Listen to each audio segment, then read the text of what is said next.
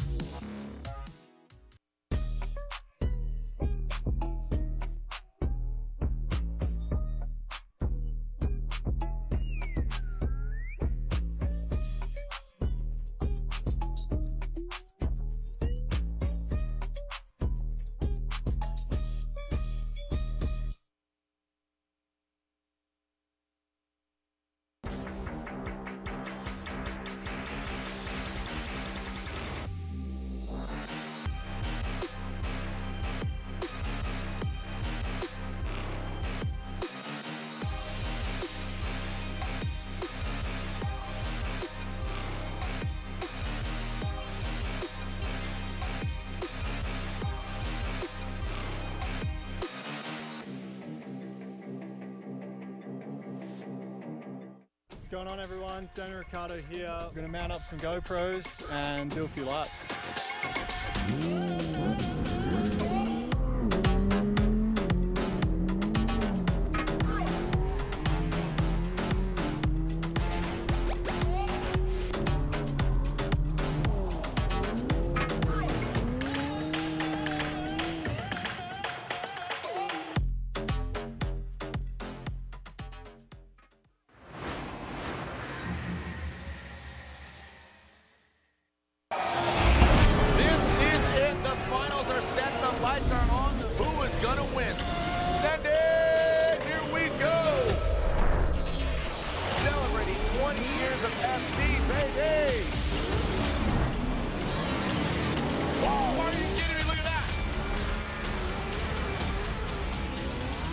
This is a year to watch the most talented drifters in the world.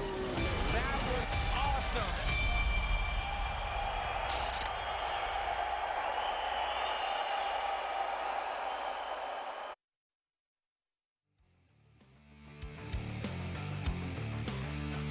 The stage is set. Look at this. The lights are on. Yeah, in between 32 and 16, Mother Nature cried little tears of joy because we wrapped up 32. We saw it all dry. Well, now it's a little moist. Not going to lie, but we're going to dry this out. I believe we're going to see some sight laps for our first few competitors just to make sure that it's up to snuff. But we are about to introduce you to our top 16 drivers here in the United States Air Force opening ceremony. This is round 5 of the Formula Drift Pro Championship. We continue on. We're going to Seattle. We're going to Utah, and eventually we'll find out who will be our 2023 champion. Many names are in the hat and plenty of tires to be burned. But before we introduce you to our top 16 drivers, if you could please stand and remove your hats, because down there you can see the young men and women wearing blue t-shirts have made a commitment to serve in our United States Air Force. To honor their commitment, remain standing while Second Lieutenant Elena Waters administers the oath of enlistment. I just want to take a moment to thank you all for coming out. It's truly an honor to be a part of this enlistment ceremony for these young men and women as they begin their careers in the Air Force or Space Force. With that said, it's now my privilege to administer their oath. Attention to orders.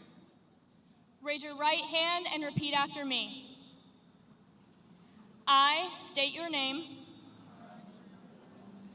do solemnly swear to support and defend the Constitution of the United States against all enemies, foreign and domestic, that I will bear true faith and allegiance to the same, and that I will obey the orders of the President of the United States and the orders of the officers appointed over me according to regulations and the Uniform Code of Military Justice. So help me God. Please join me in congratulating the newest Airmen and Guardians.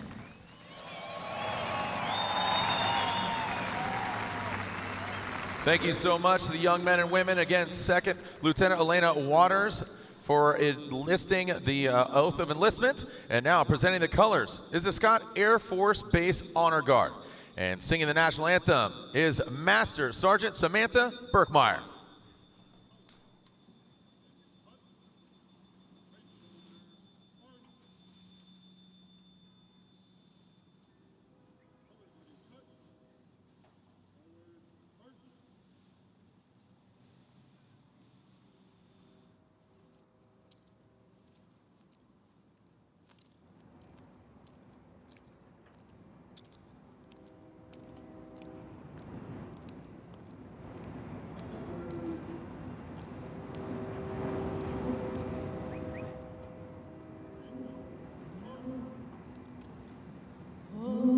Say, can you see by the dawn's early light what so proudly we hailed at the twilight's last gleaming, whose broad stripes and bright stars through the perilous fight o'er the ramparts we watched were so gallantly streaming, and the rocket's red glare, the bombs bursting in air, gave proof through the night that our flag was still there. Oh, say does that star-spangled banner yet wave o'er the land of the free and the home of the brave?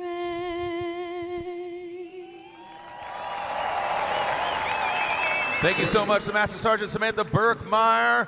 Thank you for joining us here. Round 5 of the Formula Drift Pro Championship. Now it's time to introduce you to our 16 drivers ready to do battle here on this Worldwide Technology Raceway track. You see 15 cars up there. We are Sans 1, but we will get it hopefully up and running for their battle. We start with the first car parked, and this gentleman is fighting for a championship. He's come in second place before, but he wants to win the overall here in 2023. He's powering that field suspension, GT Radial Ineos Oil S15. It is Odie Bakchis.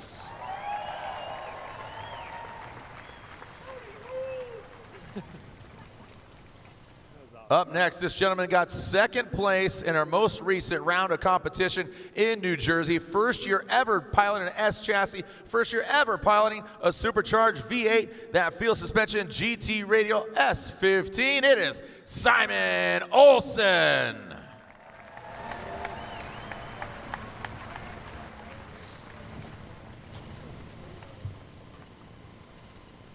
Our next pilot won here last year. He was Ichiban, and today he is your #1 qualifier. Can he go back-to-back here in St. Louis in that Up Garage ISR Performance GTR 86? It is Kazuya Taguchi.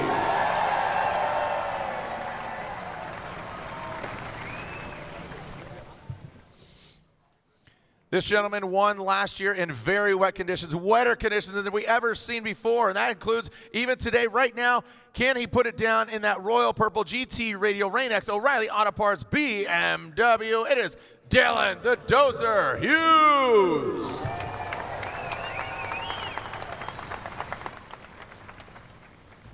Moving on down the line, we are seeing the Mr. Cool, and he definitely needed the Mr. Cool today in the Vitor BMW. He is the pride of Paducah.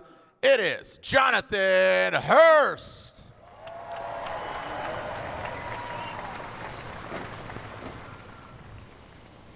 Next pilot is ripping and flying that RB Army flag. The Power Stop Brakes GT Radio collab, repping the 909. Say hello to Ryan Litteral.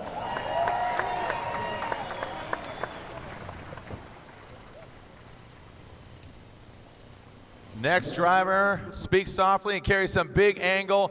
The first battle you're going to see him do here today in the Novak Racing GT Radial Jerry Yang Racing 1 and 2 in qualifying. It is Nick Novak. Pet the dog. All right. Moving on down the line, who do we have next? Well, none other than our current points leader. He's in that Borla exhaust. Can you feel the heat wave visual? Lean Customs. He's on GT Radio. 777, the beast from the Bay, Matt Field. Thank you. Moving on down the line, the crowd erupts. Who's their favorite? An OG since 2004, and here he is in his threes racing. Madi's Turbo V6, Toyota GR86. It's the OG, Kenshiro Gushi.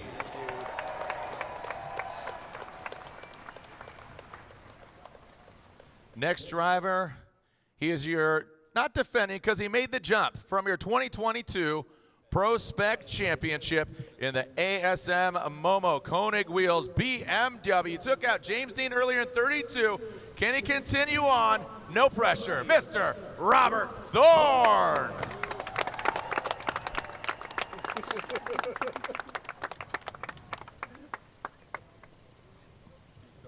We saw this driver put it down in Orlando. Again, it was a three-peat from RTR. Can it be a four-peat? Well, there's only one more Mustang left on track, and it's this gentleman. Pile the Pennzoil Mustang RTR Spec 5D. Again, your win in Orlando, it is Chelsea Denofa. Notably, he won here a couple years ago. Can he do it again here in St. Louis?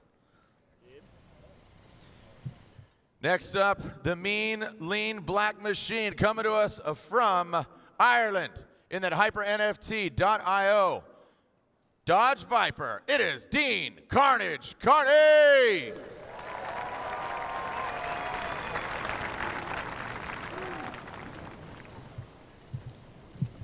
Next up, we have a three-time Formula champion, another OG since day one, 2004. He's going to be ripping around that NOS Energy Drink, all new Z on GT Radial tires. It is Chris the Force Forsberg.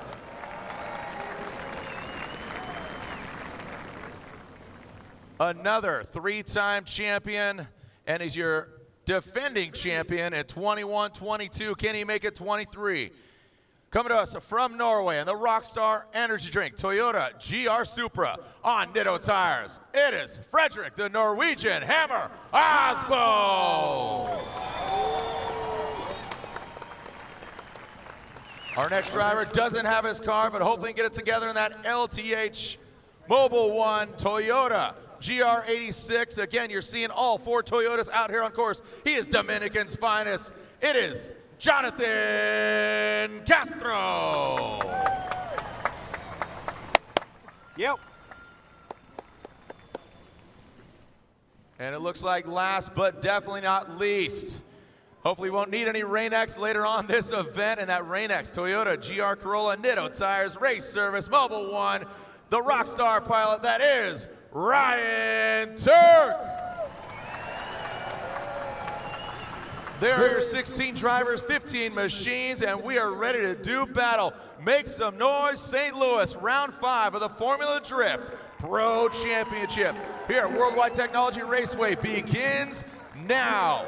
Thank you so much for joining us. I'm Jared Deenda. I'm going to be joined up here in the booth with Ryan Sage, president and co-founder of Formula Drift. Be sure to tune in live around the world for Free 90 Free. Again, the party continues from Seattle to Utah, and finally we'll find out who our 2023 Formula Drift champion will be at the House of Drift, Irwindale, California. Again, this has been the United States Air Force opening ceremony. And all the drivers are getting inside their vehicles. I have a special guest up here representing the United States Air Force. I apologize we didn't get an opportunity to meet, but next to me I got, who do I have? My name is Tech Sergeant Jeremy Reynolds. Tech Sergeant Jeremy Reynolds. Yes. Are you nervous right now, man? I'm not. I'm just high. I just walk up all them stairs. That's very honest. Yeah. Hey, and I do not envy you as obviously thank you for your service. Appreciate and it. How long you been in the Air Force? I've been in the Air Force for 17 years now. 17 years? Yes. Did you start when you were like 5, man? You look young outside of the beard. Mean, that's good. Most of my life they said I look old, so okay, well, again, the gray beard for me, that kind of gives it away. Well, what's your role at the Air Force now? Right now I'm the Space Force recruiter. Space Force yes. recruiter. Yes. Okay, that's a weird flex. That's a good one right there. Not a lot of people can say it. We're going to the space. We're going to the moon, baby. Space Force. How does one get involved with the Space Force? You said you're a Space Force recruiter. Correct. What kind of opportunities exist there within Space Force, Air Force, all that? So I started also as the EA recruiter for Air Force at first. Now I'm the Space Force recruiter, but basically all you have to do is get with your local recruiter. We have amazing recruiters in this area that can help them with everything, from college funds to travel to all kinds of things. Awesome. And again, Space Force, are these opportunities around the globe, or are they here are. And obviously here in America? Correct. Because people, not to make you nervous, but millions of people are watching right now. So that's okay. That's all right. So we have bases all over. What else you got? Hey, Mom. I'm pretty sure she's probably watching.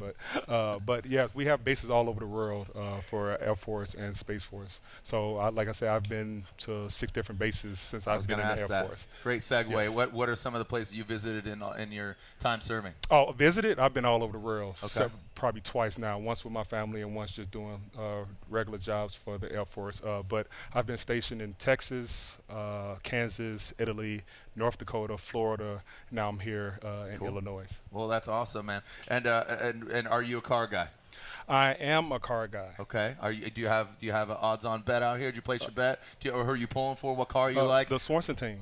Okay. Yeah, Swanson team, always. There you go. Okay, well, obviously, the Sorensens, Amanda, Brandon. I don't think Brandon is in the competition, unfortunately. Yeah, we heard. Sorry. Again, Amanda, she did well in Prospect, number 2 qualifier. Brandon using her car. But guess what? Brandon's going to be back in Seattle. And thank you so much for United States Air Force, your support, obviously, of what I think is the best country in the world. Thank you so much. Yes, sir. Thank you. And, of course, thank you for your support of the United States Air Force. I really appreciate it. I'll let you go relax, and now you can unwind from climbing up all those stairs. I know, right? Sweating and stuff right now. So I'm okay. Well, I got a water for you, or a rock star if you really want to get some energy right now. So, hey, before you leave real quick, we got the Aim High Air Force trivia. Let's see if you know this. Okay. All right. And you might be sweating a little bit more here. How do you pronounce that? Is that SEER specialist? Yes. In the United States Air Force specialize in? Don't answer. Okay. Don't answer. Is it A, survival, B, spine, C, surveillance, or D, security? Again, don't answer because our fans are tuning in, and you can see in the description. Go ahead and click that. Do you know it? I do. Okay, don't answer. All right. But we'll never know. We'll never know. Give us a little hint. I'm gonna write it down for you right there. Okay. I think you're lying. I'm joking. You're not lying. Well, again, thank you so much for all the support. And again, the United States Air Force. What plane is that exactly? Is that a Thunder? That's a Thunderbird, right? Correct. Yeah. Okay. Well, Thunder. I had an opportunity a couple years ago to fly in one. I'm just too damn big. Front to back, and I'm a big dude. So they do a lot of incentive flights on different bases that you can get in the planes, and they drive you around and everything. So they did a lot in Eglin when I was in Florida. Okay. So it was pretty cool. Well, what's pretty cool is you, man. So thank you so much. And to grab a Rockstar, grab a water. Again, thank you so much. I appreciate it. Thank you, United States Air Force, for their support of, again, the Formula Drift Championship, as well as supporting our country. So when we come back, we'll be kicking things off and sending it. Lick the stamp and send it here at round 5 of the Formula Drift Pro Championship. Make some noise, St. Louis! Worldwide Technology Raceway playing host to round 5. When we come back, we're ready to see our first battle. Taguchi versus Forsberg.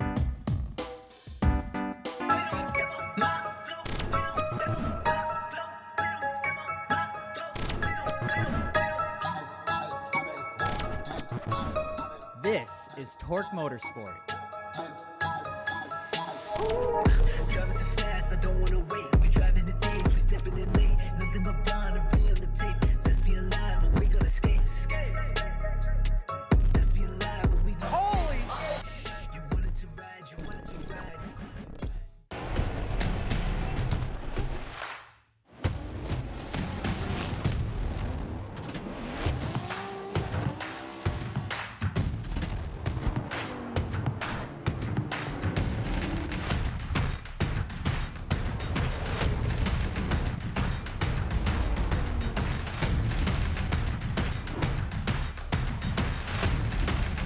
GT Radio.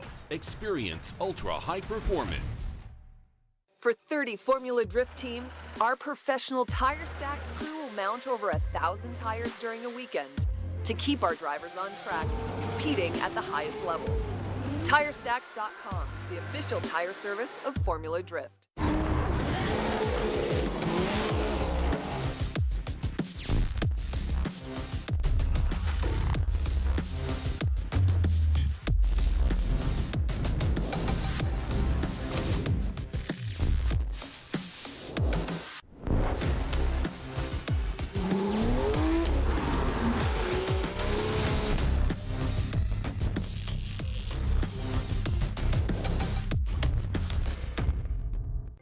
You can count on having a team that has your back, an environment that supports you, and plenty of friends. You're gonna make a lot of friends here. And if you like to work hard and really just get what you put in, then Discount Tire is a perfect place for you. You should come join our team.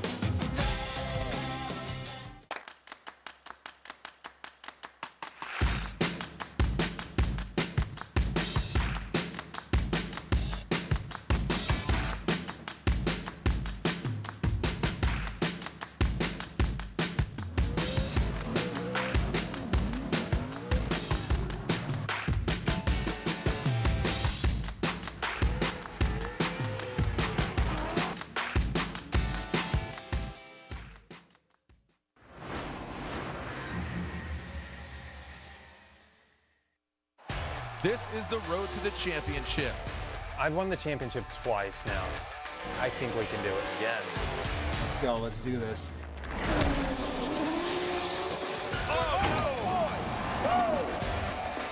Your winner at round one. Look at Aasbo. He's a magician. Here we go. Rain or shine, these guys are down for a good time. You can't count anybody out. Everybody's really pushing the envelope. One mistake and that's it. Oh my goodness. What did I do wrong? I don't get it. So it's all about attrition here in St. Louis. We're in the playoffs, man. We are fighting for it tooth and nail. And Aasbo goes hard. Matt Field, the guy to beat. We got 20 seconds to shine. We can't make any mistakes. If you do, you're out. It's going to be coming down to Irwindale, kids. Is Matt feeling the pressure? Absolutely. The championship is on the line. Ryan Turk, he says, hold my rock star, homeboy. Let me show you something. Matt Field is out. Huge repercussions here. Your winner, Frederick the Norwegian Hammer Aasbo! What an amazing ending to a 2022 season.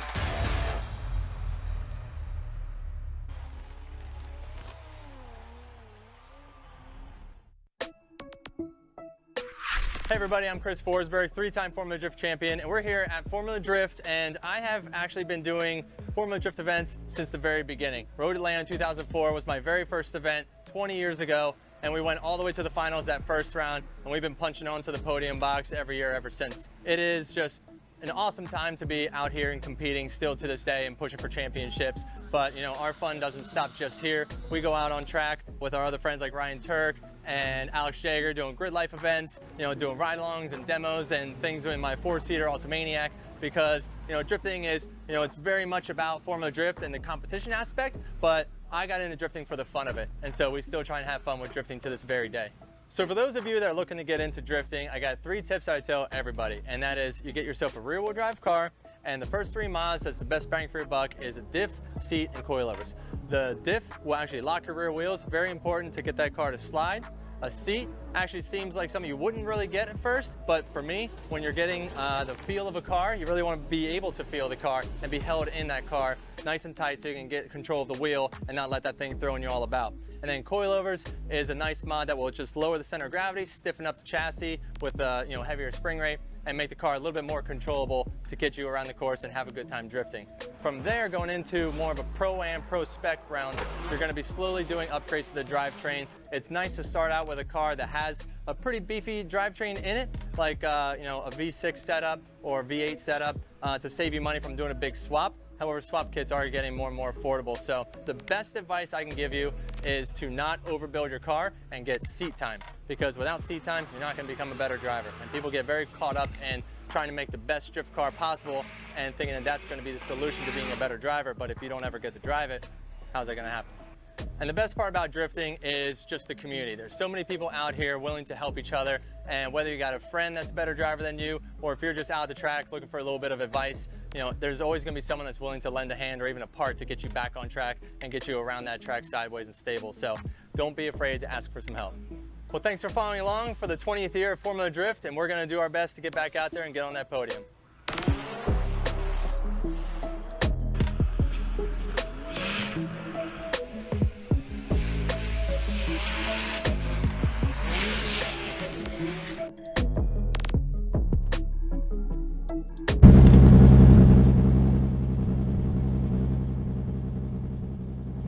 This is Kazuya. We're here at the Formula Drift Round 5 Worldwide Technology Raceway. This is a Type S course preview. Take off the chicane smoothly, upshift to the third gear instantly. Quick initiation to the outer zone 1. Back on throttle as quick as possible. Focus on the edge of the track. Shift back to the outer zone 2. No correction here as much as possible. The outer zone 3. Nice and smooth, and here is the key. Swing the car towards the last outer zone and finish strong. 2 years in a row, back-to-back top qualifier here in St. Louis. Ichiban!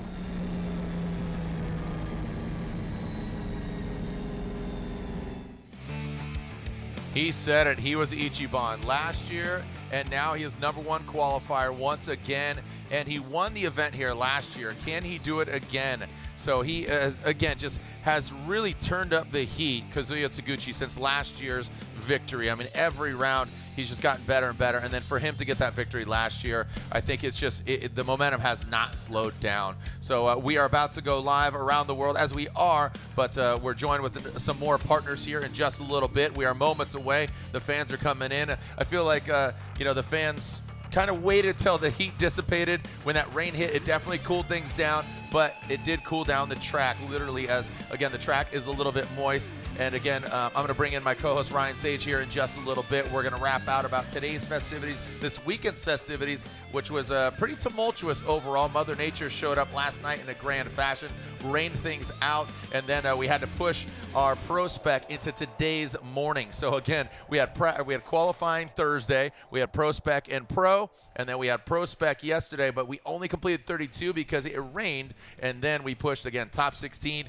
to today's festivities, and now here we are in 16 for our Pro Championship. So again, moments away from seeing our first battle and our big open here. There is Odi Bakchis. The pits are in the center of the track. We have the pits in the paddock where everybody is stationed, but then they move into the hot pits area, and you can see the pits down there. Different points of focus. You can see him juggling, you see him bouncing balls, kind of focusing. A lot of the drivers do that. I know Vaughn, he'd have a ball actually on a string attached to his head and kind of box that. I saw some of Matt Field, him and Ripper doing different practices, either kind of juggling balls back and forth or dropping them and catching them. Just sharpening the mind, sharpening the kind of vision and seeing what's going on. My man right there, he's hyped. He's ready to go. Are you guys hyped out there, St. Louis? Come on, make some noise. We're about to go live around the world. That's one heck of a corn dog there, sir. Yeah, look at that thing. He's ready to rip it and grip it right here. That looks like a big handbrake. All right, yeah, okay, man. It's a family show. Let's relax on that thing, okay? All right. Don't go anywhere. We are about to kick things off. This is Formula Drift.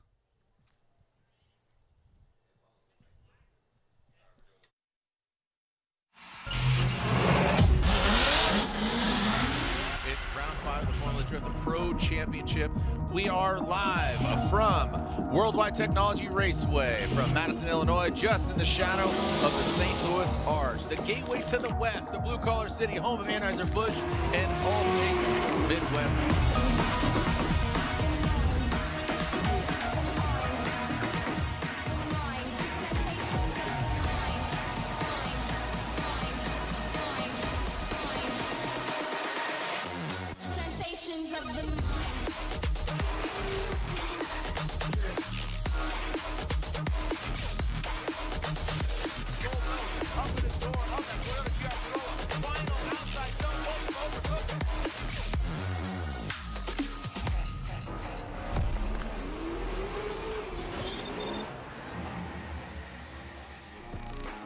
Worldwide Technology Raceway here in St. Louis. The stage is set for round 5 of the Formula Drift Pro Championship. We've seen some crazy weather throughout the weekend, but it's about to get steamy. The track a little moist, but we're about to heat things up here as we enter the top 16. Qualifying began on Thursday, Pro Spec yesterday, going into today, and now we put it from 32 to 16. Who's going to come out on top? 4 rounds previously, 4 different winners. It started with Matt Field. We'll get into that in just a little bit, but let's take a look into the round of 32 highlights. I'm Jared Deanna. Joining me is Ryan Sage. Ryan Sage, co-founder and president of Formula Drift. You were over here taking care of duties. What did you think of 32? Dry conditions, absolutely ideal. Well, the one thing we know, or one of the many things we know about this course, is that it's accordion-like feel causes it to be a track where there is a lot of contact, a lot of crashes, and a lot of controversial battles because you go from fast to slow, fast to slow. Now, what's happened in the past year is there's been extended paving that you can see right here. All of that pavement, that darker pavement, was able to be connecting those 2 roads so we can push out wider into outside zone 3. I think that has alleviated some of the tightness of the older track, and we are getting better drifting, but you still see on that outside zone 1 lots of tire drops, lots of adjustments. There is heavy weighting on the lead driver to make sure that he drives the line and follows the criteria that the judges are looking for. And then of course outside zone 4, fast, fast, fast, fast, slow. Right. And we usually see a lot of contact in that course. Now it is nighttime, it just rained maybe about an hour or so ago. And as we look at some of the big names that went out, that didn't have anything to do with the rain. No. But the course is a little bit moist right now. We will see sight laps, and you have to wonder how that's going to affect the top 16 field. You know, some big names, as you said, went down. James Dean, but still in it are our leaders. You know, we're talking about that of Matt Field, you know, Frederick Aasbo, Chelsea Denofa, you know, they're still in the mix. Again, James Dean, who is sitting in 4th, he's out early, but Simon Olsen, you know, he's got to be feeling the momentum from last round of competition in New Jersey, and with Bakchis in his corner with all that knowledge. We take a look at that bracket. We kick things off with Kazuya Taguchi and Chris Forsberg. Chris Forsberg, again, a day 1 Formula Drift competitor. Kazuya Taguchi, our #1 qualifier, going against him. So, and again, Bakchis has got Matt Field. So speaking of Bakchis, Lorette is down there to give us our ACT track conditions report, brought to you by ACT, celebrating 30 years of clutch performance. Champions choose ACT. Lorette. Jared, thank you so much. As you heard Ryan Sage just say, it rained, and it was a torrential downpour. That was about an hour ago, and the track has dried a little bit, but the conditions are actually really patchy. And I asked Bakchis, what do you do in this condition? And he said he'll figure it out on the sight lap. Without it, it would be impossible to tell where to put the power down. Specifically, outside zone 2 and 3, they're very slick because the water has nowhere to go. It's against the K-rail, there's very little breeze, and it's not really drying, plus the humidity has really set in. So Odie's solution is to drive alert with his feet, saying that he'll throttle down if grip is coming up and will lift if the car starts running loose. All right, well, thank you very much, Lorette Nickel. And again, there's Bakchis. How we doing, bud? All right, so we are starting our sight laps. And we already did them. Look at that. We are ready to send it. So we were working and they were drifting. Yeah, exactly. So, well, that's great. So here we go again. I'm Jared Deanda. Ryan Sage next to me. We're going to be calling the action. Chris Forsberg, Kazuya Taguchi. Kazuya Taguchi, notably #1 qualifier. And this is the first battle he's going to be seeing outside of practice. So this is where push comes to shove, right? So here's Kazuya Taguchi. He's been chilling, seen many different conditions, but now he's going against a driver, Chris Forsberg, who has seen competition already. And Chris Forsberg earlier on, he went against Kyle Dominus Mohan, and Kazuya Taguchi will lead, given that #1 qualifying position. So they did complete their sight laps. They got a little bit of a feel. Here goes Kazuya Taguchi in that first outside zone. The lights are on, and there it is. How is the smoke going to affect the drivers as well? Maybe it's minimized due to the wet conditions. Very smooth by Kazuya Taguchi. You see Chris Forsberg get into that pocket. Could be a little bit deeper here, but great proximity and really mimicking that angle. Looks like he drops back a little bit, but then slides in. Kazuya Taguchi deep in that last outside zone. Keep in mind the red and white rumble strip on outside zone 4. If you hit that, you're off course. So take that into consideration. Has taken out some wheels and some body kits in previous rounds in both Pro Spec and Pro Ryan. Well, one of the things that we're seeing here is you can still see the patchiness of the course, but there is a lot of tire smoke being generated. What we're noticing is the speeds are down. But Kazuya Taguchi, for some reason, has really locked into this course. He looked tremendous in practice. He had that #1 qualification, and right here, right on the outside zone 3. Forsberg, a veteran, knows what to do, backs off in the right place, loses a little bit of proximity to him, but Taguchi has been setting the standard all weekend long, and now they will mix things up as Chris Forsberg will take the lead. Yeah, I think you said that properly, Ryan. Just Kazuya Taguchi, he just has laser focus right now. You can see the accelerometer there. You know, both of them are firing off green. Watch this. Chris Forsberg almost makes contact when he goes from 3 to 4. Look at that. Whoop. Yeah, real veteran. Yeah, that was solid. And you see, he does, you know, the outside zone 4 does evade him. Yeah. But I think that was, again, just that compromise of like, look, I'm going to give you that. Proximity. A lot of drifting fans out there. Where are my Forsberg fans at? Make some noise. Where are my Taguchi fans at? Make some noise. All right, so here we go. Let's alternate up. Chris Forsberg will now lead. Kazuya Taguchi giving chase. Chris Forsberg would love to play spoiler to Kazuya Taguchi going back to back. He says Ichiban, but Chris Forsberg wants to be numero uno himself. Going for, you know, we have three-time champions here. Unfortunately, James Dean is out, but Frederick Aasbo, Norwegian Hammer, still in. We're about to send it here. Again, our first battle of our Royal Purple Top 16. All right, looks like we got a restart. A cone was hit by Chris Forsberg. That is strike 1 for Chris the Force Forsberg. Yeah, there we go. Here is our top 10 standings after qualifying. So Matfield leads the pack. You can see pretty significant there, 41 points overall. Keep in mind, 100 points for first. Frederick, Aasbo, and Chelsea, they are tied. James Dean out. So that's going to shake things up in 32.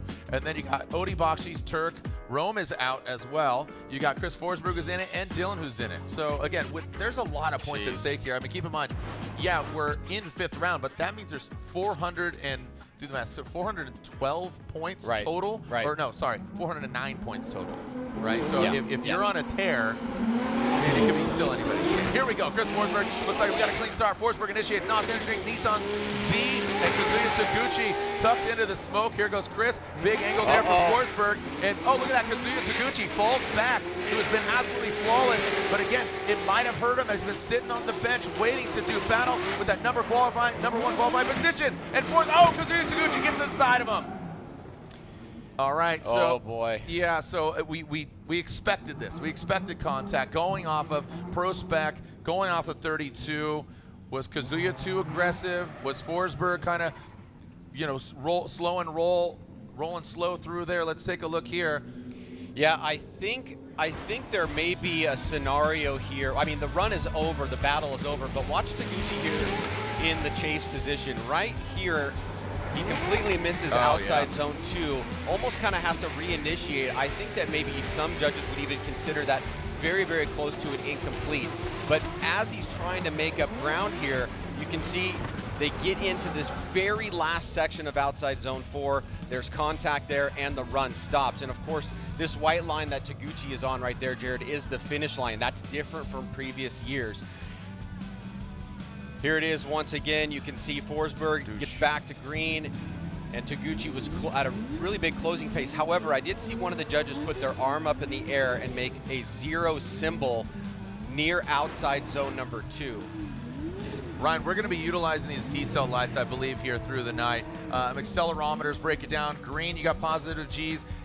Red, you got negative G's, and then the yellow, and there's also a color blue. Yeah, and the red is our definition of a D-cell. It's a proprietary number that we have that nobody knows. So when you see it go to red, that is the definition of what we call a visual D-cell. It means that it should be able to be seen by the human eye. When you get the gradients of yellow, that's just going to be slowing down before you get to that D-cell. And here we go, it's unanimous. Chris Forsberg gets the win, so Kazuya Taguchi takes himself out after, again, Ryan saying, yeah, Lantain was saying 0. He straightened out going from outside zone 1 to 2, so this is a great, you know, basically stocking in his cap, or excuse me, a feather in his cap. So congratulations to him as Forsberg and the NOS Energy Drink Nissan Z moves on. Kazuya Taguchi has knocked out.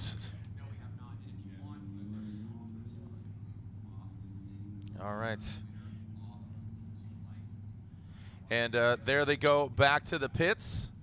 Forsberg rolls on back. Now, taking a look at the track map, 4 outside zones, but notably, I think the D-cell zones where the red is at is going to play a role. No, for sure, and that D-cell zone, or those D-cell zone areas, come directly from the telemetry data coming off of the cars. They tell us, generally speaking, where the entire body of the Pro Series is decelling into that red area. And so what that does is that allows you as a chase driver to have something like predictability when the lead driver is entering those parts of the courses, to know that most likely they are going to slow down, they are going to decel in that area. Look at that quickly, the team already thrashing Lorette Nickel down there. And be sure to check out Lorette Nickel's Instagram. She's going to be going live during some breaks as we continue with the sight laps here for our next drivers. Lorette Nickel, if you haven't followed her already, she's just a great member of our broadcast team, but she's going to be going live. And if you don't know how to spell Lorette, it's L-A-U-R-E-T-T-E. Nickel, N-I-C-O-L-L. So be sure to follow her. She's got some great stories. She's also a big lover of dogs, so if you're a dog lover, be sure to check her out. Next battle here is Dylan the Dozer Hughes and Chelsea Denofa. Let's make sure that hood is strapped down there, just FYI. As again, our fans have endured some pretty crazy weather here, from the heat to the wet, and now to the steam. Here we go, as again, you can see Forsberg's team quickly. Look at that, they're putting on the alignment strings. Chris still in the car. Wonder what he's saying there, what's going on. So just like that, Kazuya Taguchi, number 1, boom, he's out. Yeah, and you know, I'm hearing, you know, from the judges that contact that we had in outside zone 4 was most likely going to be irrelevant because they were giving Taguchi an incomplete on outside zone 2. Now, I think that's going to play a big role in how drivers approach that section of the course. We see that transition being very, very important to connect the latter part of the course. And as we see these two drivers come on course here, one of the underlying stories of this season is we have 3 RTR wins this year. Yep. Right? Round 2, 3, and 4. Chelsea Denofa could continue that tonight if he's able to get through Dylan Hughes. Yeah, and again, Dylan won in very wet conditions. He's from the Pacific Northwest. He knows how to rally race. He was at Dirtfish, so he knows how to slide a car for sure. But Chelsea Denofa turns it up to 11. How is he going to handle here in the wet conditions? Here we go, that royal purple BMW. Chelsea Denofa right there to the side. Let's see how they handle that. Again, you talked about the transition. 1 to 2, and Chelsea lets him on by and then just drops into formation. Dylan the Dozer Hughes, quick little correction, those 4-star wheels in outside zone 3, and Denofa pushes hard. So again, talking about those D-cell areas, where we're at, what's going on. So again, going into outside zone 3, I mean, I'll tell you what, Denofa just let him quickly on by and bang, got right back to his door from outside zone 2 to 3. Was, again, here we are. Is it a case of being too aggressive? Did, again, Dylan the Dozer Hughes, did he check him up? Did he slow down? Was it something awkward? And this is why we slowed down once again. Well, we always know that Denofa is going to give 110%. Right out of the gate, he falls into the inside of outside zone 1. He transitions really well, super tight right here on Dylan Hughes. Hughes accelerating to outside zone 3, and as he leaves that zone, he angles up incredibly, and it looks like Denofa really didn't have anywhere to go. That's my personal opinion from what I see, but watch look the at course, the angle here. He goes course off, edge. Yeah, he goes off the course with a huge amount of angle, and it looks like Denofa was kind of stuck and not able to go anywhere. Yeah, so you could see You could see, oh, high fives. All right, so yeah, you can see that course edge with that white line. Seemed that Dylan Hughes just kind of hung it out there way too long. And that could be definitely a deficit there for Dylan Hughes. Yeah.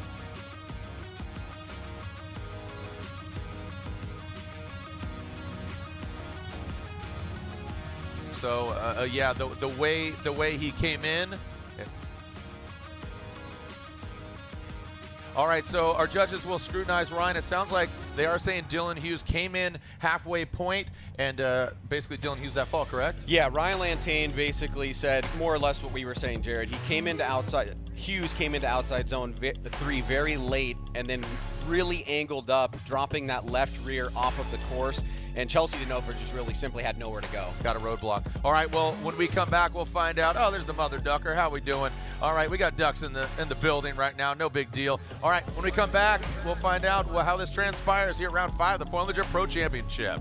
So don't go anywhere here at Worldwide Technology Raceway for Formula Drift action.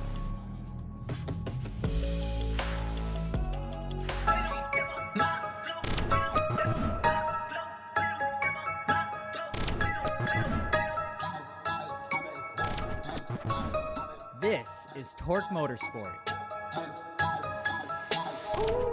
Driving too fast, I don't wanna wait. We driving the days, we stepping in late. Nothing but blind and real the tape. Let's be alive, but we gonna skate. Let's be alive, but we gonna skate. You wanted to ride, you wanted to ride.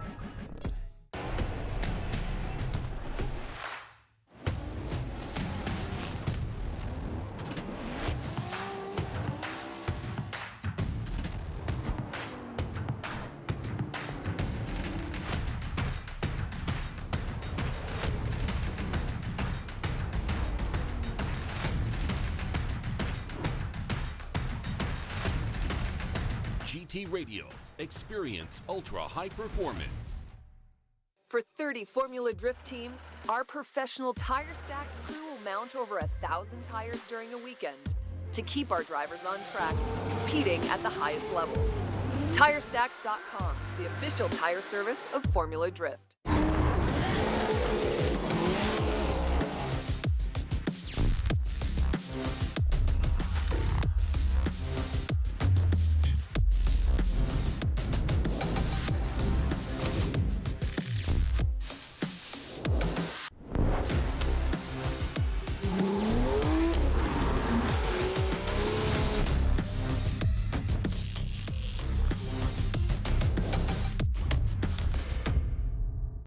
You can count on having a team that has your back, an environment that supports you, and plenty of friends. You're gonna make a lot of friends here. And if you like to work hard and really just get what you put in, then Discount Tire is a perfect place for you. You should come join our team.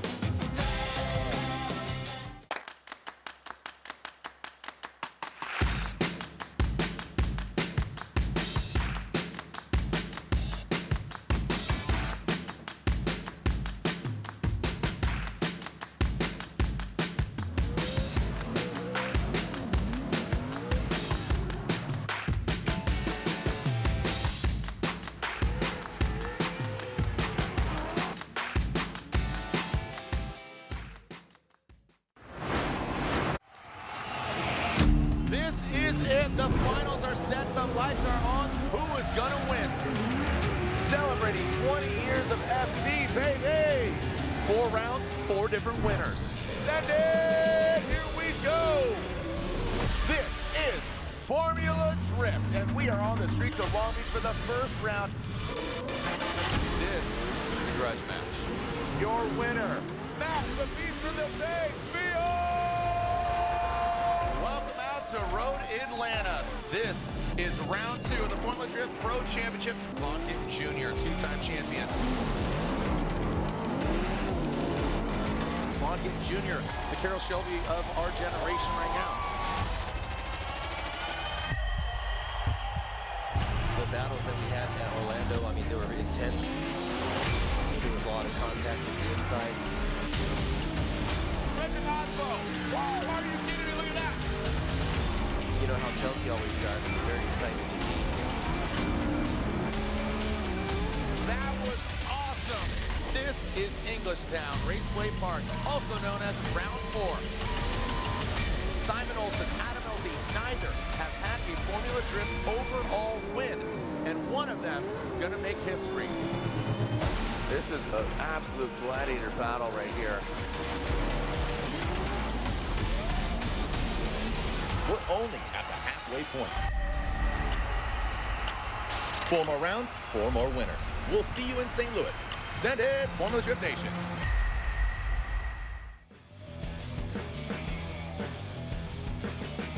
Welcome back here. This has been the season so far. We've had 4 previous rounds and 4 different winners.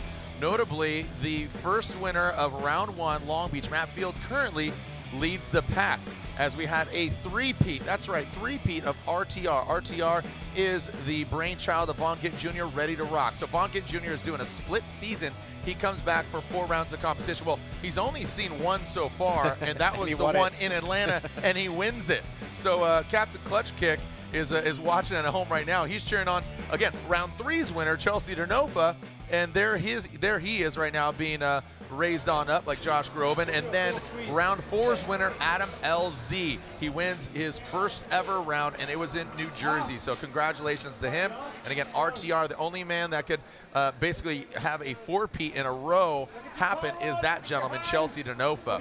Now the plot thickens here because during that break, we found out that Ken Gushi, having some clutch issues. We don't know exactly. We heard clutch, but regardless, he is out. He is retired. But right there is Ryan Turk. Ryan Turk, who's gunning for a championship, got a little bit of a good break earlier, a lucky break earlier, and right now he is to make his buy run, but the car is not starting. He's having issues, and he is calling a competition timeout. Wow. This is huge. Wow. Huge for Ryan Turk. Again, a little bit of bad luck, a little bit of good luck, but right now he's got bad luck, man.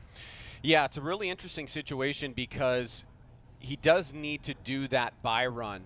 And interestingly enough, now that he's called his competition timeout, he is essentially putting himself in a position where the car must be fixed to make that buy run. Yep. If he just said, no, I can't make it, he would still have to call his 5 to go to the second lap. Right? Yeah. Like I think that's the way the logic would play out there, because he just needs to demonstrate that the car can work. He can't get out of this situation without showing that. Right. Absolutely. All right. Wow. Well, as we saw Ryan Turk stranded out there, Lorette Nickel is down with Chelsea Denofa. Lorette. So we just saw what happened between Chelsea and Dylan, and that track out there looks treacherous. Is it? It's certainly not ideal, that's for sure, but Dylan did a great job putting the lead down and put it everywhere it needed to, and unfortunately he caught the water and it got out from underneath him.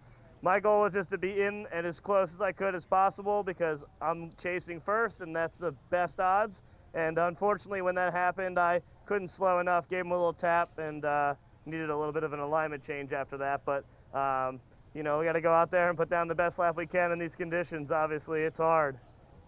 Chelsea, thank you very much. Good luck, guys. Thank you so much, Lorette. Some great insight there, and some humbling words there from Chelsea Denofa saying, hey, it's hard. So they're making it look easy. And, you know, Dylan Hughes, he says, hey, put the car in the right place, just overcooked it, going to that outside zone 3, went beyond the course edge. And this is him meeting Aasbo in Orlando. And Chelsea Denofa eventually got it done. That was just his weekend, man. He was on fire. He was possessed. And overall, he came out on top. That was a fun event. He certainly did, and it was great to have a dry Orlando, especially contrasting from the year prior. And we've seen, you know, crazy weather conditions throughout the years in FD. When we go to a track like Orlando, where it's a much more simplistic layout, we do get to see some of the best driving, I think, the closest proximity between these drivers. And that certainly favors a driver like Denofa, who goes, you know, I don't want to say bees to the wall, but he pretty much does do that every single run. And as we see Ryan Turk go off course here, he will be getting that competition timeout. That will be taken away from his allotment. He is now in a much tougher position here, and hopefully the car is not too damaged to get that buy run. All right, there's Ray Shake. He is kind of lead on RTR. He's wearing the Denofa shirt right now, but he helps manage a lot of the RTR happenings, and he's definitely an awkward cat, let's just be honest. We are intended to see, looks like we are seeing Denofa and Dylan Hughes. So this is run 2. And remember, there is no sight lap here, and we saw Dylan Hughes, if you can recall, back a few runs ago, we saw Dylan Hughes exceed the course line outside zone 3, maxed out the angle. Denofa couldn't go anywhere, and Denofa runs into Dylan Hughes. Now you got to wonder, how's Dylan's car? He took a hit. He didn't have a competition timeout, so you're not allowed to put hands on the car. Our officials are down there making sure he doesn't do that because he called it earlier in the event, or how to utilize it, I should say, earlier in the event, but Denofa was allowed to take a look. No, that's definitely a key point, and I think that plus the fact that Denofa will be leading here is just another kind of advantage for him because he's going to be setting the tone, setting the tempo. Hughes has to worry about, is the car going to function properly, and he also has to give enough of a chase to Denofa to try and hopefully force some kind of error. All right, so bringing it back over here, Denofa, that Pennzoil Mustang RTR Spec 5. Dylan the Dozer Hughes in that royal purple Rain-X O'Reilly Auto Parts BMW, pulling to the line. Let's see how aggressive, and you talked about it, you know, we talk about Chelsea just going flat out to 11, and we say that not to kind of slander the other drivers. They're definitely driving aggressively, but other drivers kind of scale it up and they progress. It seems that Chelsea always just kind of goes right out of the gate at 110. I think everybody has a certain style and a certain strategy, and that can vary from course to course. We used to talk a lot about how Aasbo would peak at the right time. Like Tanner Faust as well, yeah. Tanner Faust, and you know, you see some of the guys like, you know, Forsberg that has been so consistent over his career. Everybody has a little bit of a different approach. Denofa is just like, I'm going. Yeah, and you know, a lot of that has to do with maybe even the car setup. You know, we're talking about earlier in Pro Spec, the Ford Mustang, and you know, JTP was that style. You know, if you didn't overdrive the car, it might have a mistake. So here we go. Chelsea Denofa out front. Dylan Hughes in the chase position. 3, 2, 1, bang, there goes Chelsea Denofa in that first outside zone. The Nitto tires go ablaze. The GT radial tires underneath that of Dylan Hughes, second outside zone. You can see a little bit of wavering there from Chelsea Denofa in that outside zone 3. Chelsea was saying it's pretty difficult. Corner. He maxes it out, going at that last outside zone. Dylan Hughes dives in. We got contact, but they stay in. He pushes them around. But again, with that contact, looks like Dylan Hughes driving it with a little bit of aggression here. And I think, unfortunately, that will be too much or too little too late for Dylan Hughes. Well, you have to give props to Hughes' team here. I mean, they're dealing without a competition timeout. They had to put the car back out there without really knowing whether or not it was going to perform up to spec. It did perform up to spec, but Denofa had an advantage over Hughes from the get-go. He just needed to lay down a solid lead run. He angled up there a little bit too, like Hughes as well. So it must be wet in that area over there where drivers are getting a little bit more angle than they suspect that they might. We have a little bit of a tap there towards the outside zone 4 with Hughes, but Denofa stays in it, and most likely he's going to get the win here. Well, here's the competition timeout, the NGK competition timeout being utilized by Ryan Turk for a bye run. That bears repeating. Not even contact, nothing. He's had some gremlins throughout today. You know, Lorette had some words with him again earlier talking about, do you have to switch out the engine? He says, maybe, I don't know. Also, I'm going to bring up an interesting fact is, Ryan, maybe, you know, where you said it's slick, that might be due to that new paved area. You know, that maybe there's something that's coming up from the new asphalt or something like that. But slide him left for Dylan Hughes or right for Chelsea Denofa, and Chelsea Denofa gets the win. Denofa unanimously gets the win. He's won here a few years ago, and here he is entering into the Great 8. We just keep going from banger to banger right here. Yeah. Look who's in the box right now. Who do we got? Who do we got? Who's in there? I can't see from a distance. It looks like it is Odie Bakchis and Matt Field. Again, former frenemies. They had their video series. You know, they don't have the same team is basically what I'm saying. But there's Ryan Turk, and you know, I wrote down Turk in the bracket to go on to the 8, but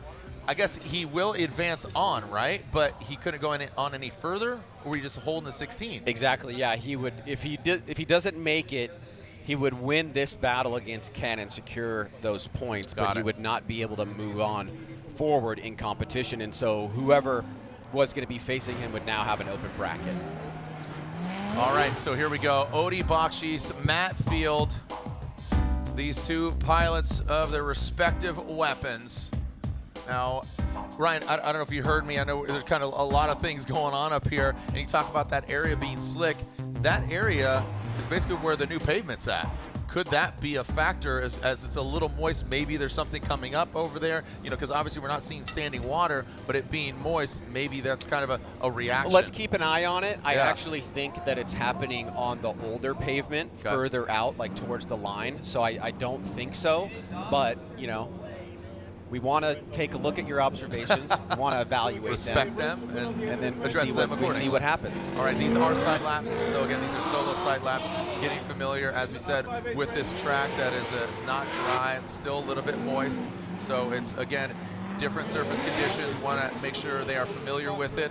And once we see kind of more smoke or the conditions get more consistent, we will probably subside our sight laps. Yeah, and no, I think. And look at that. Look at Odi Bakchis spins out going to outside zone 4. Typically, what will happen is if we get a course change like this because of weather, we'll run through a round. So the top 16 round will get sight laps, and then from there on forward, it'll be full pull. Yep.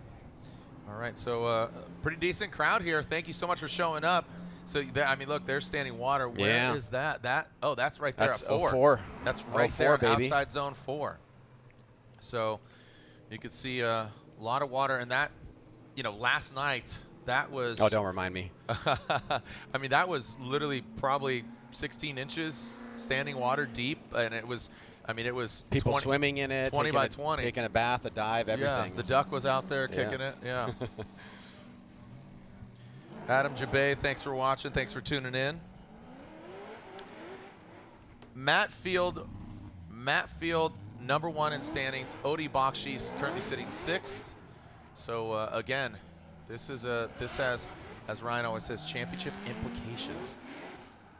And coincidentally, Odi Bakchis, he qualified higher than Matt Field. Odi Bakchis qualifying 5th, Matt Field qualifying 21st. And now with these wet conditions, another variable. They had their sight lap. Odi Bakchis spins out on that sight lap in outside zone 4. A lot of pressure here in these still moist conditions. Big, big battle here. If Odi Bakchis takes out Matt Field, who's pulling for him? You got Chelsea, you got Frederick Aasbo, who's pulling for Odi Bakchis. Here they go, that first outside zone 1. Matt Field drops into formation, coming to outside zone 2. There goes that Field suspension S chassis. Outside zone 2 being filled. Very smooth is Odi Bakchis. Matt Field gives him a little bit of room, but isn't too much. Now comes back that exhaust note, firing off in outside zone 4. Hitting that wet pavement, but again, good proximity, good control.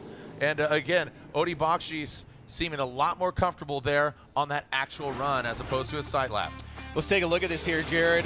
Nice little initiation there from Odi. He's on the middle, kind of inside of outside zone 1. Field not letting him get away. Great job on outside zone 2 by Odi. Now watch his approach leaving 3. I actually think this is probably the smarter way to approach 3. You don't have that drastic angling up. It's more smooth and consistent, and that allows you to get into the early part of outside zone 4, lock in that right rear tire at the edge of the track, and push all the way through it. Now let's take a look at it again here from this other section. Watch how smooth he is leaving outside zone 3. Good angle here. Field trying to track him down. He's at the middle, not the deepest part of the zone. And he gets that timing right for that last outside zone 4. Matt closes the door. We get that accordion effect again, and we got ourselves a good battle here in the top 16. Yeah, I mean, Matt Field just kind of wants to progress on, but here we are in the 16. Odi Bakchis again. He'd love to jump up in the points. Matt Field, the beast from the Bay, our current points leader, winner at round 1 in Long Beach. Rutledge Wood watching on his flight right now. Thanks for tuning in, Rut. Making his trip back home. Now we got Matt Field, Borla, Heat Wave, Lean Customs. He's got the Ford Star on the corners, the Momo on the seats. Here we go. Matt Field will lead. And Odi Bakchis giving chase. We got a clean start. GT Radials initiating that first outside zone. Ryan says a little wow, and Odi Bakchis, one of the best chasers in the business. Look at him drop back into the pocket. Matt Field, great transition into outside zone 2, and Odi cannot be shaken. A little bit shallow, just a little deeper, Now coming outside zone 4. How's he going to manage?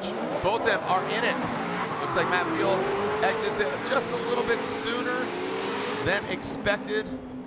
But some great driving here in the 16 as the sparks go flying there. And the K&N air filter being popped off. Speaking of K&N air filter, save 20%, $50. Go to knfilters.com. You can see all hands on deck here with Chelsea, the hood being popped. Field is definitely known for that wide sweeping initiation at this course. I don't know if you remember the Aasbo situation that happened a few years back where they made contact. Odie is doing a great job, in my mind, kind of maintaining the mimicking effect. You can tell he's super gripped up, but he doesn't get as deep as he probably should have in outside zone 3. So I think he's got proximity and aggression, and what the judges are going to be looking for is not only who did better in the lead and chase, but who did better overall. Is there a way that you can point to saying, you know what, I think that Odie did better in these areas of the course in both lead and the chase versus Matt or vice versa? And how much weight do you put on each of those categories, right? Like you said, aggression, proximity, and mimicking that angle, and putting the car in the right place. And one of the things that we've seen from the judges, particularly this year, is the onus on the lead driver to allow the chase driver to have a good chase, right? If there's not a good lead, it's very difficult for that situation to occur, and we've seen them be very weighty against the lead driver for not allowing the chase driver an opportunity. And that was Dom right there. That is Ryan Turk's team member. We're looking at, look at this, Chelsea, his hood's popped. I saw a throat shot. I think he was just telling him to cut the engine there. But let's take a look at the BC Racing Go for Gold side by side. Ryan, here we go, Go for Gold. See Odie leading on the left, Matt leading on the right.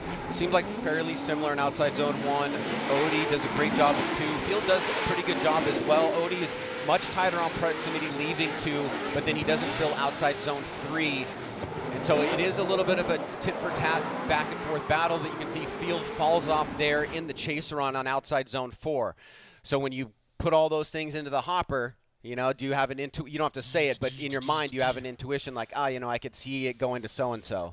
This is one of those cases where I wouldn't mind, I could see the judges input it. I wouldn't mind seeing it go one more time, just because it's such a good pairing here. And here we go, one more time, and there we go. So, you know, again, one more time, they have to go at it again. So again, we have 3 judges. One more time, driver A or driver B, in this instance, Matt Field or Odie Bakchis. They said, one more time, let's go at it. And look at this, Ryan Turk defeated here in St. Louis. Him and his team not able to make the repair in the competition timeout. So he was intended to go against his Toyota teammate, Kenshiro Gushi, but the Rockstar driver, that is Ryan Turk, he is out.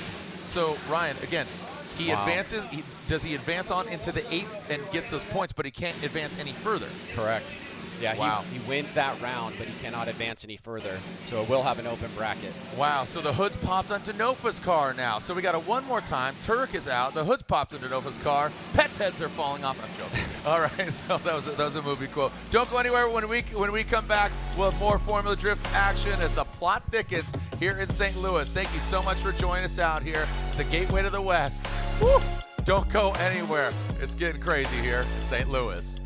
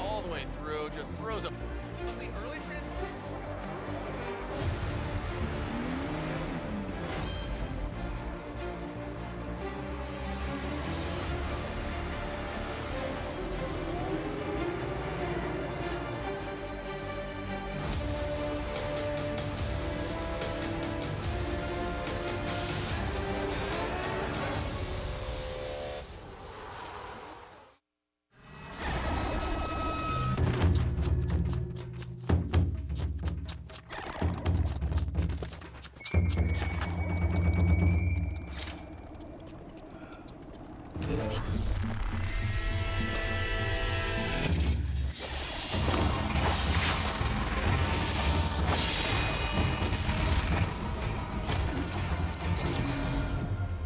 in Japan.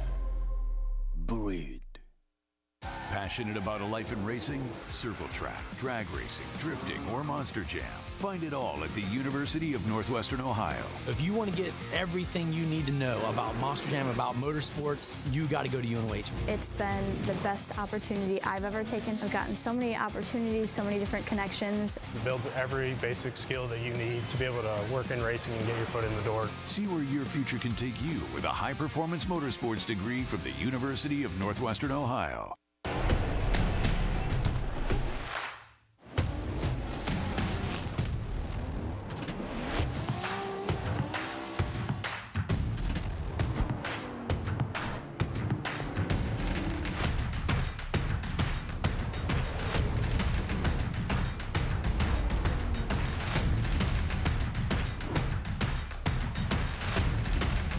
GT Radio. Experience ultra high performance.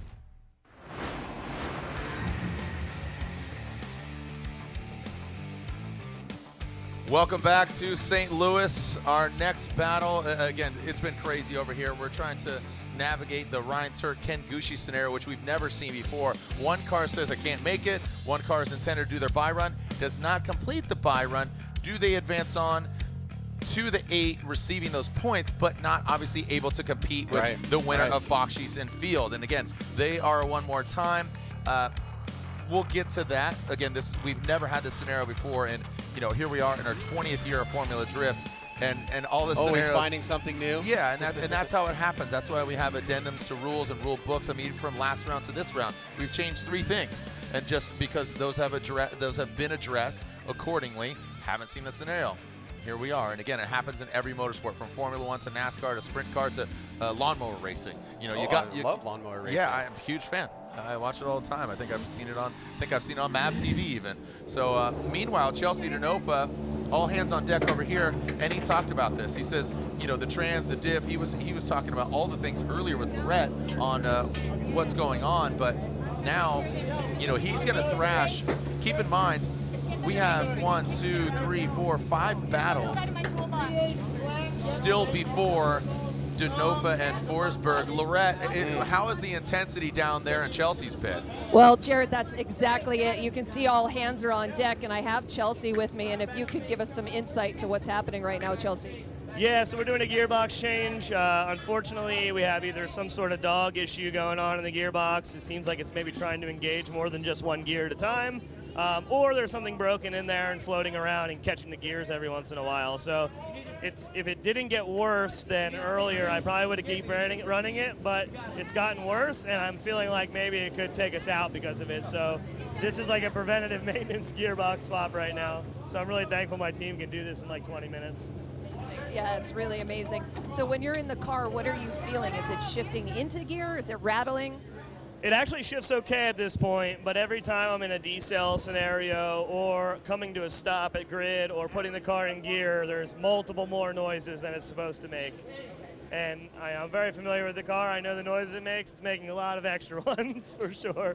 All right, Chelsea, thank you very much for the insight. Jared, Ryan? Thank you so much, Lorette. Yeah, it sounds like a bag of bulls. Just like you said, you're familiar with the noise, and sometimes that's off. It feels a little bit too early for attrition in the season, right? This just seems like the normal course of action. It has been a really tiring and rough season so far this year. A lot of crazy battles and, different weather conditions and different setups that people have had to deal with. So I think it's a smart move what the team is doing, though, just to try to give him the most well-prepared car possible. Well, he knows he's going to go against Chris Forsberg, so they've seen battle over the years many times. But speaking of battles, here's our next battle. Nick Novak, qualified second. Here's another case, Ryan. Nick Novak has not seen head-to-head competition today. Right. The other driver that did that, his Jerry Yang Racing teammate, Kazuya Taguchi. He didn't see a battle until he went against Chris Forsberg. That might not favor him because now here he is going in. He's been put on ice, right? He's just chilling. Not literally because it's hot out here. It's wet out here. And now, here we go. They took their side issue. Oh, look at this. Clutch issue for Forsberg. So, and we have cars. we are ready to go. So again, they've taken their sight lap, talking about Nick Novak qualified second and Jonathan Hurst in that Mr. Cool BMW. Yeah, I think the challenge here with Novak and also with Taguchi is that we haven't really had a spotty course throughout this event yet. All right, here we go. Nick Novak initiates in that BMW. Big wide swing there. Novak GT radio, but look at Jonathan Hurst, the pride of Paducah, slides it into that second outside zone. Nick Novak maxing out the angle. Little quick correction to get into that third outside zone. Now coming into that last outside zone. Here goes Novak. Oh, and he loops got it. up there. He got into the red and white rumble strips that grabbed him, and it got obviously very slick. Slip and slide, take it to the house. Well, Jonathan Hurst has become a monster chase driver in a very short period of time. You know, coming back with this new vehicle and driving just so impressively. You see little hints of that here. He's not afraid to dive in and get right in the pocket. That was one of the things the judges really wanted to see, was driving in the pocket as a chase driver. But unfortunately for Novak, as he starts to set himself up for outside zone 4, he gets the timing just a little bit wrong, pushes a little bit too hard, gets up on those rumble strips, very slippery, and spins out. Yeah, crazy turn of events. Also, get an update here from Lorette via text saying that Chris Forsberg's just bleeding the clutch system. So again, doesn't seem too worried at all. Just maintaining it, has some time. Getting underneath the vehicle. You can see it right there. There's Jimmy and the boys working on it. And now we're going to alternate the order. As you said, yeah, Jonathan Hurst doing a great job in that chase position. Jonathan Hurst, Mr. Cool BMW, will lead. Novak Racing BMW chasing him down. Here we are on the other side of that top 16 bracket. Local time 9:47 p.m. Reparting late into the night, but right now we are looking at, again, our Royal Purple top 16, who's moving on to our Torque Motorsport Grade 8.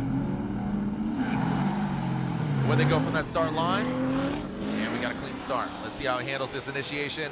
Straight line approach right into it. Goes at Mr. Cool BMW, and Novak gets in the pocket, almost hits him. Oh boy, and look at that, he comes out of angle. Talking about Nick Novak in the chase position, but Jonathan Hurst, he gets deeper into that third outside zone. Don't get in that red and white or it's gonna get slick, and no, he fights it off. So he does get in the red and white, but does not spin out. So unfortunately, Nick Novak, here we are. Like I told you, you said that the patchiness, right? The inconsistencies. What have we seen? We haven't seen that this weekend. Yeah, I mean, it's one thing to miss your top 32 battle and then come out to the exact same track conditions that you had all weekend long in practice and things like that. It's another thing to come out there and have a track surface that you only get one sight lap on. And you can see that Jonathan Hurst is basically in control of this battle. After that spin from Novak, he gets through the course, no problem. This is a no-brainer right here. He moves on into the Grade 8. What a bummer there for Novak, you know, feeling the momentum. You can see it in the driver introduction, just like, yup, kind of pound on the chest, like, here we go, we're about to throw down. But unfortunately, there you go. Jonathan Hurst, Mr. Cool BMW, is going to the Grade 8. Congratulations to Jonathan Hurst.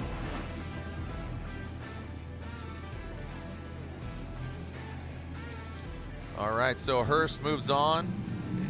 So already in the Grade 8, Chris Forsberg and Chelsea Denofa. The wild scenario of Ryan Turk and Ken Taguchi, but Ryan Turk wasn't able to make it. Gucci breaks, so it's a DNS, did not start. And there are no sight laps on the one more time, so Odie Bakchis and Matt Field, here we are in the one more time battle. Again, really splitting hairs on that first battle. Did you agree with that call? I forgot to ask you. I was leaning towards Odie, but I understand the one more time. I think Odie secures it for the other two judges if he fills that third outside zone. He did not get into that third outside zone, and that allowed him to continue to gain proximity. So I completely understand the one more time.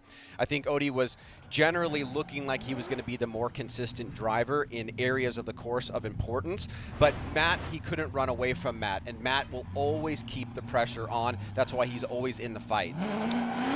Well, you can see Ryan Turk, his name slides into the 8, but truth be told, Odie Bakchis and Matt Field, the winner of that will go on to the Final Four. So that's another scenario there, right? Because they don't have a competitor to go against, right? Because Turk's out. They so got the invisible look at this. guy. You're going from 16 to 4 like that. Boom goes the dynamite. That is a level up. I've never seen. Have you seen that? I don't remember seeing that. I can't recall it, but I can't recall the scenario of the buy. I've definitely seen where they've jumped up because somebody's not able to run. Gnarly, man. You know, I've seen that, but not. So not this that is huge weird. right here. This is massive. Is huge. This is huge. I mean, again, 6th in points, Odie Bakchis. Our points leader, Matt Field.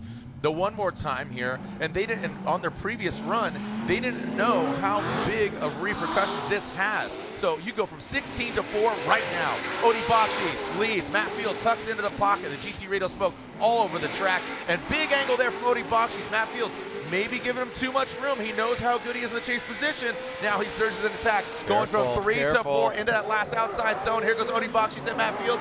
Again, I heard you say it, careful, exactly, and that's what they need to do because you could easily overcook it, and we saw how devastating it was to Nick Novak looping it in the outside zone 4 on those rumble strips. So the execution here from Odie in the lead run is pretty solid. Notice he gets right to the edge, almost to the edge of outside zone 1. Last time he was just on the middle on the inside.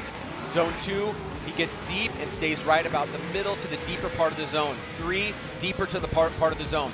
Little bit of a separation there from Field. Maybe didn't have the same level of proximity, but Field is most definitely in the fight. So what I'm going to be looking for this next round is, can Odie keep the pressure on better than Field, and can Field have an equal to or greater than lead run than Odie Bakchis? Because this is such a close run. We really got to see, nobody made any really major mistakes, but we got to see where the guys shine in both the lead and the chase position. Yeah, I don't think the X factor was really present here. I don't think it was like, whoa, look at that. It was more of a, all right, go through the motions, tread lightly. I feel like they're both a little nervous.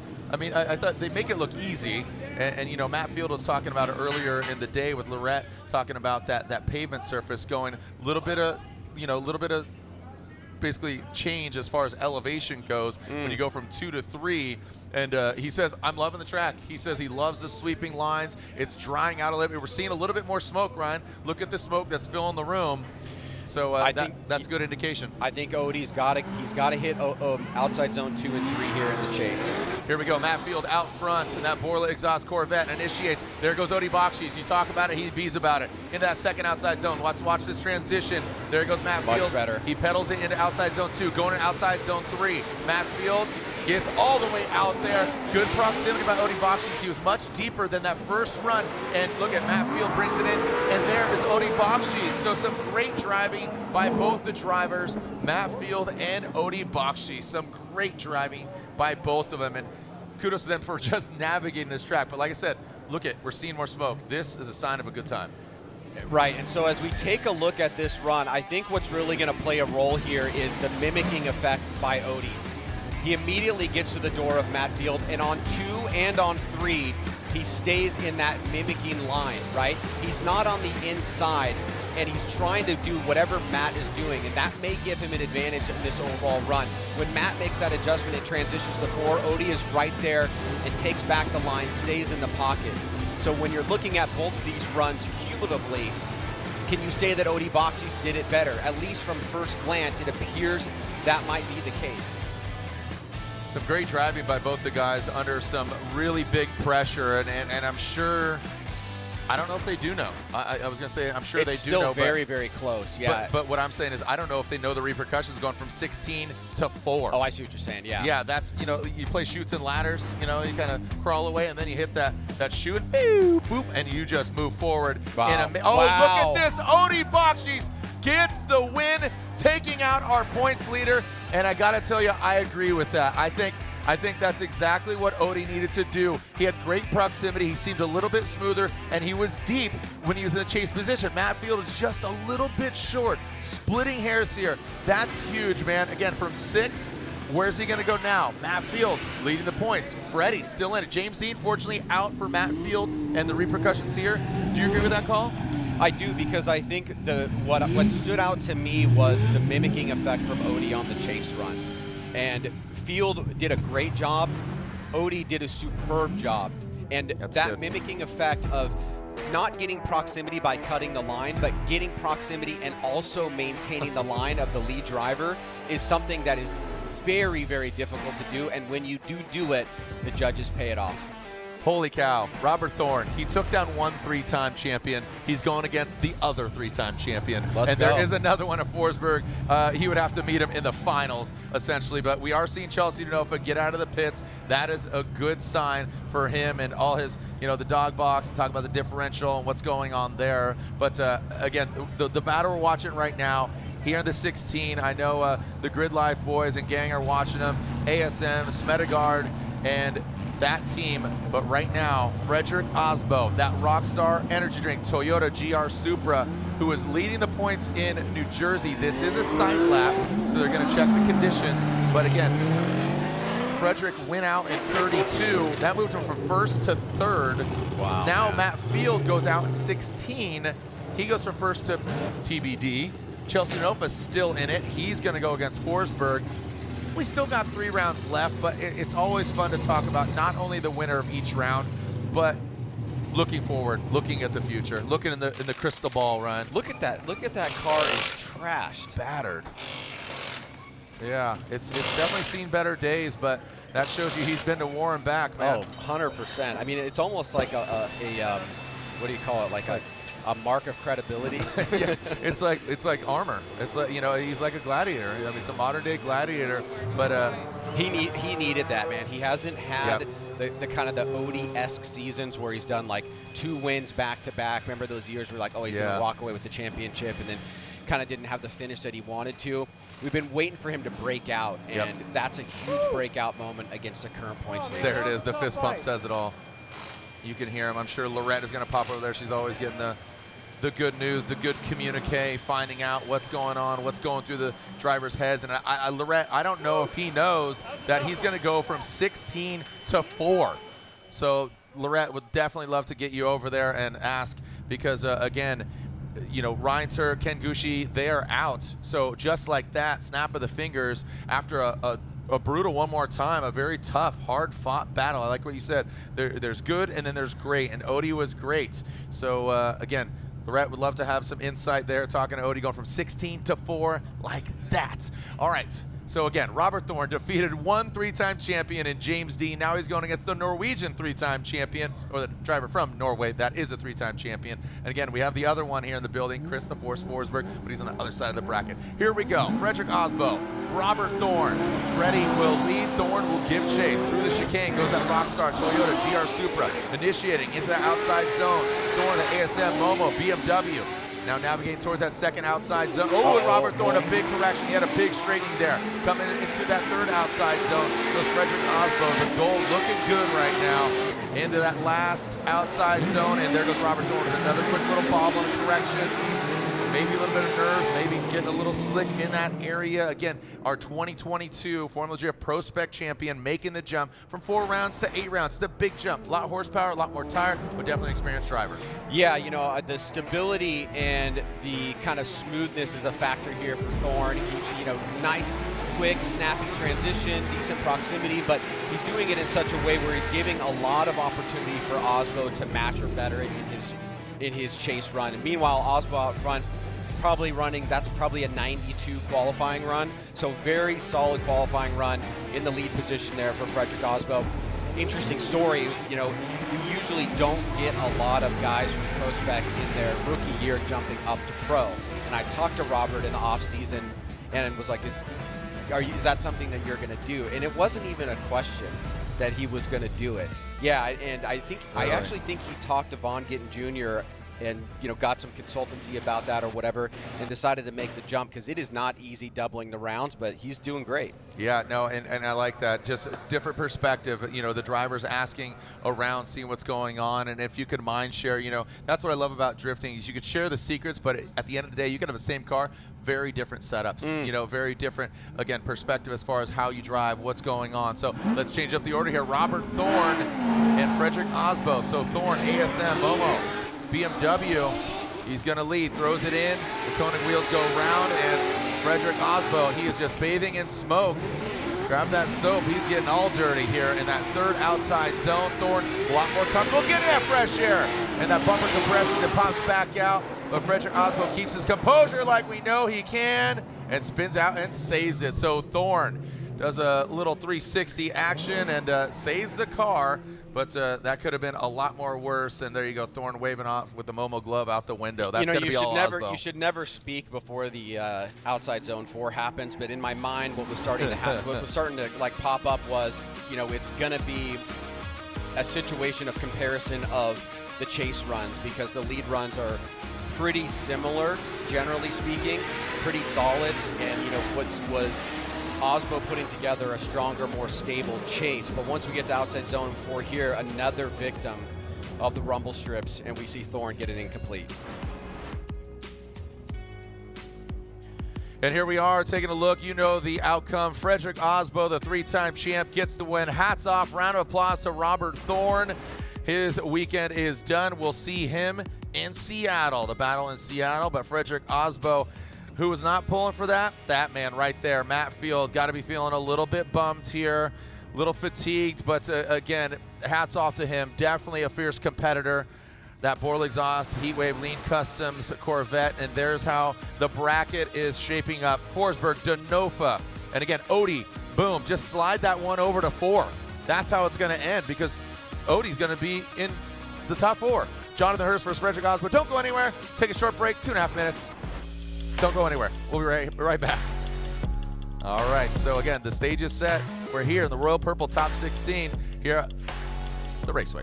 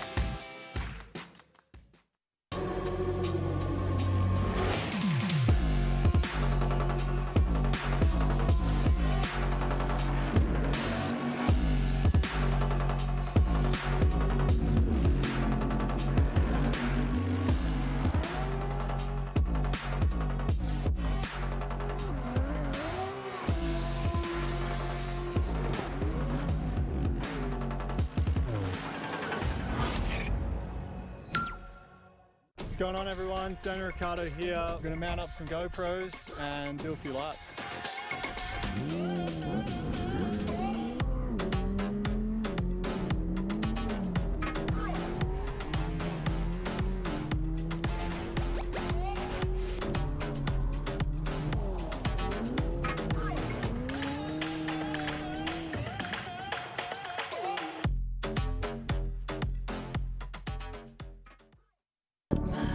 Just dropped,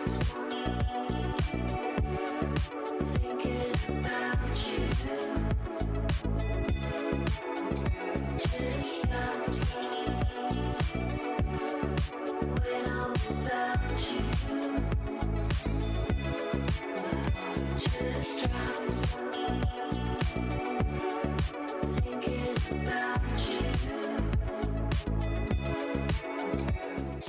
Hey guys, Jeff Jones here. I'm Dylan Hughes. I'm Travis Reeder. I'm Ken Gucci. I'm Matt Field. I drive Link. They are the most reliable EC around, and they always deliver. Their global tech support gives me the advice I need every time I need it. Their products are super easy to install and easy to set up for the performance that I want. They stand behind their products and support their customers. They're always innovating and delivering great new products and performance features. I drive Link.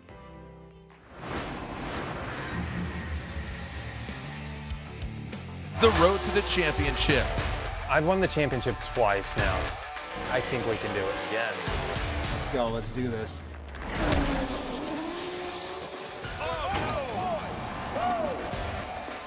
Your winner at round 1. Look at Aasbo. He's a magician. Here we go. Rain or shine, these guys are down for a good time. You can't count anybody out. Everybody's really pushing the envelope. One mistake and that's it. Oh my goodness. What did I do wrong? I don't get it. So it's all about attrition here in St. Louis. Oh! We're in the playoffs, man. We are fighting for it tooth and nail. And Aasbo goes hard. Matt Field, the guy to beat. We got 20 seconds to shine. We can't make any mistakes. If you do, you're out. It's going to be coming down to Irwindale, kids. Is Matt feeling the pressure? Absolutely. The championship is on the line. Ryan Turk, he says, hold my rock star, homeboy. Let me show you something.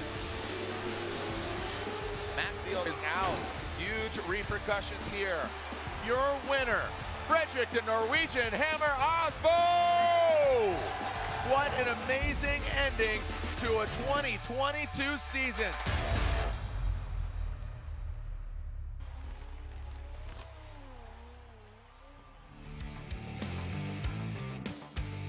All right, so we are seeing the sight laps here of Dean Carnage Kearney and Simon Olsen. We are back here at Worldwide Technology Raceway Park. Again, the track is still a little bit wet, so we are going to let, and what we're going to do here is, again, Simon Olsen, he's currently in 5th place, and this car is suiting his style. Truly international. You got the Irishman of Dean Carnage Kearney from Tremor Waterford, and then you got from Agder, I don't know, Simon Olsen, a very talented driver, and first year behind the wheel of his S chassis. The way Dean Kearney is driving that Dodge Viper, not going to be no pushover, especially Simon Olsen, you know, got 2nd place in New Jersey. Also, the sight laps, those will basically commence after the top 16. No more sight laps as we go into the 8 unless we do see some more moisture out on track. All right, taking a look. Dean Carnage Kearney qualifying 13th. Simon Olsen qualifying 14th. Or no, I think so. All right. Yeah, I know that there's a lot of questions about what's going on with Turk. What I'm starting to hear from the competition staff is that this is a one-of-one situation. And we haven't seen it before. We haven't seen it before, and there's no justification for Turk to win that round. And so he would be stuck with where he ended up, 16, essentially. Yeah. 16. So no points advancement. Exactly. Get the same points. That's what I'm hearing from the competition staff. They're going to make a call now. Here we go, moving on to this battle. Dean Carnage Kearney out front, Hyper NFT. Carnage into that first outside zone. He's seeing a lot of different debris being sprayed up in Simon Olsen's face. Now going to that 3rd outside zone. Good sweeping bank into that, again, 3rd outside zone, now into that final outside zone. Simon Olsen maybe giving too much room out front of Dean Carnage Kearney. Again, that got a little wild right out of the gate. Definitely want to take a look at different angles here. Well, Simon Olsen had his moment in New Jersey, didn't he? And being on the podium, trying to carry that momentum here in St. Louis. But Dean Kearney has been on a hot one this weekend.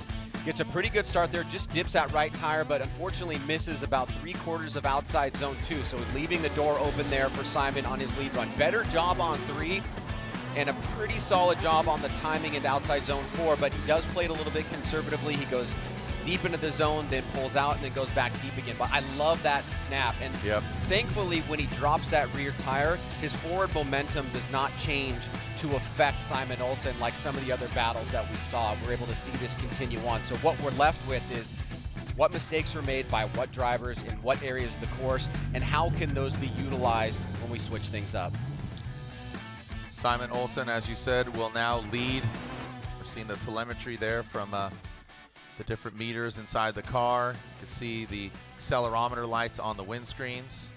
And Simon Olsen gets into the chute with his field suspension, GT Radial S chassis, and Carnage will be chasing him down. One more battle after this in our Royal Purple Top 16. That is Jonathan Castro and Ryan Litteral. Here's a second run of this battle. Again, that chase car can't leave before the lead car. Here we go, Simon Olsen. See how he manages that first outside zone right there on the course edge. Wow. Could have gotten a little bit deeper here as Dean Carnage Kearney. Good proximity from him. Look at that, jumping forward. And then SRT10 Dodge Viper now into that 3rd outside zone. Big angle from Olsen. Again, we've seen cars deeper before, but oh, look at this. Oh no, Dean Kearney comes up short in that last outside zone. Maybe nervous, a little precarious there from Dean Kearney. We were talking about zones 2 and 3 for Dean in the lead position. We're going to want to take a look at that for Olsen. Was he able to get that report back from his spotter and kind of better Dean in those areas? He gets into the first zone a little bit late, but he's very stable and consistent about 3/4 of the way back. Does do a better job on 2 and is able to kind of match that up with a really strong performance in 3. Now in the final outside zone, he transitions back around, goes deep into that zone, and unfortunately Dean does not get the timing right. He comes up a little bit shallow there and is not able to match the line of Simon Olsen. Yeah, Simon, like you said, he had a moment in New Jersey. Loved to get on top of the box. Got second place, just behind Adam LZ. That was again a momentous occasion for Adam LZ in New Jersey. This is the last time we're going to see LZ at Formula Drift this season. Von Gittin Jr. will be back at the remaining rounds. Let's see who moves on into the 8, Dean Kearney or Simon Olsen. It looks like the Norwegian pilot feels suspension. He's heating up. He's heating up from downtown. Boom shakalaka. Oh, you knew it. You know Simon it. Olsen. Yeah, what's up, dog. Yeah, You know what's it. up? That's sick. Come on, man. All right, so Simon Olsen gets the win and advances on into the Grade 8. He's going against either Castro or Litteral. Forsberg, you feeling good? Focused, eyes on the prize, getting the gloves on. It's fighting time. Yeah, a lot of tension. I'm kind of edgy too, a little bit. Yeah, man, dude.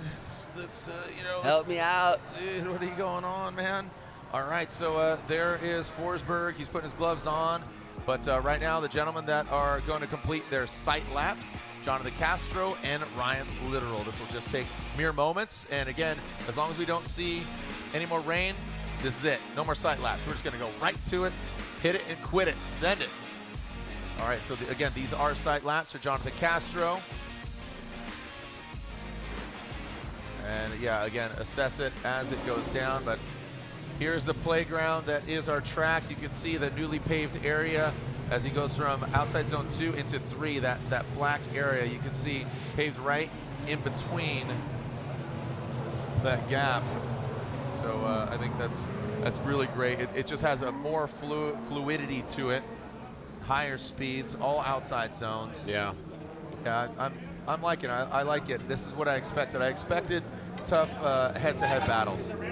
Well, I mean, it's actually, in some sense, there's a bigger thing, a bigger current going on with tracks like this being supportive enough of the sport of drifting to make those kind of modifications for us. Yeah. And, you know, we saw that with New Jersey, and we're seeing this with a world-renowned track like this as well.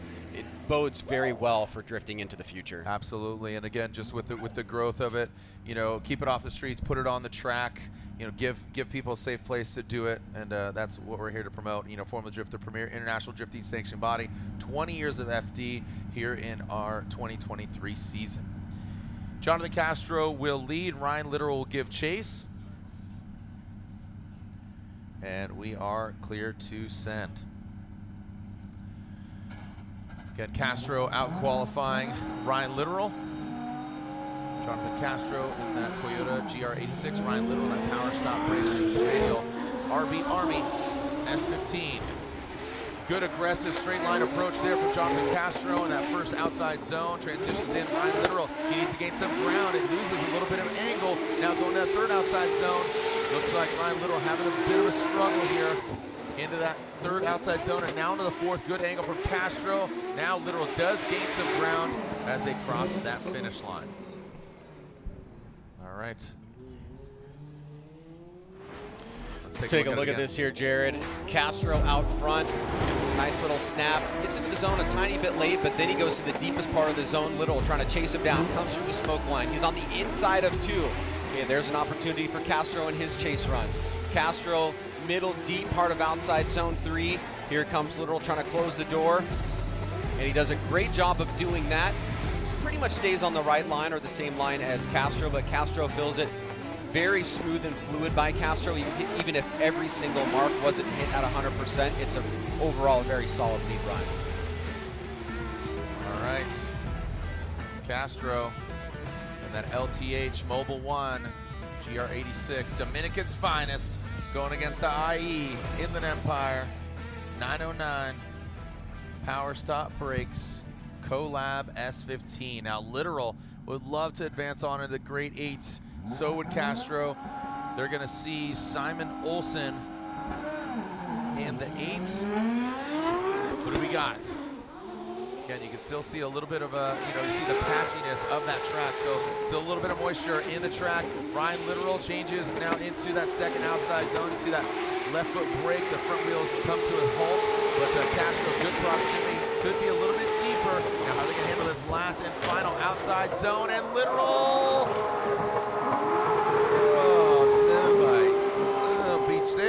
Again, it was one of those things where I was already starting to think about what the tenor of the run was going to be. It looked like Litteral was off to a good enough start to kind of turn back the direction, maybe going his way or one more time with this pretty solid lead, because look at Castro, he's way on the inside of 2.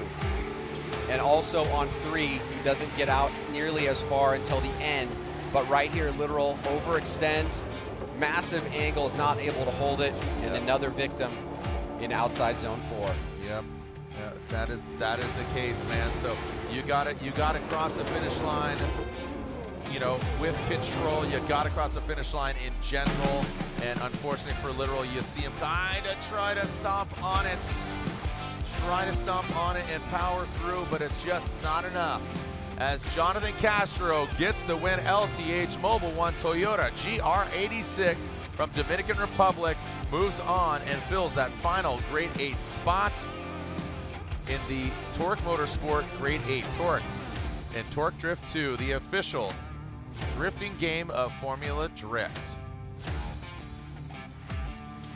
All right, so again, moving. Oh, there is a very, very defeated Ryan Turk's camp right now. Again, the car is in the center of the track. This is the paddock area that's outside of the big oval here. Here we are, and the Grade 8 is shaped up. The only driver, let's go to Grade 7, because Ryan Turk will not move on. He was not able to get his car going, but here we are. So Odi Bakchis will get the fast pass into the Final 4. Don't go anywhere, as we are seeing our Torque Motorsport Grade 8 when we return here to Worldwide Technology Raceway. Don't go anywhere. Who's going to advance on in the 4? Forsberg, Denofa, Bakchis, Hurst, Aasbo, Olsen, and Castro. Round 5 of the Formula Pro Championship continues when we return.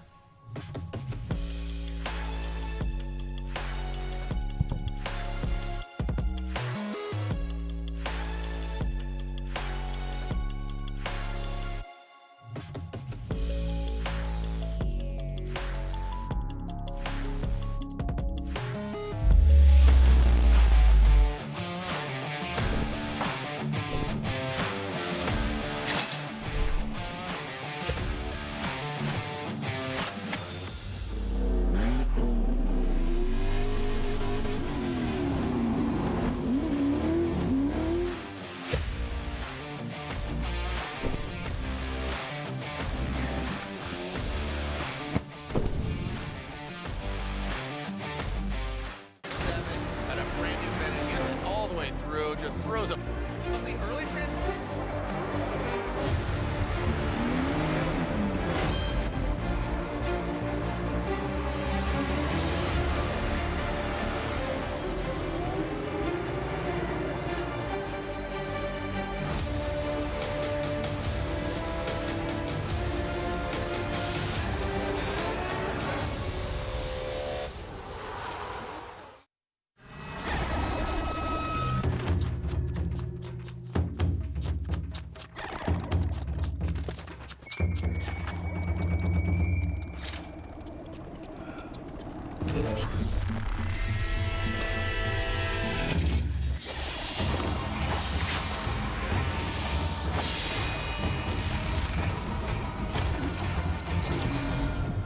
Made in Japan.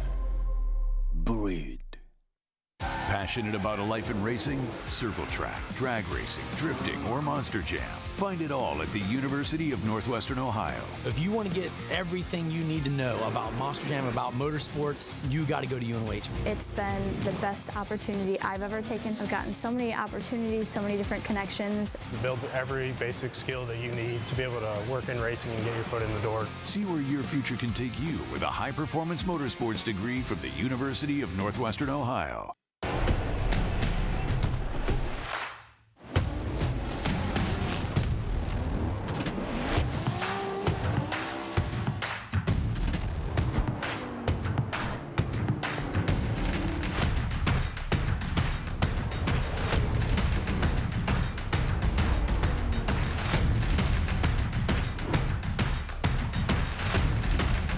GT Radio. Experience ultra high performance.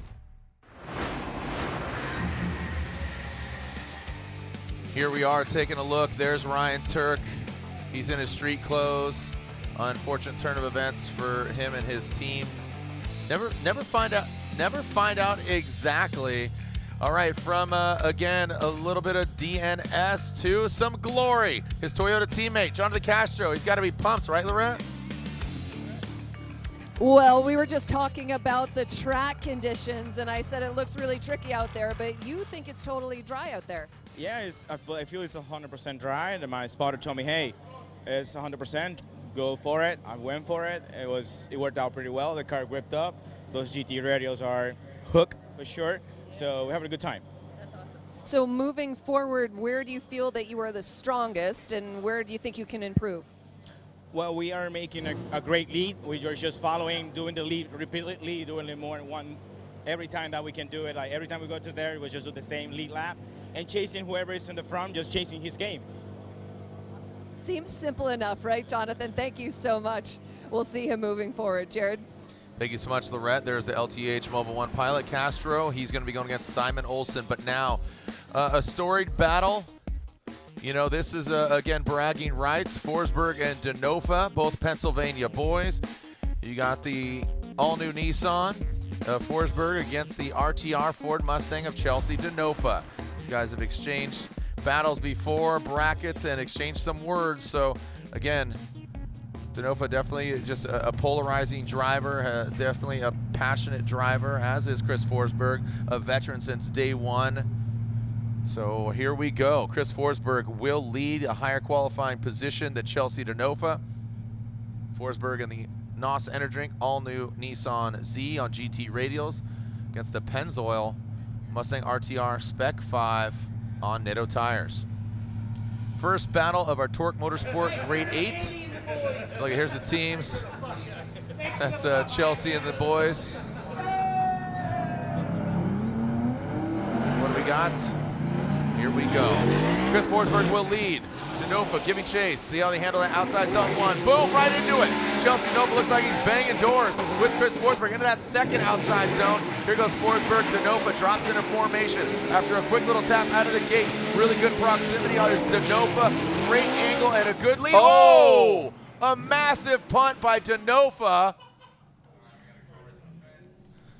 Oh, man. That was quite a hit from the back on transition. Let's take a look at it again. Let's back it up. My goodness. You could see Denofa. Look at this snap around here. That is a great initiation from Forsberg, but there's Denofa right in the pocket. Another quick snap back around, transitioning to outside zone 2. Denofa super close, trying to mimic on the transition to 4. You can see Denofa is going to start surging forward, grips up, hits Forsberg in the back. Forsberg goes off course and into our fence line. Unbelievable. So let's take a look at this again. Boom, bang. You know, here's where the questions lie. Forsberg was in transition. You see him hit him from the back. You know, the chase car needs to give way to that lead car. That's just an awkward position for Denofa to hit Forsberg. You know, taking a look. That's also the decel zone area, right? So like once they transition, there's a decel, and then you get into outside zone 4. So like intuitively, it feels like that's going to be on Denofa. Really tough hit though. Forsberg obviously went about, I don't know, 80 feet off the course. Well, very slick. You could see he's actually stuck. He was spinning wheels. He was actually spinning wheels and tires when he can't get out of there, so he's going to need to get pulled out, towed out. Fortunately, that's a forgiving fence. Hopefully there's no damage caused, but let's watch it again here. Denofa very aggressive and just punts him in the back. You saw him surge up. Like you said, at first glance, it looks like he just accelerated and hit the back of Forsberg. And now we look at Chris Forsberg's team. The judges are taking a look and reviewing what's going on. There's Jimmy. Anything that you're seeing or any murmurs of either fault in either direction? Well, just take a look at Forsberg's, you know, he gets hit even before the transition gets put into place, right? So his lights are still green there. So I personally think it's going to be on Denofa, but that there's a reason up here in our booth. You know this, Jared, but maybe some of the fans don't. They have their own internal replay system where they can look at all of the different angles that they have available to them, the drones, camera 1, 2, and 3, and try to get the best picture of what transpired there. But intuitively for me, it looks like the contact actually happened before the transition took place for Forsberg, and that's even before the decel zone, or right before the decel zone. And there's the Forsberg racing team, seeing what's going on. My man on the left there is actually a University of Northwestern Ohio student, which is pretty cool, a sponsor of Formula Drift. So as, you know what, we'll get a cleanup here on aisle 4, get Forsberg out of the fencing, from the fence, as Forsberg and Denofa finish out this round. We'll find out who's at fault. The plot thickens here in St. Louis, round 5 of the Formula Drift Pro Championship, when we return.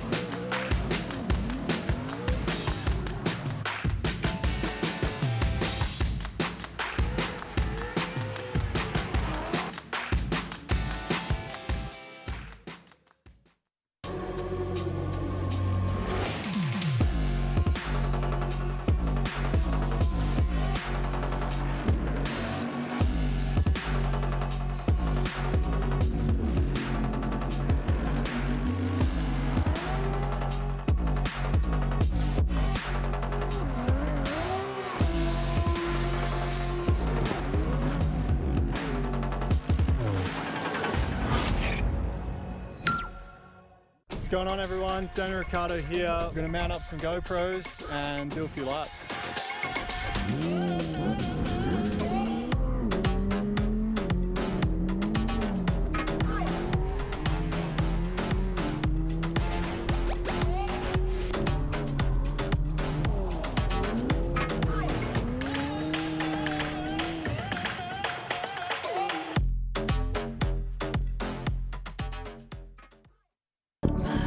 Just dropped, thinking about you. Just stops when I'm without you. My heart just dropped, thinking about you. Hey guys, Jeff Jones here. I'm Dylan Hughes. I'm Travis Reeder. I'm Ken Gucci. I'm Matt Field. I drive Link. They are the most reliable ECU around, and they always deliver. Their global tech support gives me the advice I need every time I need it. Their products are super easy to install and easy to set up for the performance that I want. They stand behind their products and support their customers. They're always innovating and delivering great new products and performance features. I drive Link.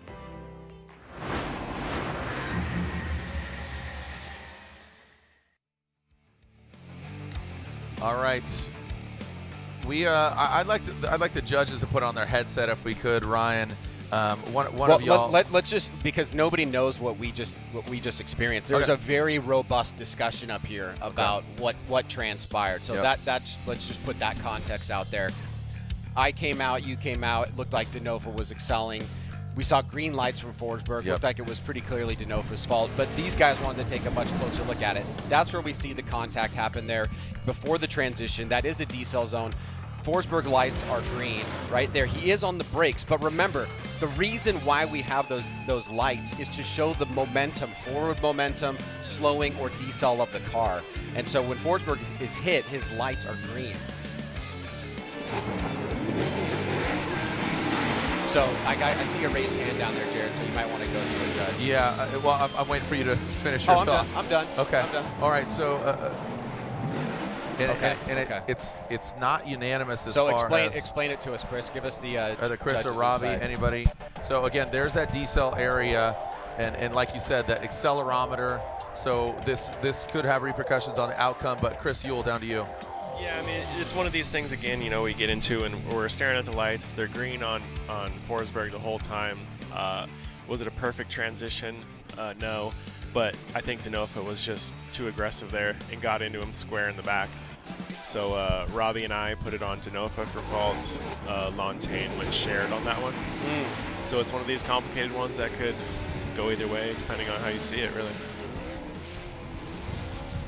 Right, so basically the logical outcome of that is that if it's shared for Lantain, that was the second run or first run? Yeah. That's a first run. First run. So the logical outcome for Lantain is that the second run will play the ultimate role.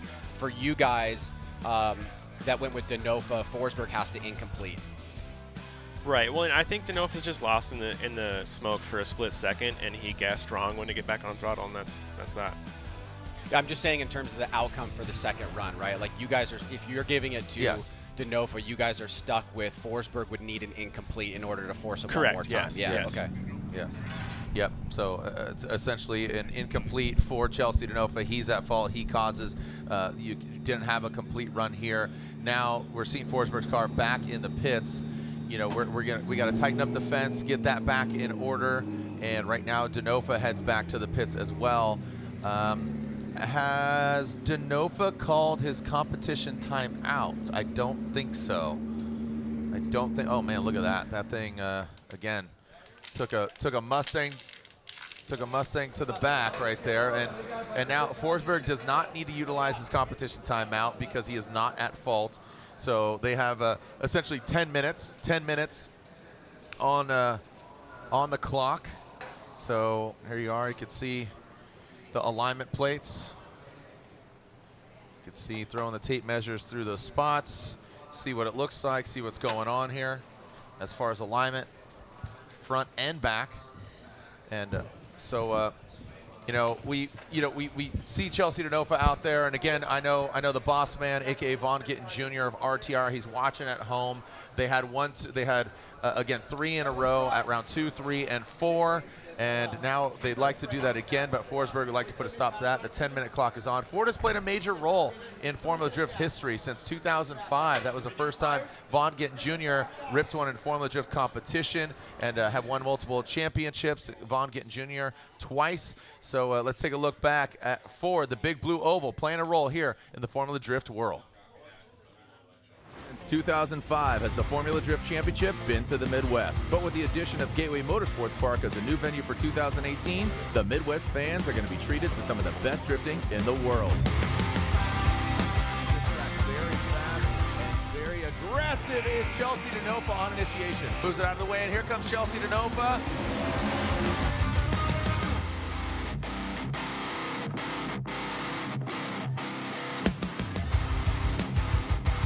First battle against Forsberg in the top 16. I got into him and just stayed committed through there. I certainly wasn't going to stop him, so we'll see what happens. Massive angle from Vaughn Gittin Jr. now into that final outside zone. Wow, punting Kurt in the next battle. Chelsea Denofa initiates. Definitely not flirting with the dirt there. Now into that second. There's only 8 rounds. With the championship in sight, Irwindale is just around the corner.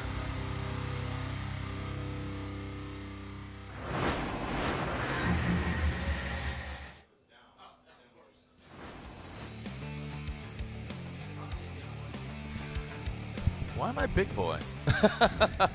Matt Field was leading the points, you know, but he is out. Will he still?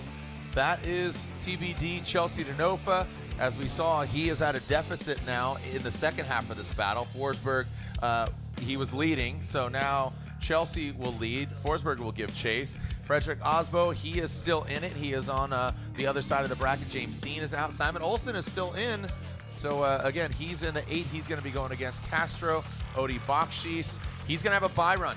So look at that. That's the next battle once we get the track back up and prepped, which should happen fairly soon. Just going to clean up there on aisle 4, but you can see, look at that front bumper punched in. That was a pretty hard hit. Yeah. I mean, that's why I always say, like, I don't say it publicly, but like to my staff and people around, don't ever apply to be a judge. It's oh, no. It just sucks. Oh, it's tough. It's just such a hard job, and it's a lose-lose no matter what. They have to make these really tough calls, and they're still having a spirited debate down there. Yeah. You know. Yeah, and I talked about this yesterday with Edgar and Soap, and we talk about this all the time. We talk about drifting a lot. Oh, geez. So, you know, so I'm going to throw it down to Lorette. What's the vibe down there right now, Lorette? Because up here, a lot of discussions, a lot of flurries. What's going on down there? Yeah, I would say as far as the vibe goes, a little bit of confusion, I think, might be a right word. Chelsea Denofa hasn't called his 5-minute competition timeout. The team has been discussing if they're going to be doing that. You can see hands on the back of the car. Ray, are you going to call the 5? Sorry, I was just asking Ray Shake, but he has someone in his headset right now that he's discussing what they're going to do. So Chelsea Denofa still in his car, and if we could get our camera to pan over, you can see straight across the way to Chris Forsberg. And as we walk over here, you can see that the team, all hands are on deck here for Chris. Chris is still in his car. There's been an extensive amount of damage to Chris's bodywork, as you can see. They're pulling out the bash bar right now, and 5 minutes and 20 seconds are still on the clock. So as we are walking around, yeah, all of the teammates here for Chris Forsberg trying to work on the car. The lights on the driver's side gone, and there is one remaining light panel back here that they're working on. Lorette, how's Castro over there? We see Castro. He's waiting in the wings. He's going against Simon Olsen. You know, he's got to be excited. Yeah, I mean, so much excitement down here, and as the pits are starting to clear out, you can kind of feel that there's a lot more stress on these guys because they want it so bad. All of these guys are trying to compete for that #1 spot, and as it comes closer and closer, you can feel the heart rate start to increase, and you can see a lot more serious faces rather than the jovial joking around. Yeah, the plot thickens. Thank you For so sure. much, Lorette. And you could see Ryan Turk, his name in there, but he will not advance on. The next driver we'll see, actually, and I believe I see him pulling to the line, will be a bye run for Odi Bakchis. He will advance on just like that from the 16 as he defeated Matt Field from the 8 to the 4 with this bye run. So, did they call their comp timeout? Oh, look at this, just applause. They're both changing rears. Okay. So was that a comp timeout or no? Wasn't it? So they're saying, all right, all right, so here we go. Odi Bakchis gets his bye run and his fast pass into the final 4. Takes out Matt Field. Goes from 6th to where. So, wow, crazy. So a bye run is basically there is nobody to compete against because the scenario was Gucci tapped out on his exit line. Ryan Thorne had to complete his bye run, had 5-minute allotment, couldn't fix the car, so he doesn't have anybody to compete with. A bye run is showing that the car is capable of competing, so he will advance on, showing that. And as long as he makes it on through, no problem for him, and Odi Bakchis will advance on, just like that, to the final 4. So that is pretty incredible for Odi Bakchis. Odie qualifies 5th. And there we are, taking a look at Forsberg, making sure everything's strapped down. But man, you talked about Odie's car looking beat up. Look at these things. I mean, these are absolute weapons. And you know, take into consideration, we're going to be in Seattle, Monroe, Washington in a month. So as soon as this comes to an end, they are going to just get right back at it. All right, well, the Forsberg Racing team gets the car strapped together, headsets on, back to the line. All right. All right, we are seeing, so again, no more side laps. So more of the Torque Motorsport Grade 8. We got Frederick Aasbo and Jonathan Hurst. Frederick Aasbo, Jonathan Hurst. Pulling up to the start. Where are my Aasbo fans at? Cheering them on. The 3-time champ against Jonathan Hurst, who would love to get on the podium here in St. Louis. The Mr. Cool BMW. So Frederick Aasbo will lead. Jonathan Hurst chasing him down. The 3-time champ, that is Frederick the Norwegian Hammer Aasbo, trying to get back in the box. He has not won this year. Again, it's been Matt Field and the 3 RTR Ford Mustangs. Frederick, who was out in 32. Now here's the 8, fighting for a number 4 spot, but Jonathan Hurst would love to twist the screws on Frederick Aasbo, that rockstar pilot, and there he goes, the Mr. Cool BMW.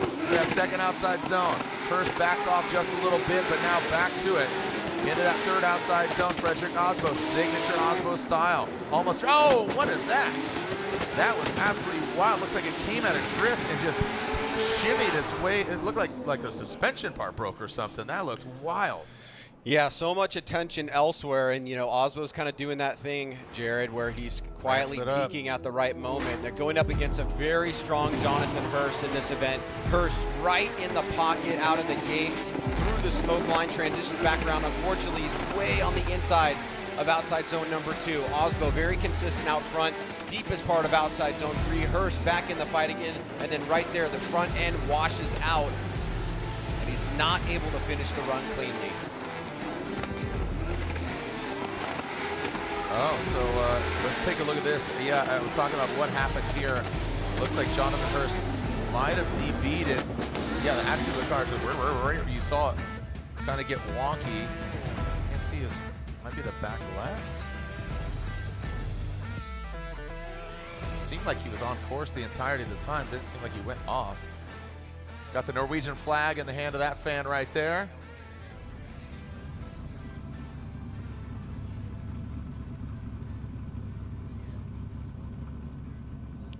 All right, so analyzing what's going on here. Now, here's the scenario, Ryan. D-beating. We haven't seen this in a while, and the reason, elaborate on D-beating and the rules here, because basically, at times, you're able to replace your tire, and at times you're not. We're trying to find out where the tire D-beated on Jonathan Hurst, because it has D-beated. Okay, so the most current rule on D-beating is if it D-beats on course, in run 1, you're done. If it D-beats off of course, we will allow both drivers to change the rears. And you would have to show where Jonathan Hurst went off course for that to apply on run number 1. He appears to be on course through the entirety of the course. You can also make contact with something on the course. Yeah, that's why we say the entirety of the course. And the only provision that allows you to change the tires is when the car actually goes off of the course, completely off in some way where it may have been debeated because, not because it had low tire pressure, but because of a driving mistake. Yep. Yeah, and just years past, like you said, low tire pressure. That's why that rule was really instituted, because of because sometimes they ran super low tire pressures, and basically it would cause it to debeat. So we wanted to minimize the debeating. So here we're waiting. You can see Matt Sopa, another replay another angle to analyze where it debeated, and you can see that back right, basically trying to deduce where it debeated. And I believe it's, there we go, outside zone 3. Yeah, it's pretty smoke-filled there. I mean, I could see it happening maybe on the transition to 2. Car looked like it kind of did a little. But, and then when he comes back around, it may have already been off right there. Now, one of the things that what they're thinking about is, did it happen going up on the bank, right? And if that is the case, then he would get an opportunity to change his rears, because we actually have that specific provision in the current rulebook right now about St. Louis on that bump going up. Yep. So, you know, what they need to identify is clear and unambiguous footage that shows that it debeated prior to that. If not, they may give the benefit of the doubt and allow him to change his rears. That doesn't mean he doesn't have a mistake, though. Right. Yeah. Yeah, right. So it basically, he's fighting for his position to still compete, but at the same time, like you said, he still had some wavering, still had some mistakes.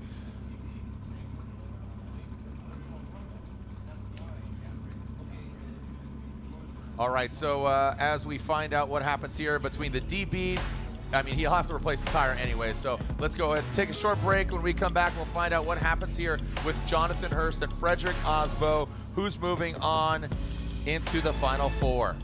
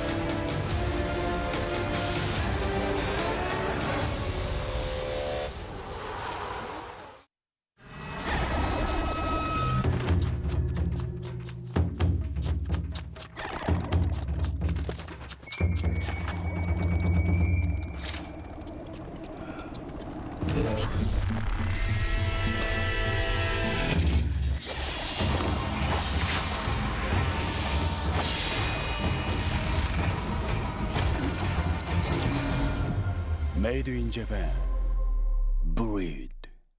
Passionate about a life in racing? Circle track, drag racing, drifting, or monster jam.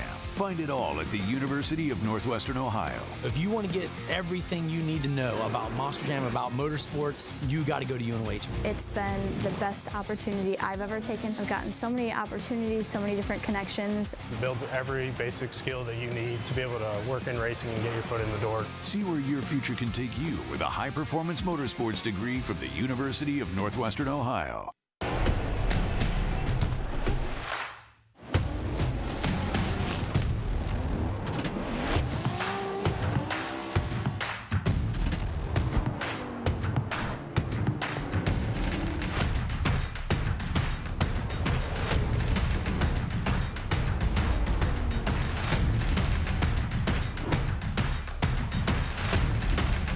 GT Radio. Experience ultra high performance.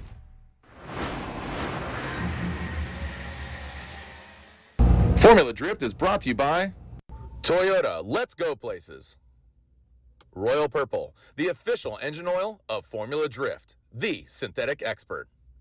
Rockstar Energy, the official energy drink of Formula Drift.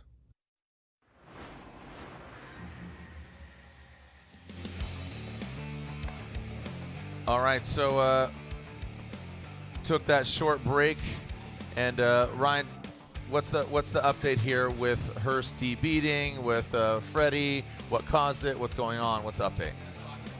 I think what I said before break is basically going to stand. they were not able to show that it debeated on course. It looks like it debeated going up onto the skirt. And so basically what would happen is whatever transpired in that run, it's judged. They both get a new set of rears, and then we get to the second lap. Okay, and again, that does not take away from Hurst shimming going from outside zone 3 into 4. Exactly. Yeah, that's still going to be a factor in the overall judging. So he goes offline. So we're going to move on to, I believe, Castro and Simon Olsen.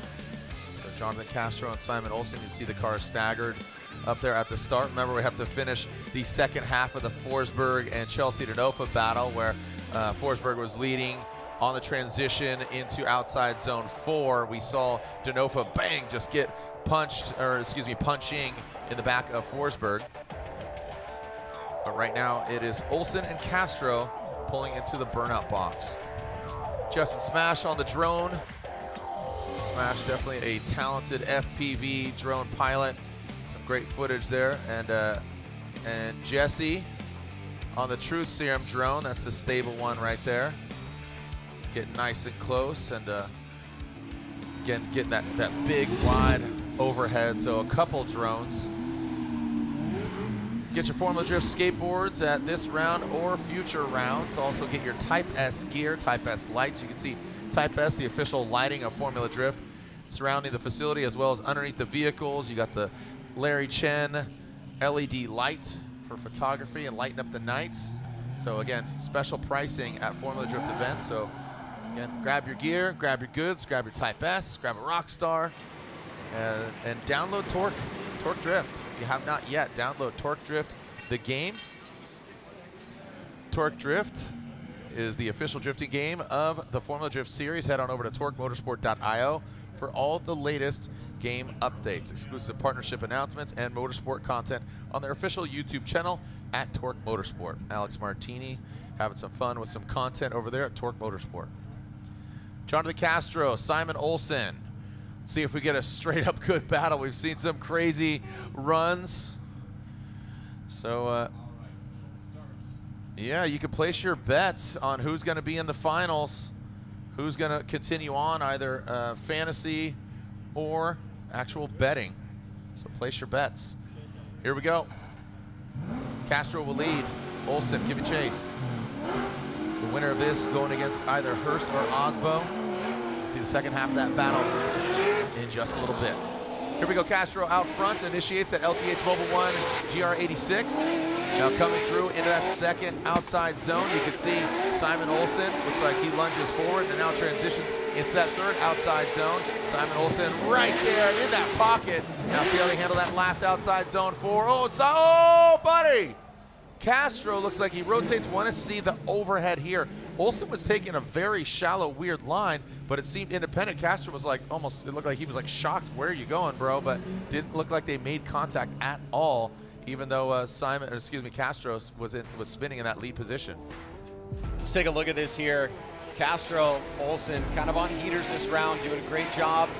Castro out front into the deepest part of outside zone 2. Incredible job. Judges want to see you maintain momentum through 3. Here comes Olsen. Castro transitions back around. Big angle, gets up all the rumble strips, and another victim as Olsen does a great job avoiding any further contact. Just a heads up, just to put it out in the air, Hurst does not have to utilize his competition timeout as 5. And look at that, whoa, yeah, that was close. But again, Jonathan Hurst and that Mr. Cool BMW does not have to utilize his competition timeout. That was deemed by Kevin Wells. And it's because of where it happened.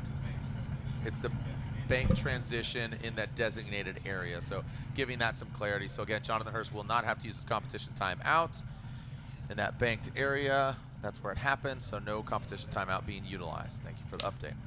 See the second half of this battle, Castro spinning out, so I have to assume Olsen's got to have an advantage here. It seemed that Castro spun under his own accord. Simon did have some mistakes in that last outside zone, and mistakes throughout the track, but a spin out, that is deemed an incomplete. So Simon Olsen, if he produces, he could be back up in the mix and gunning for another podium spot in the Final Four.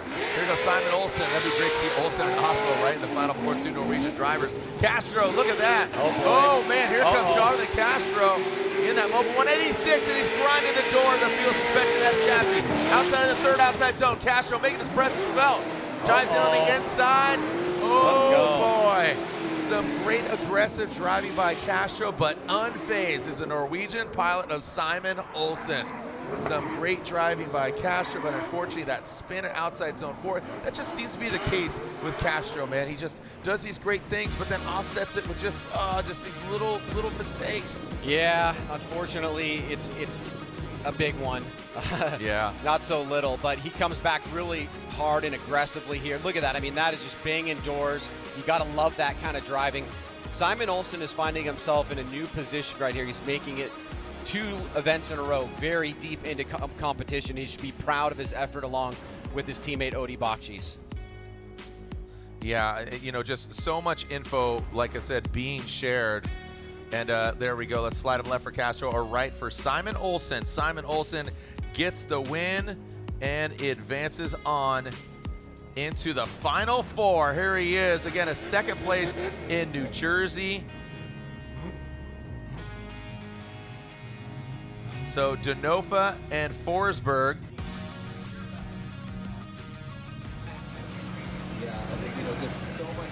And again, taking a look overall, looks like Odi Bakchis will be guaranteed a podium. He's the highest qualifying driver, and that's even before the other 2 drivers join them.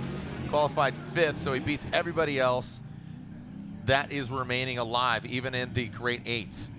So we'll finish the second half of both these battles. We're seeing Denofa in that Pennzoil Ford Mustang, and then you can see on the other side Chris Forsberg and then Austin Energy Drink, all new Nissan Z. Yeah, it seems like a lifetime ago. We saw the back end of that Z getting punted by Denofa. Ooh, Chris, get out the way.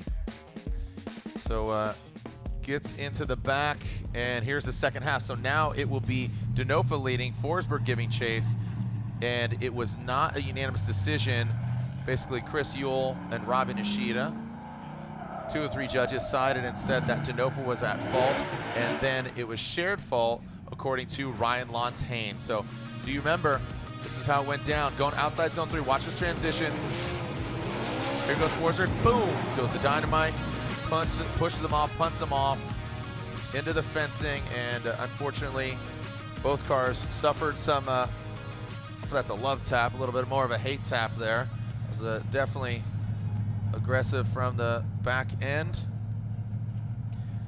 I think just if Chelsea would have let him just slide on by, drop into formation, that could have definitely had a different outcome. But here we go. Chelsea Denofa out front. Chris Forsberg in that chase position. Denofa, I feel, is going to get really aggressive here in that first outside zone. Gets a little bit into the dirt and a lot into the dirt, and that's going to be. Oh boy. Yeah. Okay. Don't know what's going on. Okay. All right. Well, I think this is just to finish out this run here. I'm gonna salvage the car. Okay, oh boy. Yeah.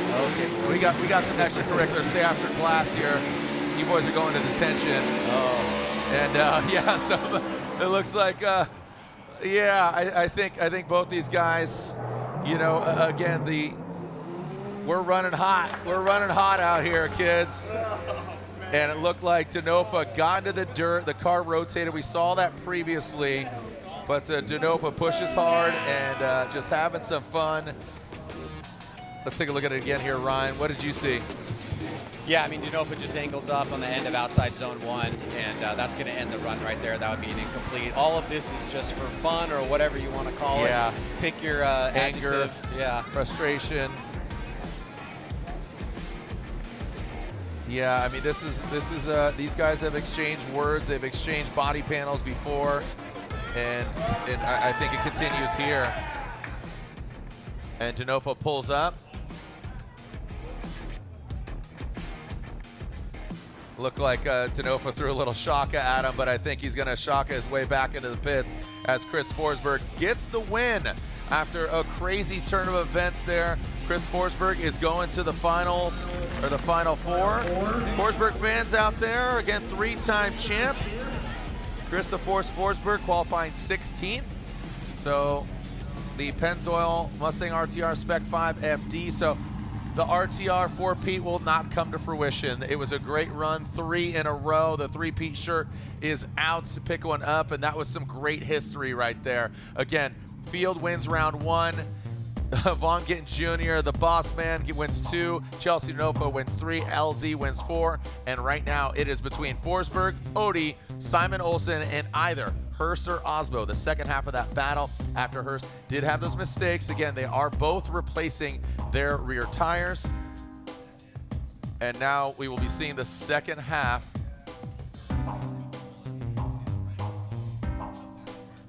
So again, the Mr. Cool BMW, they're gonna scrub and warm up their rears in the Pedal Commander burnout box.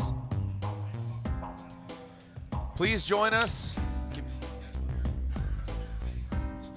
Please join us either in the building or online for the remaining 3 rounds of the Pro Championship.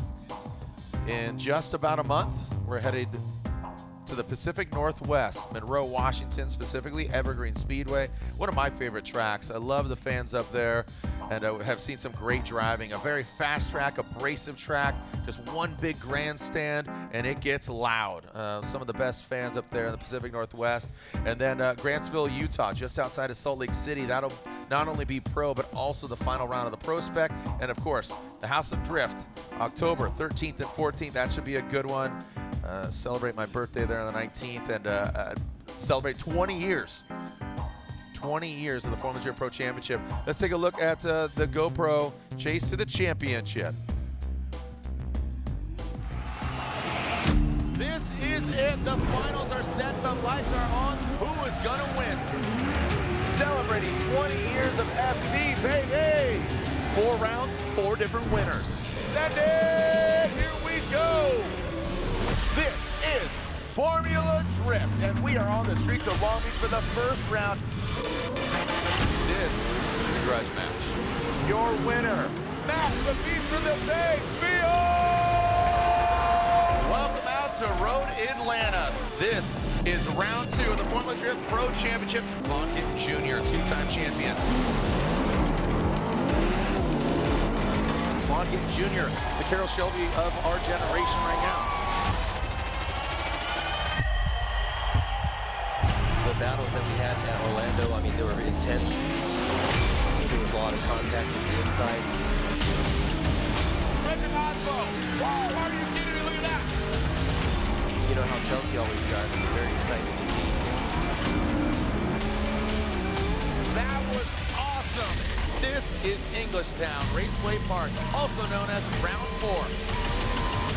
Simon Olsen, Adam LZ, neither have had a Formula Drift overall win, and one of them is going to make history. This is an absolute gladiator battle right here. We're only at the halfway point. 4 more rounds, 4 more winners. And there you can see Chris Forsberg recounting his run after some contact was made and making some content there. We'd love to hear the story from his perspective. But right now, again, Forsberg and Odie are in. Simon Olsen waits. Will he be going against a fellow Norwegian or a Kentuckian? Paducah, Kentucky to be exact. Jonathan Hurst will now lead. Now keep in mind, yeah, he beat the tire and he kept it where the rubber meets the road, but the rubber actually didn't meet the road because he beat it and shook up the car a little bit. Here we go, that Mr. Cool BMW. He's gonna try to fight back. Oh, no, he won't. And unfortunately, that'll be all she wrote for Jonathan Hurst. A great effort there, but doesn't matter what Aasbo does in the entirety of this run. Frederick Aasbo's going to the Final 4.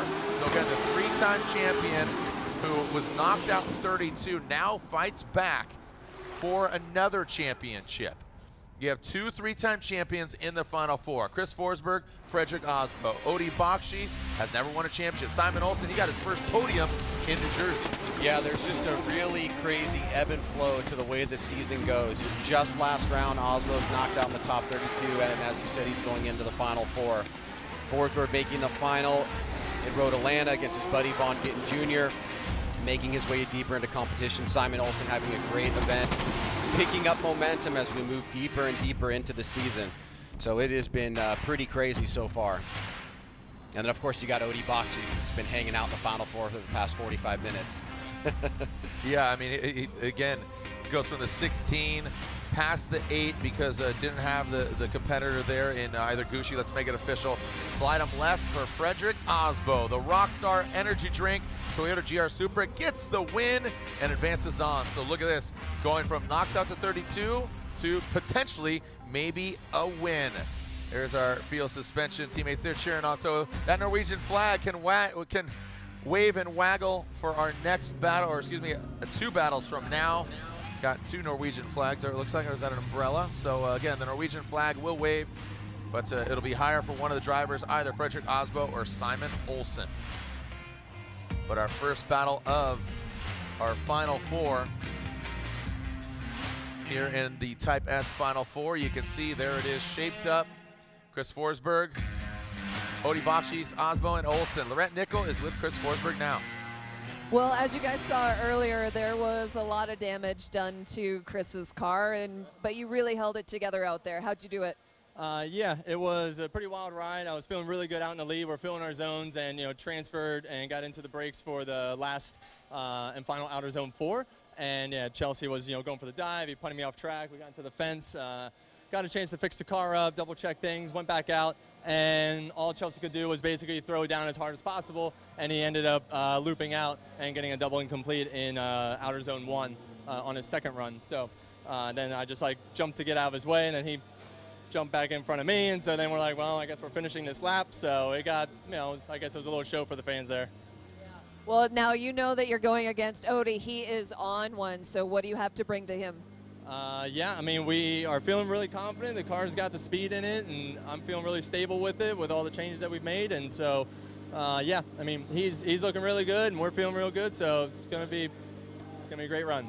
I love it. You know, Chris is confident when you get that head shake and that little wink in his eye. So love it.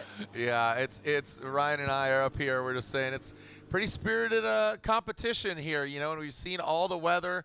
And here's a look, Forsberg and Aasbo, 2 3-time champions, and these are the names that one of them will either, will we get our first 4-time champion? Will it be Freddie?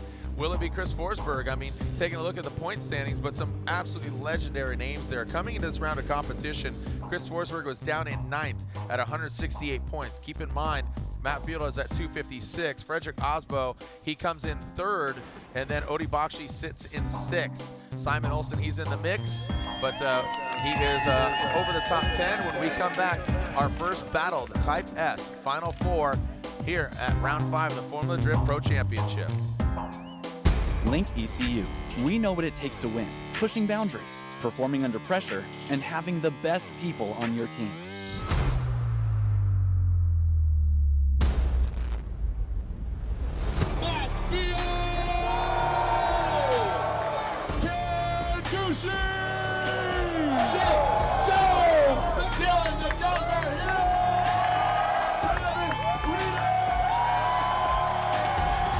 Link ECU, the performance, reliability, and power to get to the podium. One bottle, so many great things. When your engine reaches 75,000 miles or more, like on this truck, years of carbon buildup leads to reduced fuel economy, increased wear, poor acceleration, and higher emissions. Max Restore is specifically designed for high-mileage engines with quality PEA and proprietary detergents to remove those stubborn legacy deposits. And it includes a friction modifier to reduce future wear in the upper cylinder of your vehicle's engine. Restore performance and protect your high-mileage engine with Royal Purple Max Restore.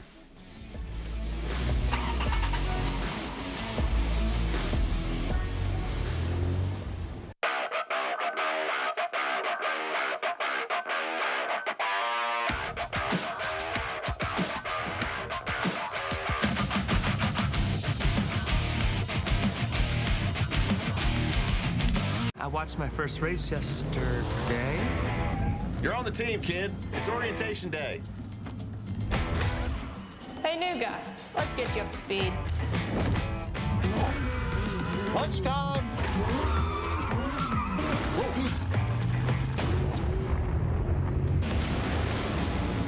Your workspace is ready. Looks like you got a corner office. Be part of something greater. Toyota. Let's go places.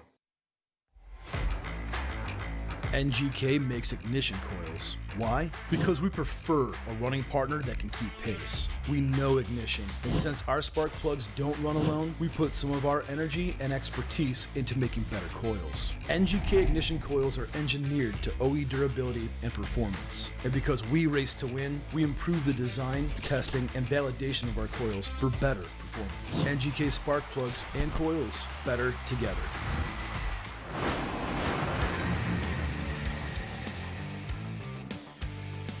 And we are back at it like a track addict. We got some fans that are enjoying this weather now. It was definitely hot. It rained in between 32 and 16. We saw some damp conditions. As you can see, Freddie wiping off the shield of his helmet, but he's got a little bit of weight.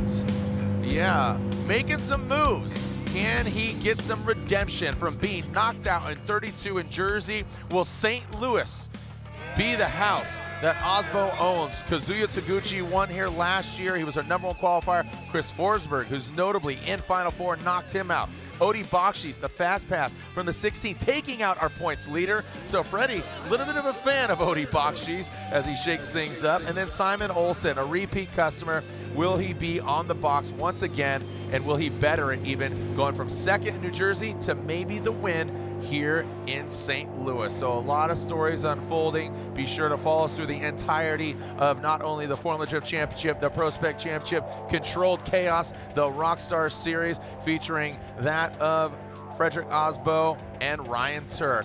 There's the Final Four, the Type S Final Four. The lights are on. The Type S lights are on, the official lighting of Formula Drift. Chris the Force Forsberg versus Odi Bakchis. And then on the other side, an all-Norwegian battle, Frederick Aasbo versus Simon Olsen. Odi Bakchis guaranteed a podium. If he loses, he gets third place. If he wins, obviously he goes for the win. The Duck is still in the building. We've seen that Duck at Grid Life. Again, it rode with Chelsea Denofa at Grid Life at Gingerman before. Duck, is that past the Duck's bedtime? I don't know what time the Ducks go to sleep, but I was enjoying some nachos earlier. Here we go. The two orange-bearded fellas going against each other. Odi Bakchis, Chris Forsberg.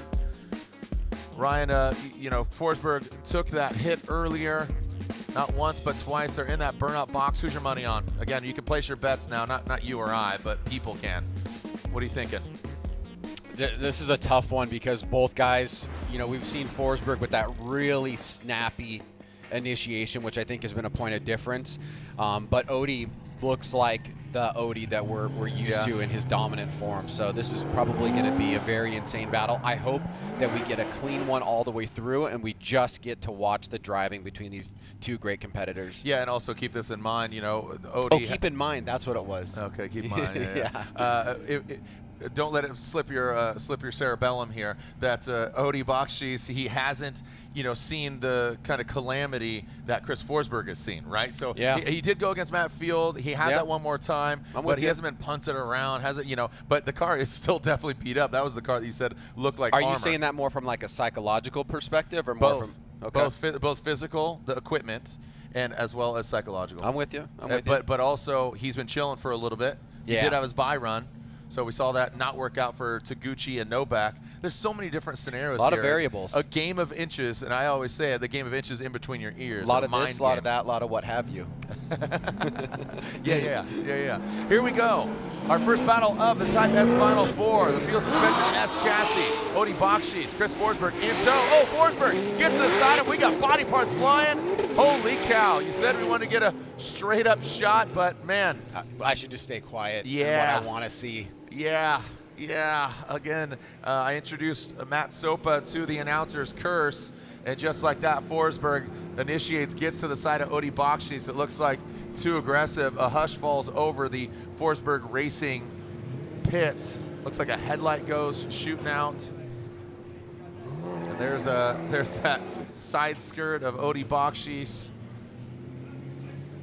That initiation looks like it's throwing a gang sign out there. Let's take a look here, Jared. You see that little snap there from Odi. Boom. Forsberg coming up, and that's where we get contact. Happens very early in the run. I think we'll be halfway through the zone. You can see Forsberg trying to left foot brake there. Odie looked like he was just running general pace, at least from the 2 shots that I saw. You can see he goes to neutral for a second. On the initiation, hits red real briefly, and then the contact happens. I think that is about halfway through the zone. Yeah. Fun. Let's go. Yep. There's the decel map. You could see there's no decel. You want to accelerate there, so you know, do the brake lights come into play there? We talked about that earlier. There's always going to be a little bit of a change of momentum when you're going from straight to sideways, and watch, you'll see Odie. He goes neutral real quick, then red very briefly, but the contact happens quite a ways down. So what the judges are going to be looking at is whether or not there was sustained momentum from Odie, or if Forsberg had increased acceleration leading up to the point of contact. All right, so you know, a run that will be very controversial. People will get mad. They'll throw stuff. You know, the ducks will be flying all over the place. Oh, no. Faux the duck is safe. Faux the duck is safe. You know, as far as the judging criteria, again, we talk about line angle style when it comes to this. Our judging panel consists of 3 judges each round, but our panel is 4 judges. So we do have 1 judge that sits out each round. So collectively, each judge will judge 6 rounds of the pro competition. Our panel this particular round: Ryan Lontaine, Robin Ishida, and Chris Yule. Brian Eggert sitting out, helping Sean Adriano as driver steward. And then again, they rotate through. So they're scrutinizing the runs. Lontaine, Nishida, Chris Yule, they are up in the tower on the 4th level, just below that top deck there, and utilizing not only their naked eye, but really slowing it down, getting different angles, different perspectives. All the cameras that you're seeing, we have those, and we could scrub them. Okay, so it looks like, yep, so we are hearing, Ryan, that Chris Forsberg is at fault. So Chris Forsberg will have to call his competition timeout. He does have it, 5 minutes, and then Odie Bakchis will basically have 10 minutes in order to fix his vehicle. Do you agree with that call? Yeah, I think that's generally pretty fair. I mean, there used to be a decel zone there, but now the judges want to see you carry momentum, and you're always going to have a little bit of an adjustment, but they don't want to see a full decel there. And it looks like Odie was at least able to maintain. He does hit red for a split second right there, but then the contact with Forsberg happens after that. So I think what the judges are saying is that Forsberg was too aggressive. Let's find out if it was unanimous, though. Was it unanimous? I'm gonna grab one of the judges' ears here and talk to Robin Ishida. Robbie, was that a unanimous decision that that was Forsberg's fault? Yes, it was. And you know, watching brake lights and the decel lights and everything, we include the car movement first. And obviously we watch a lot of cars and hundreds of runs. The way he initiated, if Chris was on maybe a little bit more of a wider line, and the pace he was coming into, we do understand that Odie did initiate, and it's only common sense that the car will lose a little bit of its pace when it's going from straight to sideways. But this case, it looks like Chris pushed it a little bit too much, and since Odie was there, we don't know what the outcomes would have been, how far Chris would have been as well. But looking at the car movement and stuff like that, we had to put it on the chase car this time. Yeah, and again, this is a case of Chris Forsberg just experienced this, just being too aggressive with Chelsea punching him out of the way on the outside zone 4. So just temper the flame, kind of reel it in, bring it back. Oh, we got a nice little date night. Thanks for joining us here. Nice little Saturday night at the racetrack, Worldwide Technology Raceway. It's a beautiful night. It cooled down tremendously once that rain hit in between the 32 and the 16. And here is our all-Norwegian battle. Skål! Here we go. Fredrik Aasbo, Simon Olsen. Hit your Aasbo. I mean, like, wow. I'm super proud of my man Simon Olsen. He really gave it all.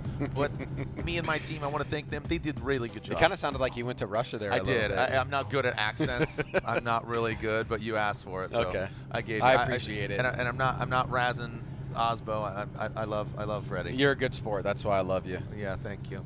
And Simon Olsen, we'll see Frederick, whoa. You hear that? That's the winds of change. Potentially, Frederick Aasbo could take over the lead with a victory here. Here we go. Frederick Aasbo initiates strongly into that first outside zone. Simon Olsen, his Norwegian compatriot, into that second outside zone. Simon Olsen, he checks up.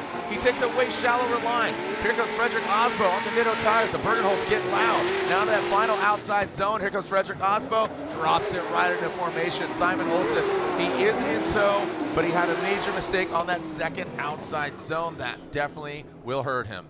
We were just talking about that last round, right? As the spotter stand started to thin out, we could hear Ron more clearly every single battle where one of his drivers was performing well. And he's cheering on Aasbo here. Representing Ditto tires. You can see Simon Olsen really missing that outside zone 2, a little bit shallow on 3 as well. Aasbo's been so historically good at his lead runs, making it so difficult when it comes time for the other driver to lead. He gets to the deepest part of that zone for a pretty good period of time. Very smooth and consistent. He's settled. And Olsen has a little bit of a tough time maintaining that mimicking effect. And so now we will switch things up as Olsen will take the lead. Let's alternate positions here. Simon Olsen, Frederick Aasbo. Like I said, Odie is guaranteed a podium. It's a must-win for Forsberg in order. I would say that, you know, it's easier to lead. You got that clean air. You know what you need to do, but you know, modifying or massaging your car in those outside zones, that chase position is very difficult, just given, you know, the skill level and elevation right now. So Simon Olsen, he's going to lead, but he knows he's got Frederick Aasbo, the gold rock star, nose in that rear view mirror. Watch Freddie Surgeon attack here in that second outside zone, and he's going to go deep in this third outside zone. Both of them, boom, right there. That's what I was expecting here. Now, again, this is the toughest part of the track, Ryan, that exclamation point on the run. Freddie wasn't exactly the closest on that last outside zone, but he gave it the old Norwegian try. Skål, there we go. So a thumbs up there from Freddie. Is that enough? And did Simon have too many mistakes to get the win? Well, I mean, I think you got to look at Aasbo's chase here, right? And compare it to Olsen's chase. Aasbo's definitely deeper in outside zone 2. He's got pretty strong proximity. He follows Olsen into outside zone 3. He does back off, like you said, for a second there. You see a little bit of an extension by Olsen, but then Aasbo tightens it up there towards the end. So I think Aasbo comparatively has the better of the chases. And then you look at the leads, and then you factor all that in and say, did somebody do better overall? And I would imagine that it's leaning towards one driver over the other right now, but we'll let the judges make that decision and see who's going to be moving on into the finals. Wow, so some crazy turn of events here. Frederick Aasbo could take that points lead back from Matt Field as we will be heading into Seattle, round 6. But Simon Olsen would love to play spoiler. Second place in New Jersey,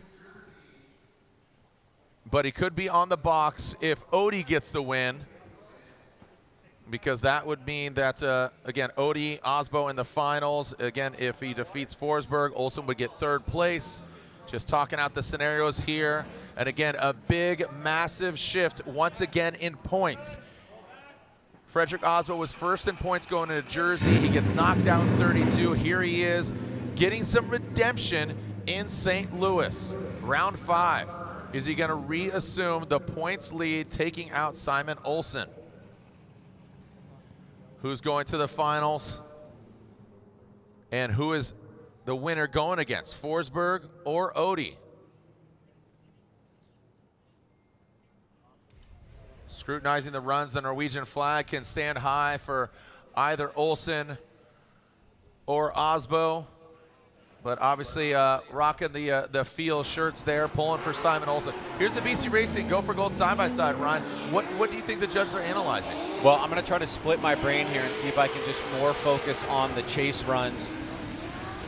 And you can see right here, that's where Olsen gives up a lot in the chase on the left-hand side of the screen. And Aasbo does not. So then we revert and we take a look at the lead runs. I'm not saying that I got everything perfect, but the lead runs look fairly similar. But there might be one big thing. One big thing. Slide him left for Aasbo, right for Olsen. Oh, one more time. Frederick Aasbo and Simon Olsen. We are split across the board. Lantagne has the headset on. And Ryan Lantagne, you said OMT, and there you are. Looks like Olsen's camp. So again, split decision across the board. Ryan, what are you guys discussing? Well, the biggest thing that I saw, and Chris was the one that really, I think, took this to heart the most by going with Olsen, is that Aasbo left outside zone 1 very early and was left foot braking through it as well. Olsen had nowhere to go in the chase position, and that really made him miss outside zone number 2. He really didn't have an opportunity to put a chase run together in that sense, and I kind of felt that way as well, which is why I went with one more time. I didn't feel as strongly as Chris, clearly. Chris thought it was the blatant reason that he went with Olsen. I thought it was a big part of why Olsen wasn't able to put together a chase run. And then in the chase position, when Aasbo was back there, he made a couple of compromises himself while Olsen had a good lead. So it felt like nobody really won in either position, and Olsen wasn't given the opportunity to put together a good chase run behind Aasbo's big mistake from outside zone 1 to outside zone 2. The way the course kind of bows out there, the rumble strip between 1 and 2, if the lead driver leaves early, the chase driver's on that inside on the line next to him trying to transition and get into position for outside zone 2, he's going to have to make a compromise somewhere to make that Ryan, work. we're going to give it to you real quick so you can walk through it. All right. So watch where Aasbo leaves. First of all, look at Aasbo's left foot braking through outside zone 1, and then second of all, look how early Aasbo leaves outside zone 1. Look at the second cone in that. So there's where Aasbo leaves, and then look where at that point in time, the momentum and the line that Olsen has to follow to stay with Aasbo is very difficult, or he's going to have to make a compromise to make that work. And it's an area that we have to focus on so that the drivers have the opportunity to put together that trace run. That's one of the first times we've actually seen somebody leave early. We've seen people leave late, and we've seen a lot of people leave right on time, and it gives the chase driver that chance. And this is actually, I think from memory here, this is probably one of the only drivers that have left that early, and it really doesn't give the chase driver a good opportunity. A lot of information to digest there. Thank you so much, Ryan Lantagne. When we come back, we got some fuel in the tank. We got some fresh tires out back. When we come back, we'll see maybe the second half of the Bakchis Forsberg battle, or the one more time between Aasbo and Olsen here in St. Louis. Round 5 of the Formula Drift Pro Championship. Don't go anywhere.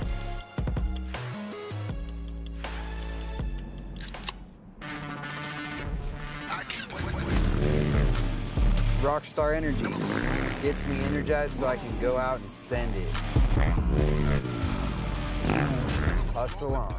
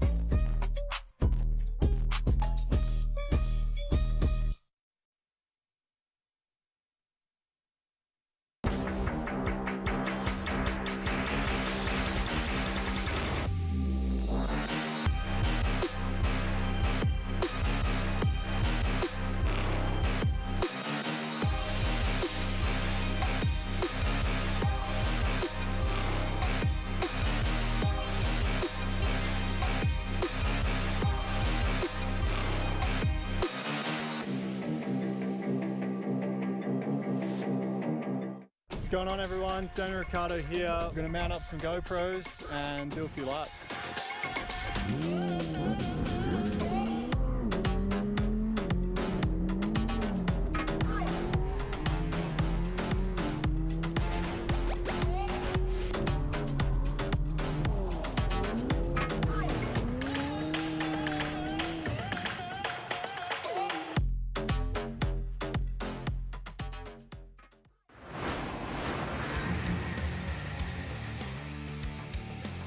All right, our fans in our stands still got some great hardcore fans, looks like, coming into that burnout box. Don't know who we have, but again, that second half of that Forsberg Bakchis panel, I believe. Yeah, there we seen Freddie still in the pits. Aasbo watching on, taking a look and jumping in that Pedal Commander burnout box. Freddie got to be taking a review of his runs, also who he's going against. Frederick Aasbo, 3-time champ, most recently in 21 and 22. So if he won here, it'd be 3 in a row, and he won in 2015, so it'd be 4 overall. All right, so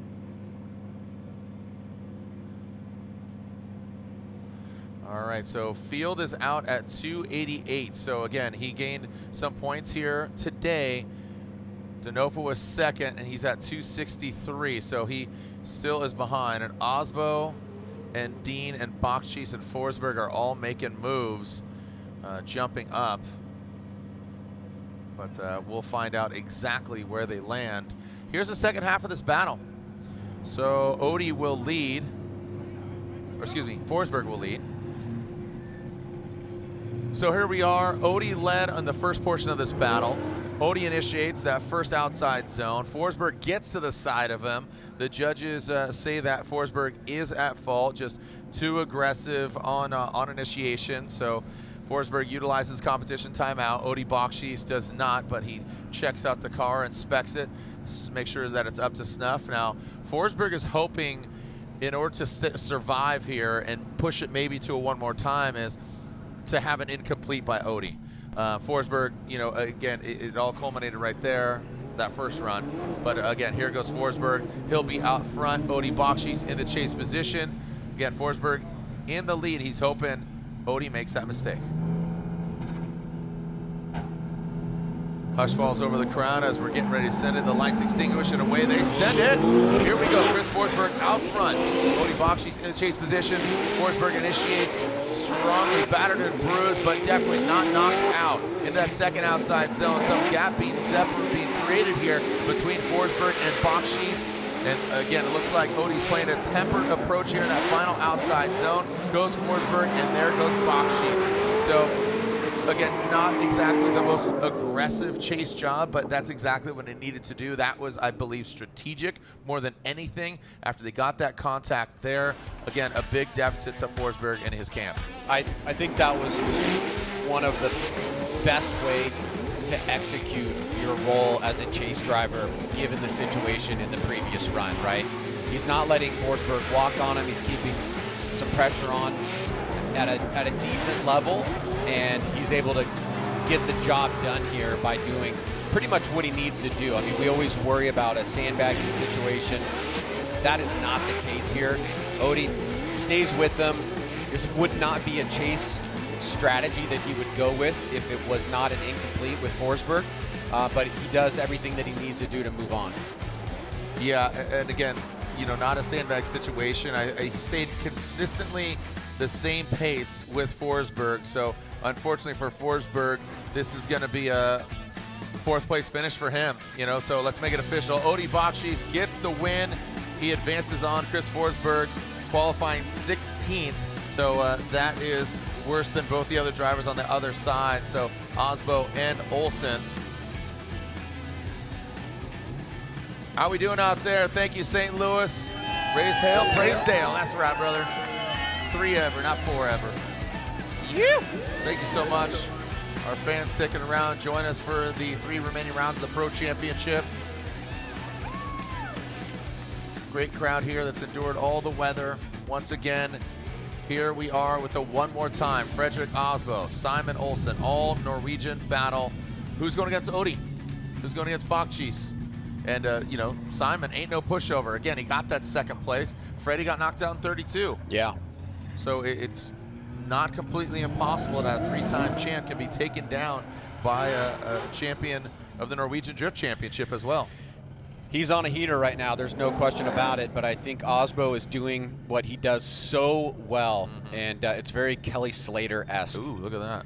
Where Flames. over time, he just adds a little bit more. Yeah. Another little level here and there, keeps getting better and better, peaking at the right time, like we say, and he's going to be tough to beat, but Simon Olsen has been reaching very deep into the bag of tricks and has really just been performing phenomenally. And so there is a real strong possibility here that he could take Aasbo out. That would be huge. That would be absolutely huge. And again, you know, who's cheering for him are those, you know, championship contenders such as Chelsea Denofa and again, notably Matt Field.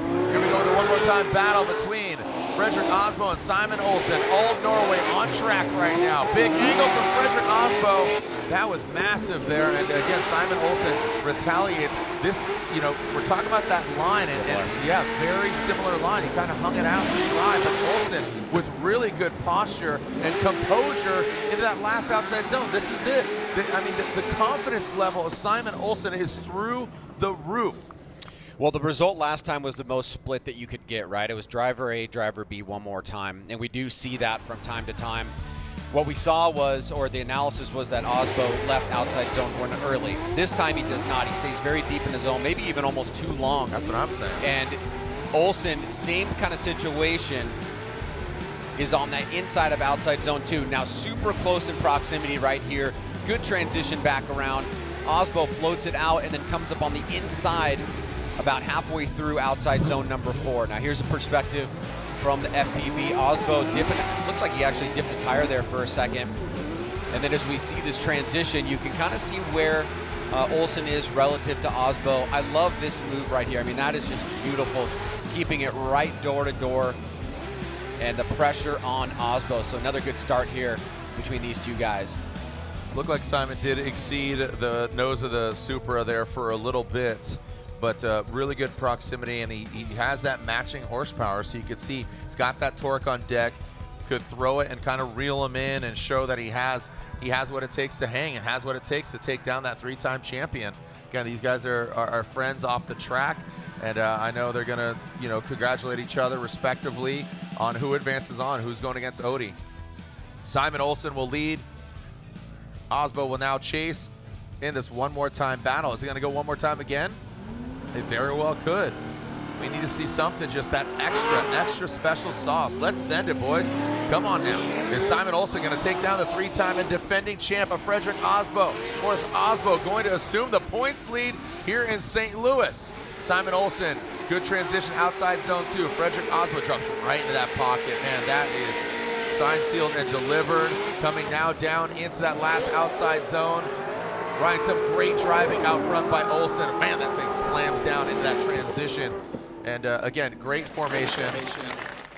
And getting into that pocket is Fredrik Aasbo, but a solid lead run by Olsen. It's just been really great.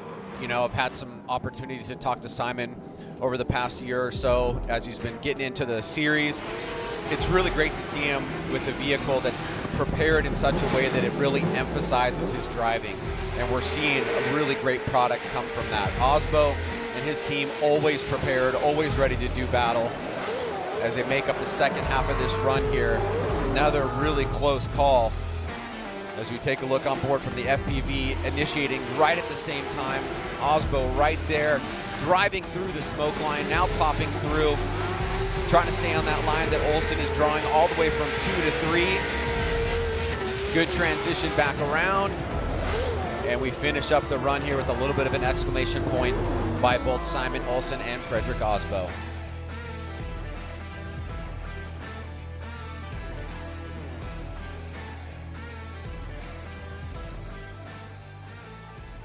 All right, here we go with that side-by-side.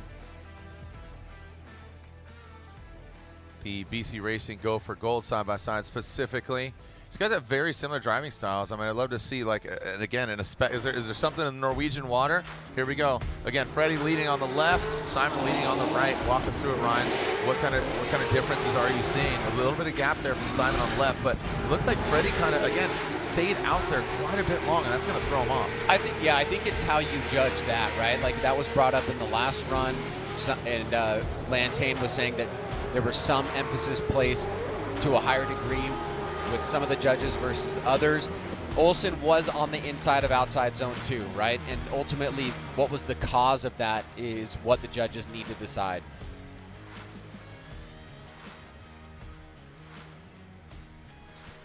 All right. So, all right, which way are we going? Again, Odi Bakchis waits in the wings to see who he goes against. Looking at qualifying, whichever driver wins obviously fights for first. Whichever driver loses, guaranteed third over Chris Forsberg. They both out-qualified Chris Forsberg as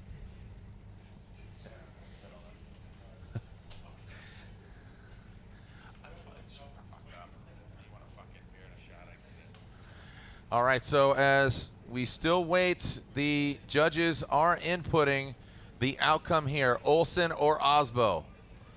Aasbo and Olsen. Here we go. Slide them left for,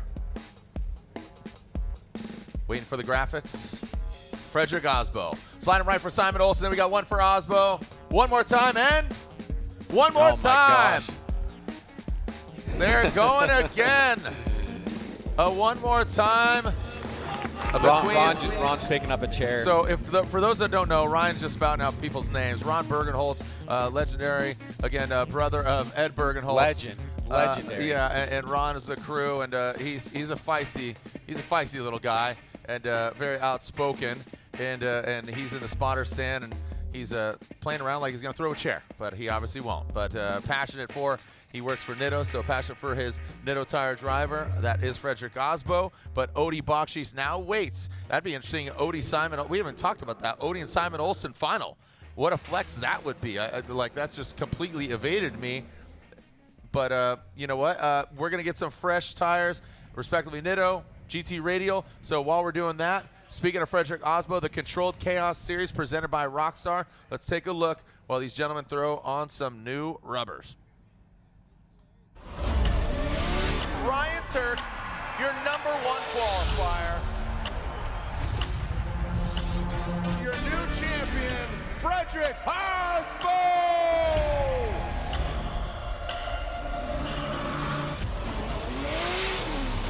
The feeling of drifting a car sideways, it is the ultimate form of car control. Going back-to-back as a Formula Drift champion will put me in a very elite club. I'm out there hustling every lap we get. I think we can do it.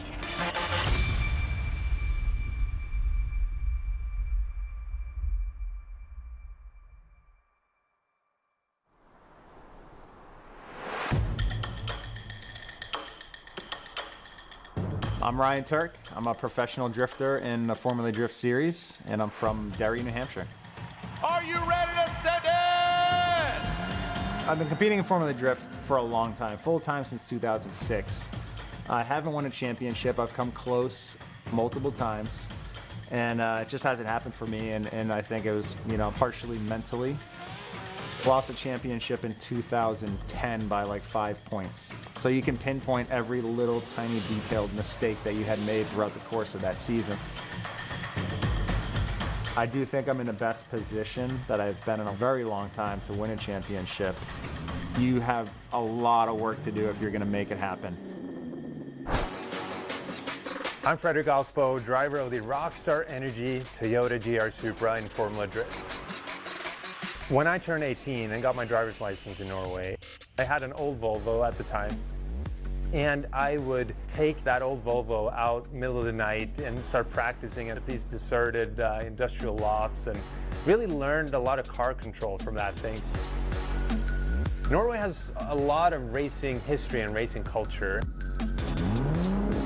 It's kind of this subculture that brought me onto this Formula Drift scene. Here we go. Frederick Aasbo, Bakchis. I've won the championship twice now, 2015 and 2021. And while 2015 was the craziest ride of my life, the 21 championship was way harder fought. This is it. The level of competition, the craziness of the cars.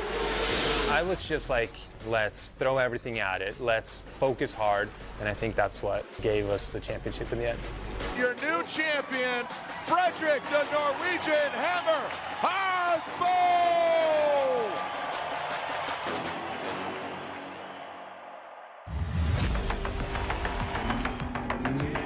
What drew me to drifting is really just the recklessness of the sport, I guess, and being able to control something that is basically out of control. I think fans that come into Formula Drift, at first they get a little bit puzzled by the fact that whoever crosses the finish line first doesn't really matter. But then they start looking at it through the eyes of a snowboarder or skateboarder or surfer, where it's definitely a sport, but it's judged. And then they start becoming a judge of their own. They start looking at every run, scrutinizing every move. And I think that whole subjectiveness of the sport adds to it. It makes it that much more interesting. We have a shorter season in Formula Drift. There is only 8 stops, so every single round counts for points and towards the championship.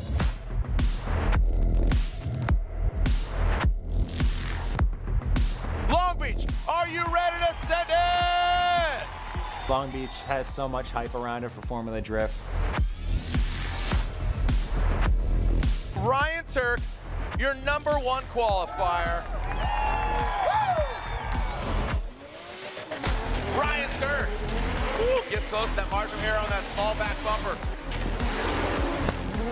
They shut the city down. They make this racetrack every single year, and thousands upon thousands of people come out to watch it. So performing well there is such a big thing. Sometimes I do better when I don't feel that much pressure. So last year's championship affords us the ability to experiment a little bit more now. We can afford to mess up a little bit here and there. We can flirt with the judges a little bit more. Aasbo gets all the way, 1, 2, back at it. We can go out of our box a little bit and be aggressive. Look at that, Aasbo. Woo! You asked for it. And I love being in that position. Whoa, whoa, whoa, whoa. Great driving there by Frederick Aasbo. The edge of aggression to precision is extremely high. You're always walking that edge of making it or total disaster. Today I just ended up being too greedy, and I don't want to be that guy. Everybody's really pushing their cars to the limit of comfort and drivability. Forsberg and Turk going against each other. Whoa, baby! Whoa, doctor, look at that! Really you want to come out swinging, start off on the right foot. Ryan Turk gets the win and advances on. Ryan Turk tucked into that pocket. I had one focus, and that was to go in, get as comfortable as possible. It was just one of those weekends where everything was just working. Your winner at round 1. Congratulations to Ryan Turk. We'll see you in Atlanta. Send it!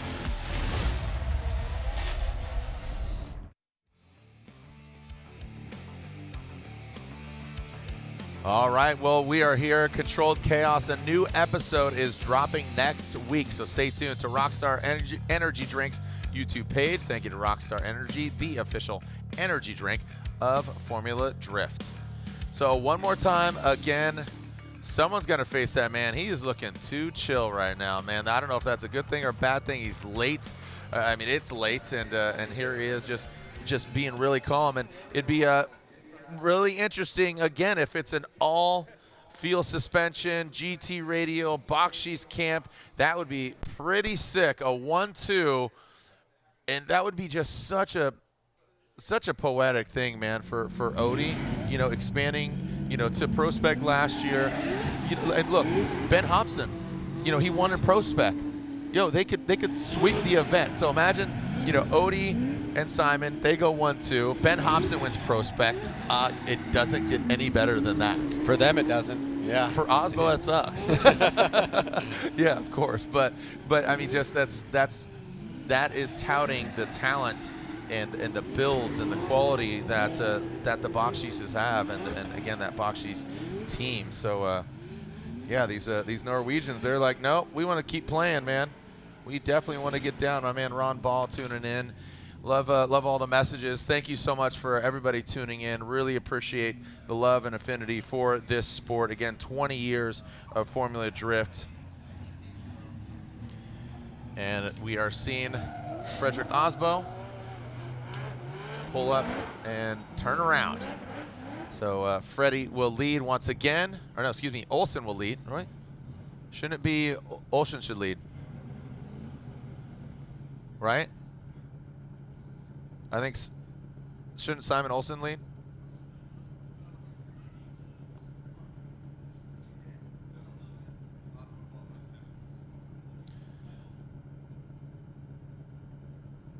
Aasbo qualified 8th? Okay, my bad. Thank you. Okay. All right, I appreciate that. So again, Aasbo does qualify 7th. I apologize. So Aasbo will lead.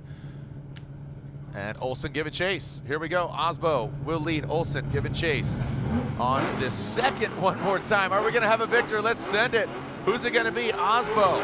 Will he assume again the points lead here in St. Louis? Little Manji across the nose of that field suspension S15. Frederick Aasbo dialed. Looks like he is definitely more on rails than he was previously. Simon Olsen. Now that looked like a really good execution going from 1 to 2. And that allows Olsen to get right in that pocket. Transitioning in that final outside zone. Olsen gets a little too aggressive, bites off more than he can chew. I mean, that was almost perfect by Simon Olsen. What a lead run by Frederick Aasbo. That, unfortunately, that could make or break the decision. If you were in the camp where the outcome of outside zone 2 had to do with the way that Aasbo approached 1, boom. As you said, this is a much cleaner, much better job. You see Olsen attacking here. Great job mimicking. That is just beautiful right there. Surges forward, just barely misses Aasbo on the transition back around. Then they bump, and he comes out of drift. Or he comes, actually, I think the line is cut. He actually keeps angle in the wheels, it looks like. But this whole part of the course right here is just really fun to watch from both drivers. Super deep is Aasbo into outside zone 3. Olsen right there. Great job avoiding contact, and then maybe a little tiny bump right there where Olsen gets out of whack. Yeah, hats off to both these guys. Again, that's that mental stability that you just need to stay focused, stay in the game. You know, and in between those battles, you kind of like want to exhale, but you got to stay up there. You got to stay elevated in order to defeat who you just went against. You got to learn from your mistakes and obviously the driver's mistakes. As Odie and their camp watching on, as Simon Olsen, will they be going against their very own teammate, or are they going against the three-time and defending champion of Frederick Aasbo? And with that win, he will take the lead. So who's going to the finals? Will it be Frederick Aasbo or Simon Olsen, who most recently got 2nd place in New Jersey? Frederick Aasbo would love to get that points lead back and get back on the podium. He is guaranteed a podium, but where is it going to be? Simon Olsen out front. We got a clean start. Let's see this initiation. Boom, goes right for that first outside zone. Now go to the second outside zone. Let's watch this transition right in there. Frederick Aasbo giving him a little bit, maybe too much room, and just as I say that, he closed the door. Simon Olsen looks like he DBs that back left. He hits that wall, but as long as he powers through this, the second portion of this battle, he finishes out, and Simon Olsen and Freddie go back and forth, banging doors. Let them know you're here, St. Louis. Yo! The Norwegians, the Vikings, are doing battle. I think where the rubber meets the road is whatever the way that outside zone 4 is judged is going to be the deciding factor here. Let's take a look at this run. Olsen in the lead. Quick snap. Aasbo right there in the pocket. Transitioning back around. Another great transition from Olsen. Like mid-line through outside zone 2. 3, beautiful job. Great execution. Taps the wall. Beautiful mimic from Aasbo there, and closes up shop right across the finish line. So I think that first run is going to be the run that will be the deciding factor, depending on how the judges take a look at that and put that into the overall scheme of things. You can see Aasbo was a little bit on inside of outside zone 2, but for me, that's a lesser than what transpired in outside zone 4. Yeah, absolutely. But again, we are splitting hairs. These two gentlemen definitely deserve to be on the podium. The driving right there, not once, not twice, but 3 times. Again, that mental fortitude to just really coalesce, come together, and fight for it. So again, whoever loses here should definitely hold their head high because they're still getting 3rd place. Frederick Aasbo gets the win and the points lead, gets knocked down 32 in New Jersey, and gets redemption and is going to the finals here in St. Louis. So the 2 field vehicles will be on the podium, but which order will they be in? So there we go. We got that. Look at that. I told you. Congratulations. 2 gentlemen, 2 Norwegians, 2 Vikings doing battle. But Frederick, the Norwegian hammer, is the successor, but he's got 1 more spot to gain. Will he get the win over Odi Bakchis? Bakchis would love this win, coming 6th in points, right? He's going to move up substantially. And Frederick Aasbo, from what I understand, will assume the lead unofficially. We'll find that out. 303 points, a 12-point lead on field unofficially. So again, I mean, look at that, just going back and forth. And Bakchis could move into 3rd. So just shaking things up. And I don't want to be that guy, but I mean, we're at the point. You're going to be that guy. We're at the point now where we kind of have to mention it. A protest did get lodged, and I think it came in on time. So I don't know what it's about or where it's coming from. I think it might be from Chris Forsberg's team. Obviously, if it came in on time, it needs to be resolved before we can move forward. But I'm not 100%. I'm just seeing stuff adjacent around me, and I just wanted to make sure that you were aware of that if you didn't see that. Yeah, I'm definitely. We are seeing. All right, well, guess what? Lorette Nickel, Odi Bakchis, Frederick Aasbo. What's going through these guys' mind? Well, I think what's going through these guys' mind is that you just watched your teammate Simon Olsen just put down some ultimate battles against Frederick Aasbo, who you're going to be seeing up next. So after watching all of that, what do you have to do against Freddie? Yeah, I definitely, see moments to capitalize on, and it really helps Simon running a car that's very similar to mine and seeing how it behaves. And yeah, I'm feeling confident. I think Simon, almost had it, and he was doing such a great job. So now it's my turn to finish the job. Well, I love that confidence, and I'm glad to see it from you as well. So watching the track, what do you think are some of the most tricky areas out there? There's a few. It looked like Simon had some trouble as Aasbo was leaving outer zone 1. I think the trouble and the trickiness is inconsistency in a lead run for a chase driver. Other than that, as a lead car, man, we're just going faster and faster, and it's just so much fun. And it's fun all around at this stage when you're in Final Four and then finals. It's the aggression just steps up, and it's such a pleasure to drive with all these guys. They're on it, they're aggressive. So yeah, I'm gonna hop in this car and do it.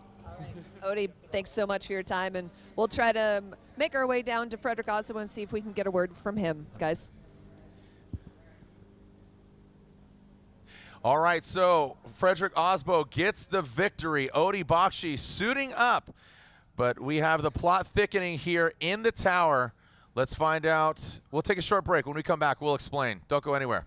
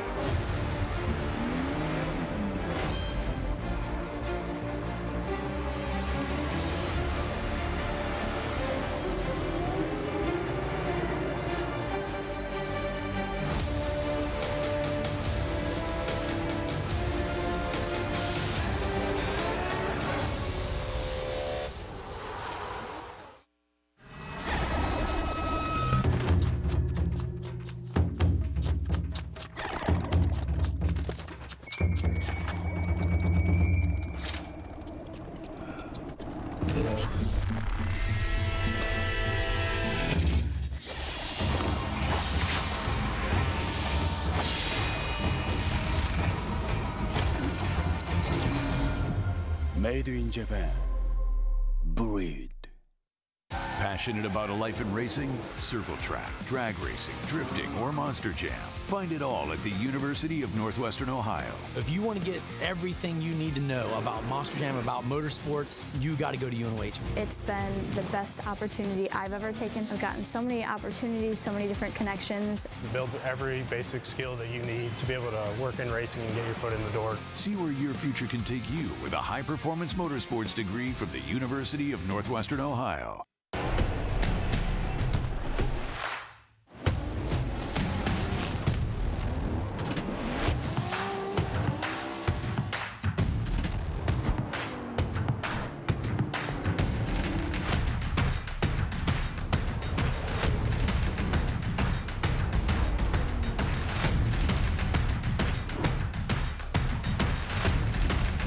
GT Radio. Experience ultra high performance.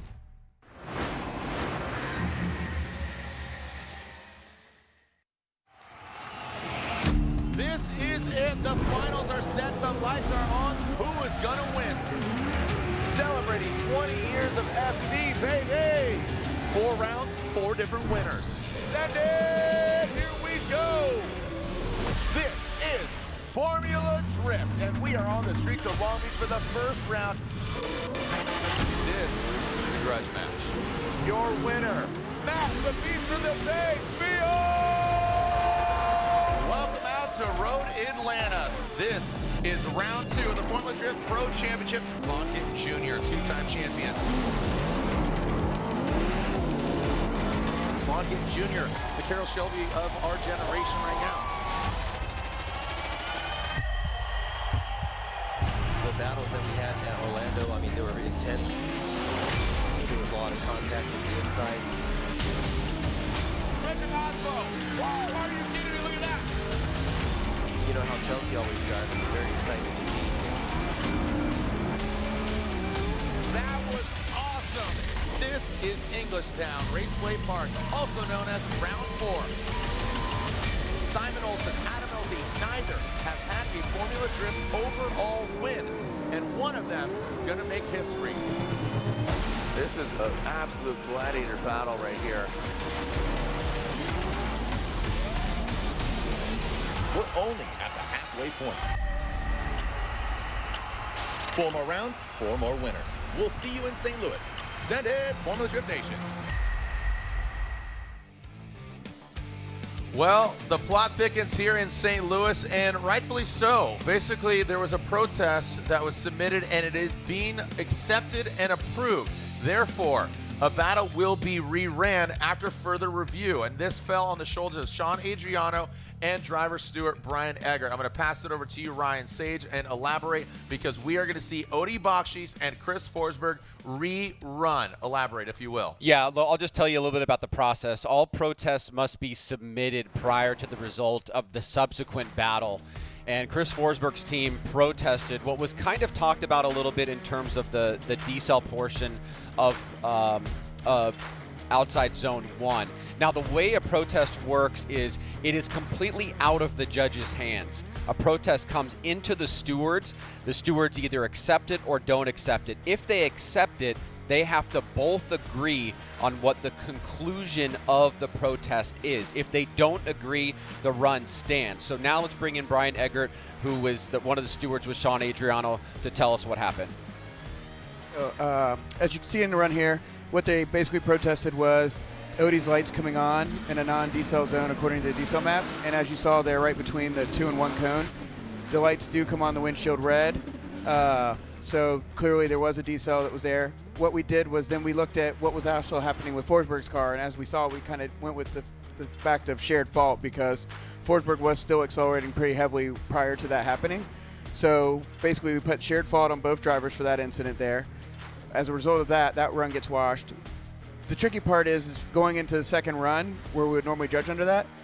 Odi and his team would basically be under the impression, based on the first call, that that was an incomplete because the judges had assigned fault to Forsberg for that hit. So we felt that that second run wasn't truly based on how it should have gone down, where he wasn't driving like a 100% run for that. So we decided to just go ahead and wash the whole thing and do it one more time for both drivers and get a clean run from both guys and have a fair battle here for the advancing driver.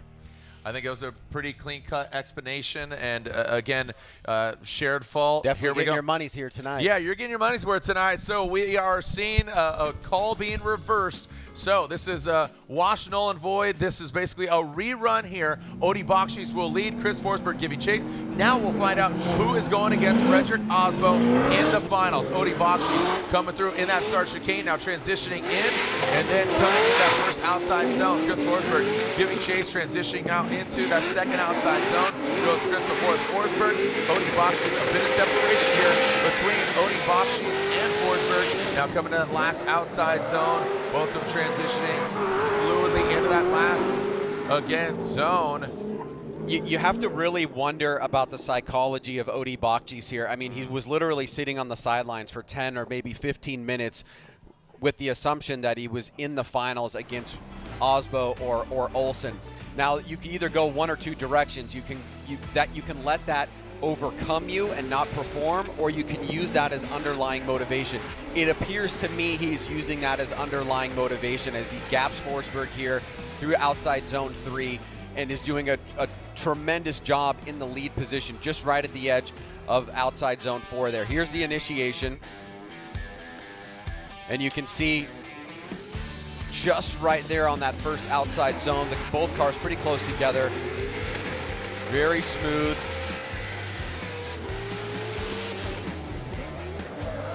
And as we finish up the run here, Forsberg's a little bit on the inside. Jared, are you hearing something? Yeah, I'm hearing that Bakchis is calling a competition timeout. So it looks like Amy Bakchis, she informed us that he is calling a comp timeout. Didn't seem like anything was wrong with the car, but maybe a good utilization of time. Just get it dialed, get it more prepped. Forsberg can't do anything. Basically, he's gonna wait. You know, he can call. I don't think Forsberg used his comp timeout previously. No, he did not. So, I mean, if he wanted to, he could use it. It might behoove him, or you just never know what's going to happen if he feels confident in it. Besides that, what was your impression of the run? Absolutely. I agree with you. I like that, using that motivation, that time kind of sitting, chilling on ice. I mean, even right before we announced it, he was thinking about going against Aasbo, talking to Lorette Nickel, right? Lorette's asking him the questions, and he's saying, I'm ready to go. Just one more driver to knock down. Nope, not the case. So, again, back in the cockpit.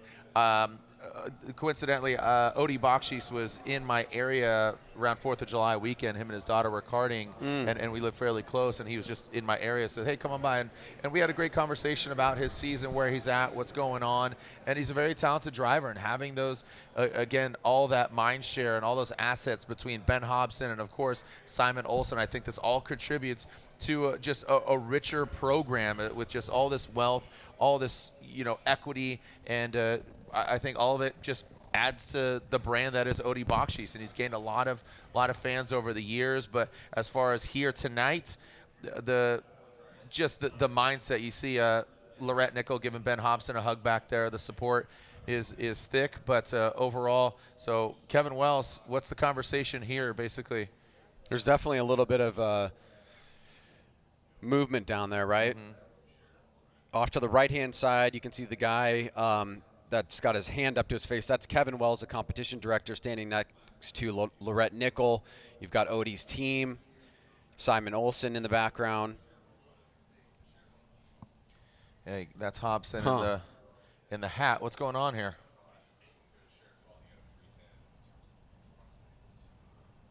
Oh, so they're saying if it's a shared fault, he gets a shared 10? But, oh boy. The shared fault off of that first battle? Oh man! Or are you saying there's a shared fault right now?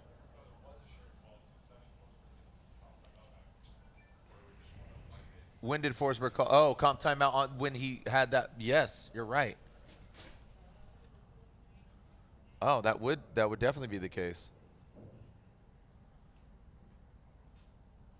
So yeah, now now that we're defecting back to, again, shared fault because Forsberg, yeah. So Forsberg's got some tips for drifters courtesy of Throttle, so take a look.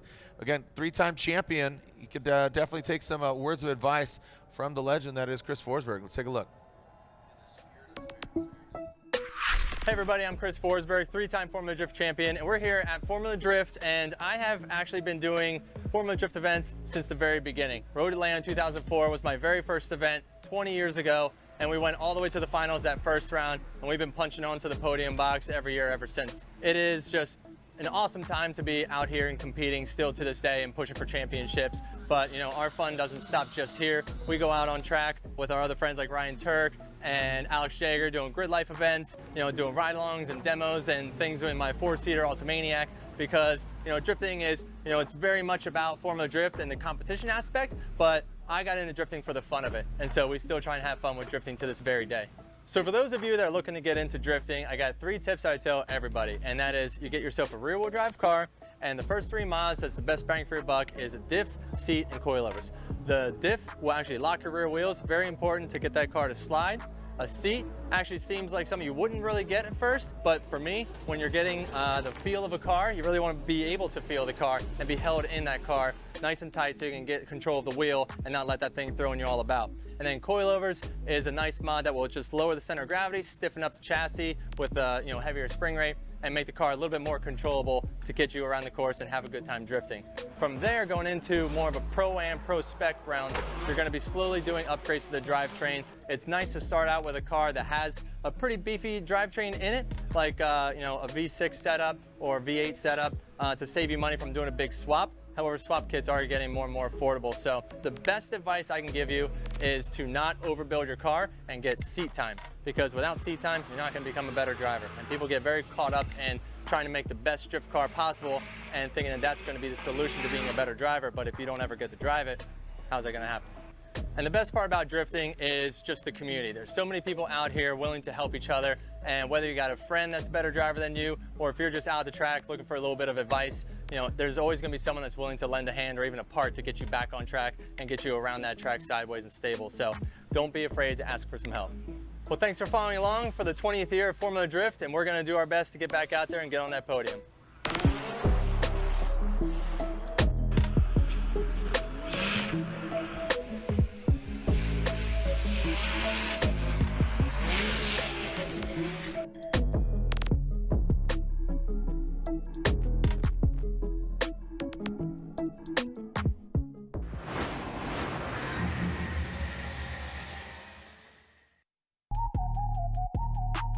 What's up guys, Bakchis here. So from 2022 into this season, I made some massive changes.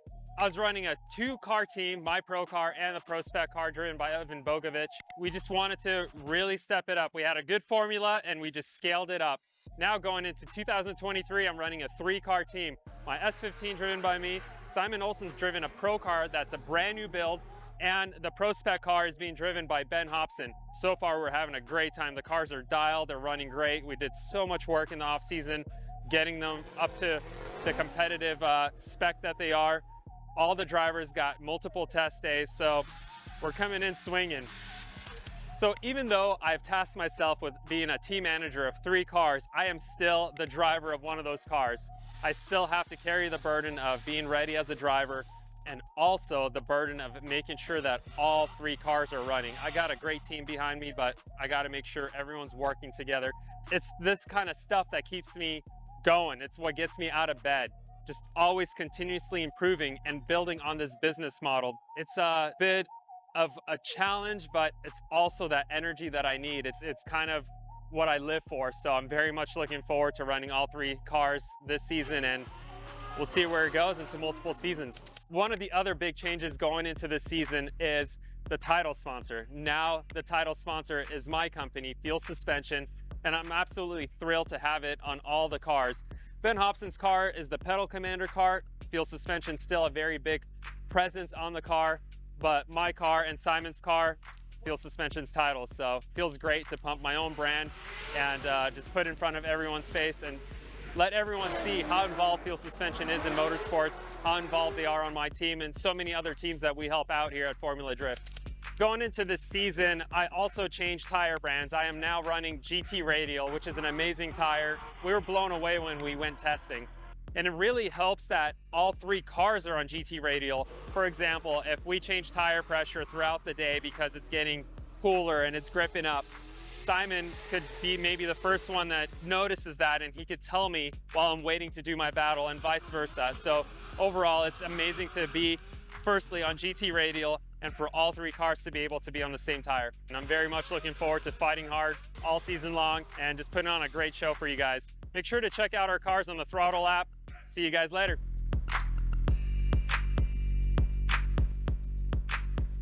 Boom, there we go. The 2 orange bearded fellas are back at the start line. Now, this is the second run of this rerun. So Chris Forsberg will lead. Odi Bakchis giving chase. Remember, we still have the final. Frederick Aasbo waits in the wings. Who's going to advance on? Did Odi Bakchis, what did he do? Let's send it. Let's find out who's going against Frederick Aasbo in the finals. After a protest was implemented, here goes Chris on initiation, goes to that first outside zone. Odi Bakchis dropping into formation. Big, massive angle here from Chris Forsberg. Looks like he comes in on the inside, short sheets it a little bit, now into that third outside zone. Coming to that last outside zone, here comes Forsberg, here comes Odi. And it looks like Forsberg comes across, and Odi barely misses the nose. There's definitely, as we take a close look, there seems to be a little bit of irony in the second half of this run. Watch Forsberg's lights through outside zone 1. You can see here, red, red, red, red, almost through 3/4 of the run. Now, it doesn't seem to affect Odi, but obviously that was where we got to the overturn, right? Yep. Now, I don't know that that's even going to play a huge factor, because right here we see Chris nearly go 2 tires off there towards the end. And he was really short on that outside zone 2. Watch outside zone 2. Super short. Here's outside zone 1 again. Transitioning back to the smoke line. Odi seems to be using this as underlying motivation to get him through this run. A crazy turn of events. And there it is. And hopefully we've got ourselves a winner. Yeah, you know, it's by no means do I feel that the Forsberg team grasped at straws. I think they were utilizing, you know, the rules, and here it is. So even though it gets, you know, reversed, Odi Bakchis still stands on top of this battle. So Odi is going to the finals. The call was reversed, but now it has been made blatantly clear that Odi Bakchis and Aasbo are in the finals, Ryan. Yeah, I don't blame Forsberg's team at all. I mean, they are using the system that we've decided to put in place, and Absolutely. so, you know, you can't blame teams for utilizing everything that's at their disposal. At the same time, obviously, if you're Odi Bakchis and you're sitting on the other side of it, you know, purely from a psychological perspective, you're preparing for Frederick Aasbo or Simon Olsen, and then, you know, somebody taps you on the shoulder and says, "Hey, bud, gotta have to do that again." Right. Yep. All right. Well, let's go to break. Potentially one last time. I don't want to curse it, but you can see the GT radials being thrown out back. Don't go anywhere. When we come back, the finals are here. It's official. Odi Bakchis, Frederick Aasbo, here at round 5 of the Formula Drift Pro Championship. Who's going to get the win? I watched my first race yesterday. You're on the team, kid. It's orientation day. Hey, new guy, let's get you up to speed. Lunchtime!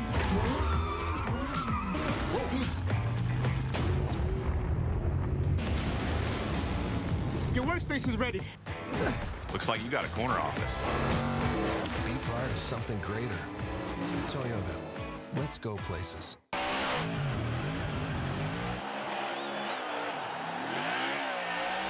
Welcome to the streets of Long Beach. Look at that. It is a beautiful day here in Southern California.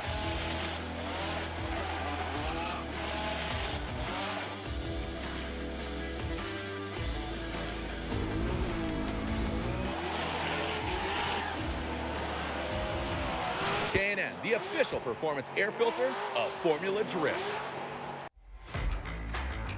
NGK makes ignition coils. Why? Because we prefer a running partner that can keep pace. We know ignition, and since our spark plugs don't run alone, we put some of our energy and expertise into making better coils. NGK ignition coils are engineered to OE durability and performance. And because we race to win, we improve the design, testing, and validation of our coils for better performance. NGK spark plugs and coils, better together.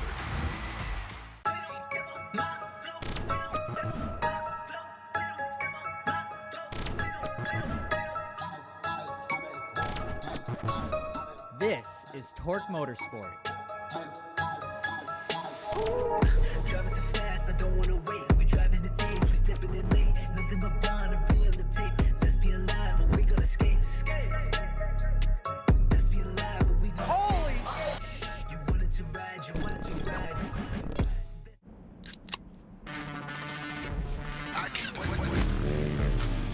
Rockstar energy gets me energized so I can go out and send it. Hustle on.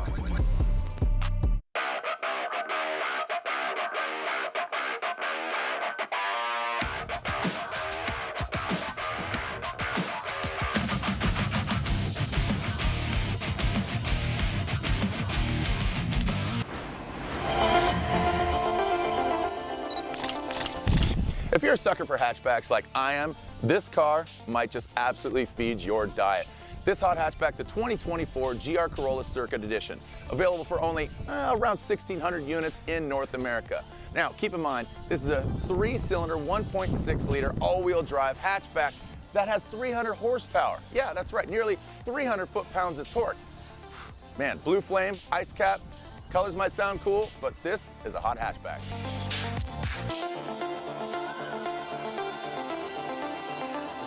The GR86 Trueno Edition. Same engine that comes in the GR86, but now we've hopped up the brakes. If speed kills, well, brakes give life, right? Comes in either the iconic white and black, the Panda scheme, or you got the track red. The Toyota Supra, an icon amongst JDM cars. Well, Toyota has now created the 2024 Toyota GR Supra 45th anniversary. That's right, 900 units available. Mikan Blast, 450, or you got Absolute Zero, only 450 of those. So 900 units in total. To denote this car as the 45th anniversary and change it up a little bit, a rear adjustable wing, also on the corners. Matte black finish on the wheels and black brake calipers. Toyota, 45th anniversary. Happy birthday. Three-time Formula Drift champion Jared Deanda behind the camera right there, the voice of Formula Drift, Frederick, the Norwegian Hammer Aasbo. I'll show you a few things. Look, leave it to the professionals, bro. Okay. All right, Mom, Dad, it's been nice knowing you.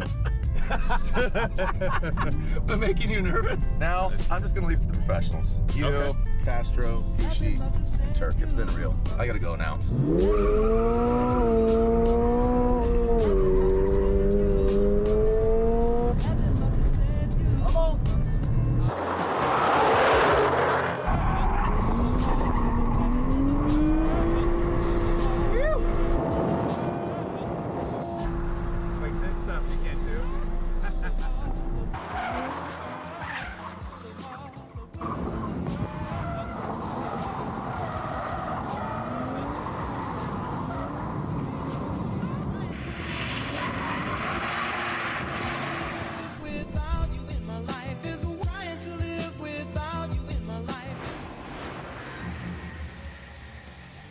All right, looks like just wrapping it up, putting a bow on it.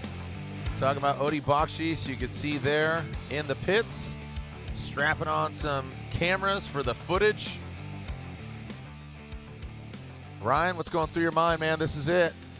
One more battle, potentially. Could go one more time, but you know, this event, historically speaking, has proven time and time again to be one of the craziest, from crashes and wrecks, you know, to the protests tonight and everything that comes along. This event seems to bring out a big chunk of nuttiness in the middle of the season. Yeah. And, you know, it's just been like that since we've gone to this side of the racetrack. It's a cool experience to be in this setting with the grandstands there and the tower up here and the really beautiful pits that they've created down there.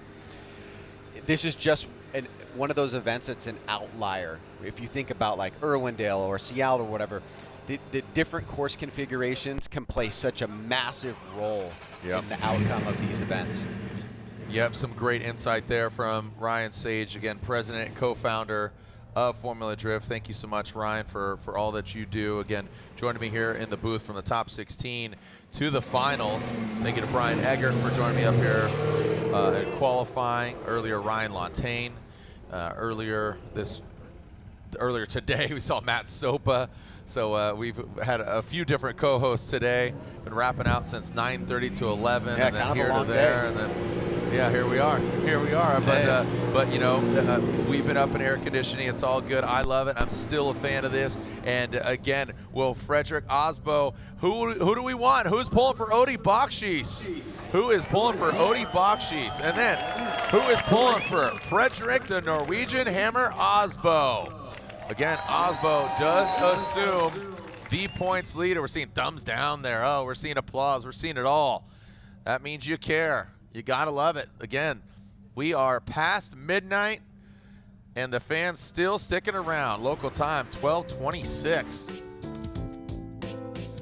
The finals are set. Odie Bakchis against a new points leader, Frederick Aasbo, in his Toyota Supra.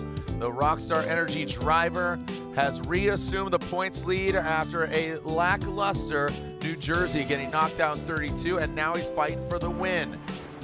Neither of these drivers have won this season, and Odie Bakchis would love to play spoiler. He came in 6th. He's going to jump up considerably, and as he said in that piece earlier, you know, sharing knowledge with Simon Olsen, who just got knocked out in the Final Four. Ben Hobson, congratulations to him, getting the win earlier today in the Prospect Championship. He takes that points lead, you know, away from Rudy Hansen as he got knocked out. So shaking things up, you know, and that's what I love about this, is the variety, and you really just can't say like, oh, this guy's surely gonna win. It's just easy. You kind of just hit on something that was a note from last year as well, right? 7 winners in 8 rounds.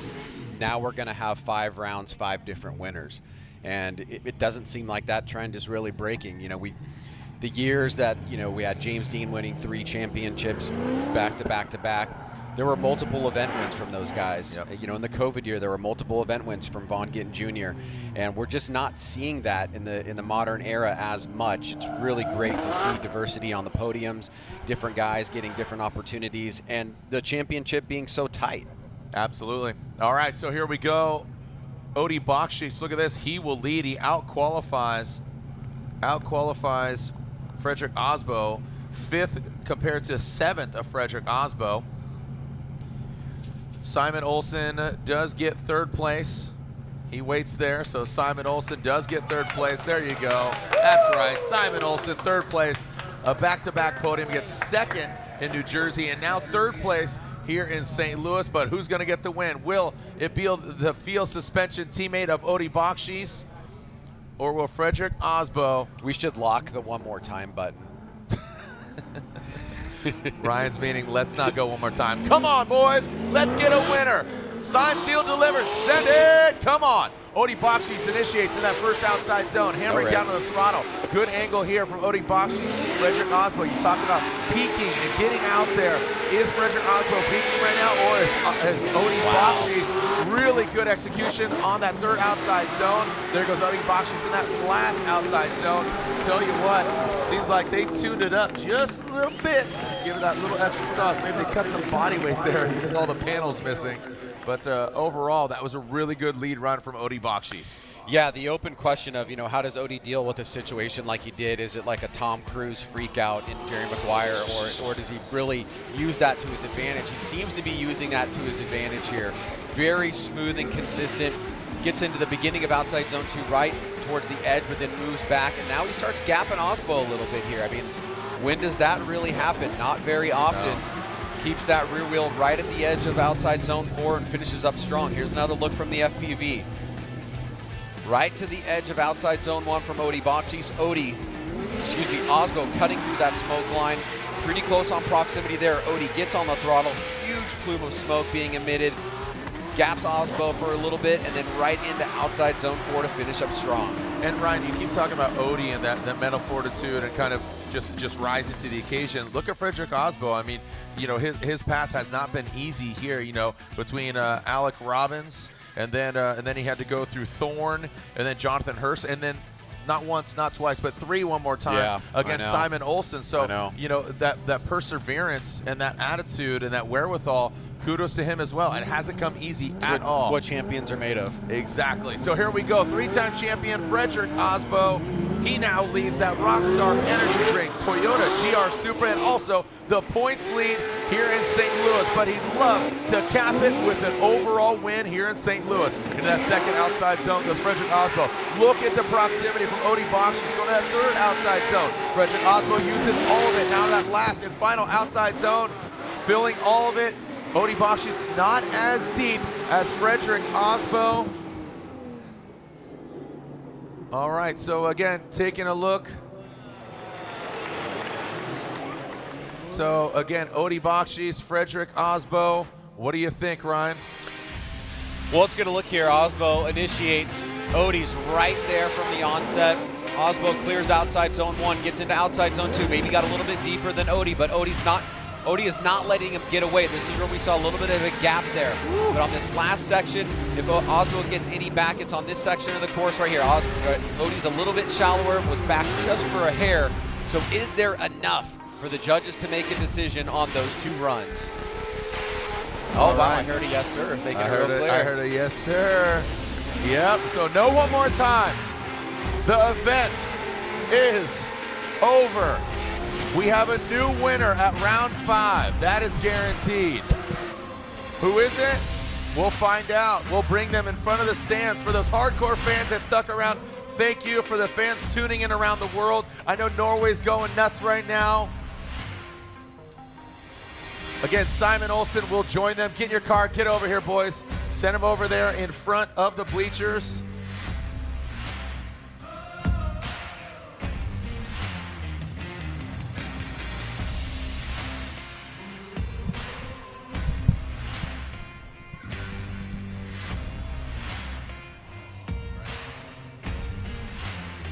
All right, bring them up here in front of the stands. We do have a winner. We'll announce it here. We'll give out the trophies at the podium ceremony after this. Thank you, guys and gals, for joining us out here. And Simon Olsen, see him ripping down here, joining his field suspension teammate. Some great battles. Again, fans from all across the globe, be sure to join us for our next round of competition in Seattle. Here's some celebratory Bernies from the boys. 1 and 2. Frederick Aasbo, Odie Bakchis, and Simon Olsen. Your 3 podium finishers. In what order? You're about to find out.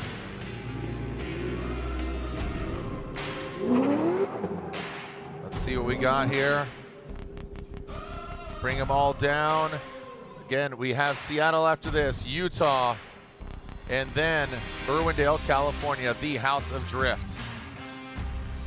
Who do you guys think it is? The Norwegian flag is there, cheering on Simon Olsen. But will the Norwegian flag be on top? Again, 5 rounds now, 5 different winners. We saw Matt Field get the win in Long Beach. Then we saw Vaughn Gittin Jr. come back on his first event, and the only event we've seen he wins in Atlanta. Chelsea Denofa, 3-peat. I got it.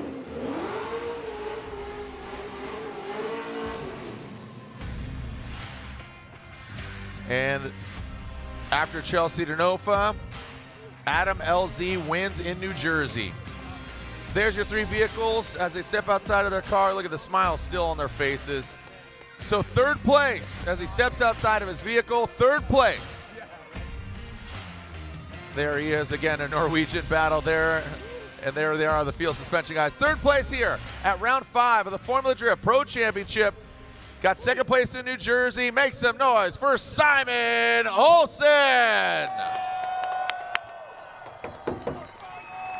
Giving a tap to that Field Suspension S chassis. And now your winner here at round 5 of the Formula Drift Pro Championship. Again, bears repeating. We saw Field, we saw Gittin, we saw Denofa, we saw LZ, and now here at round 5, a new winner. And that winner is,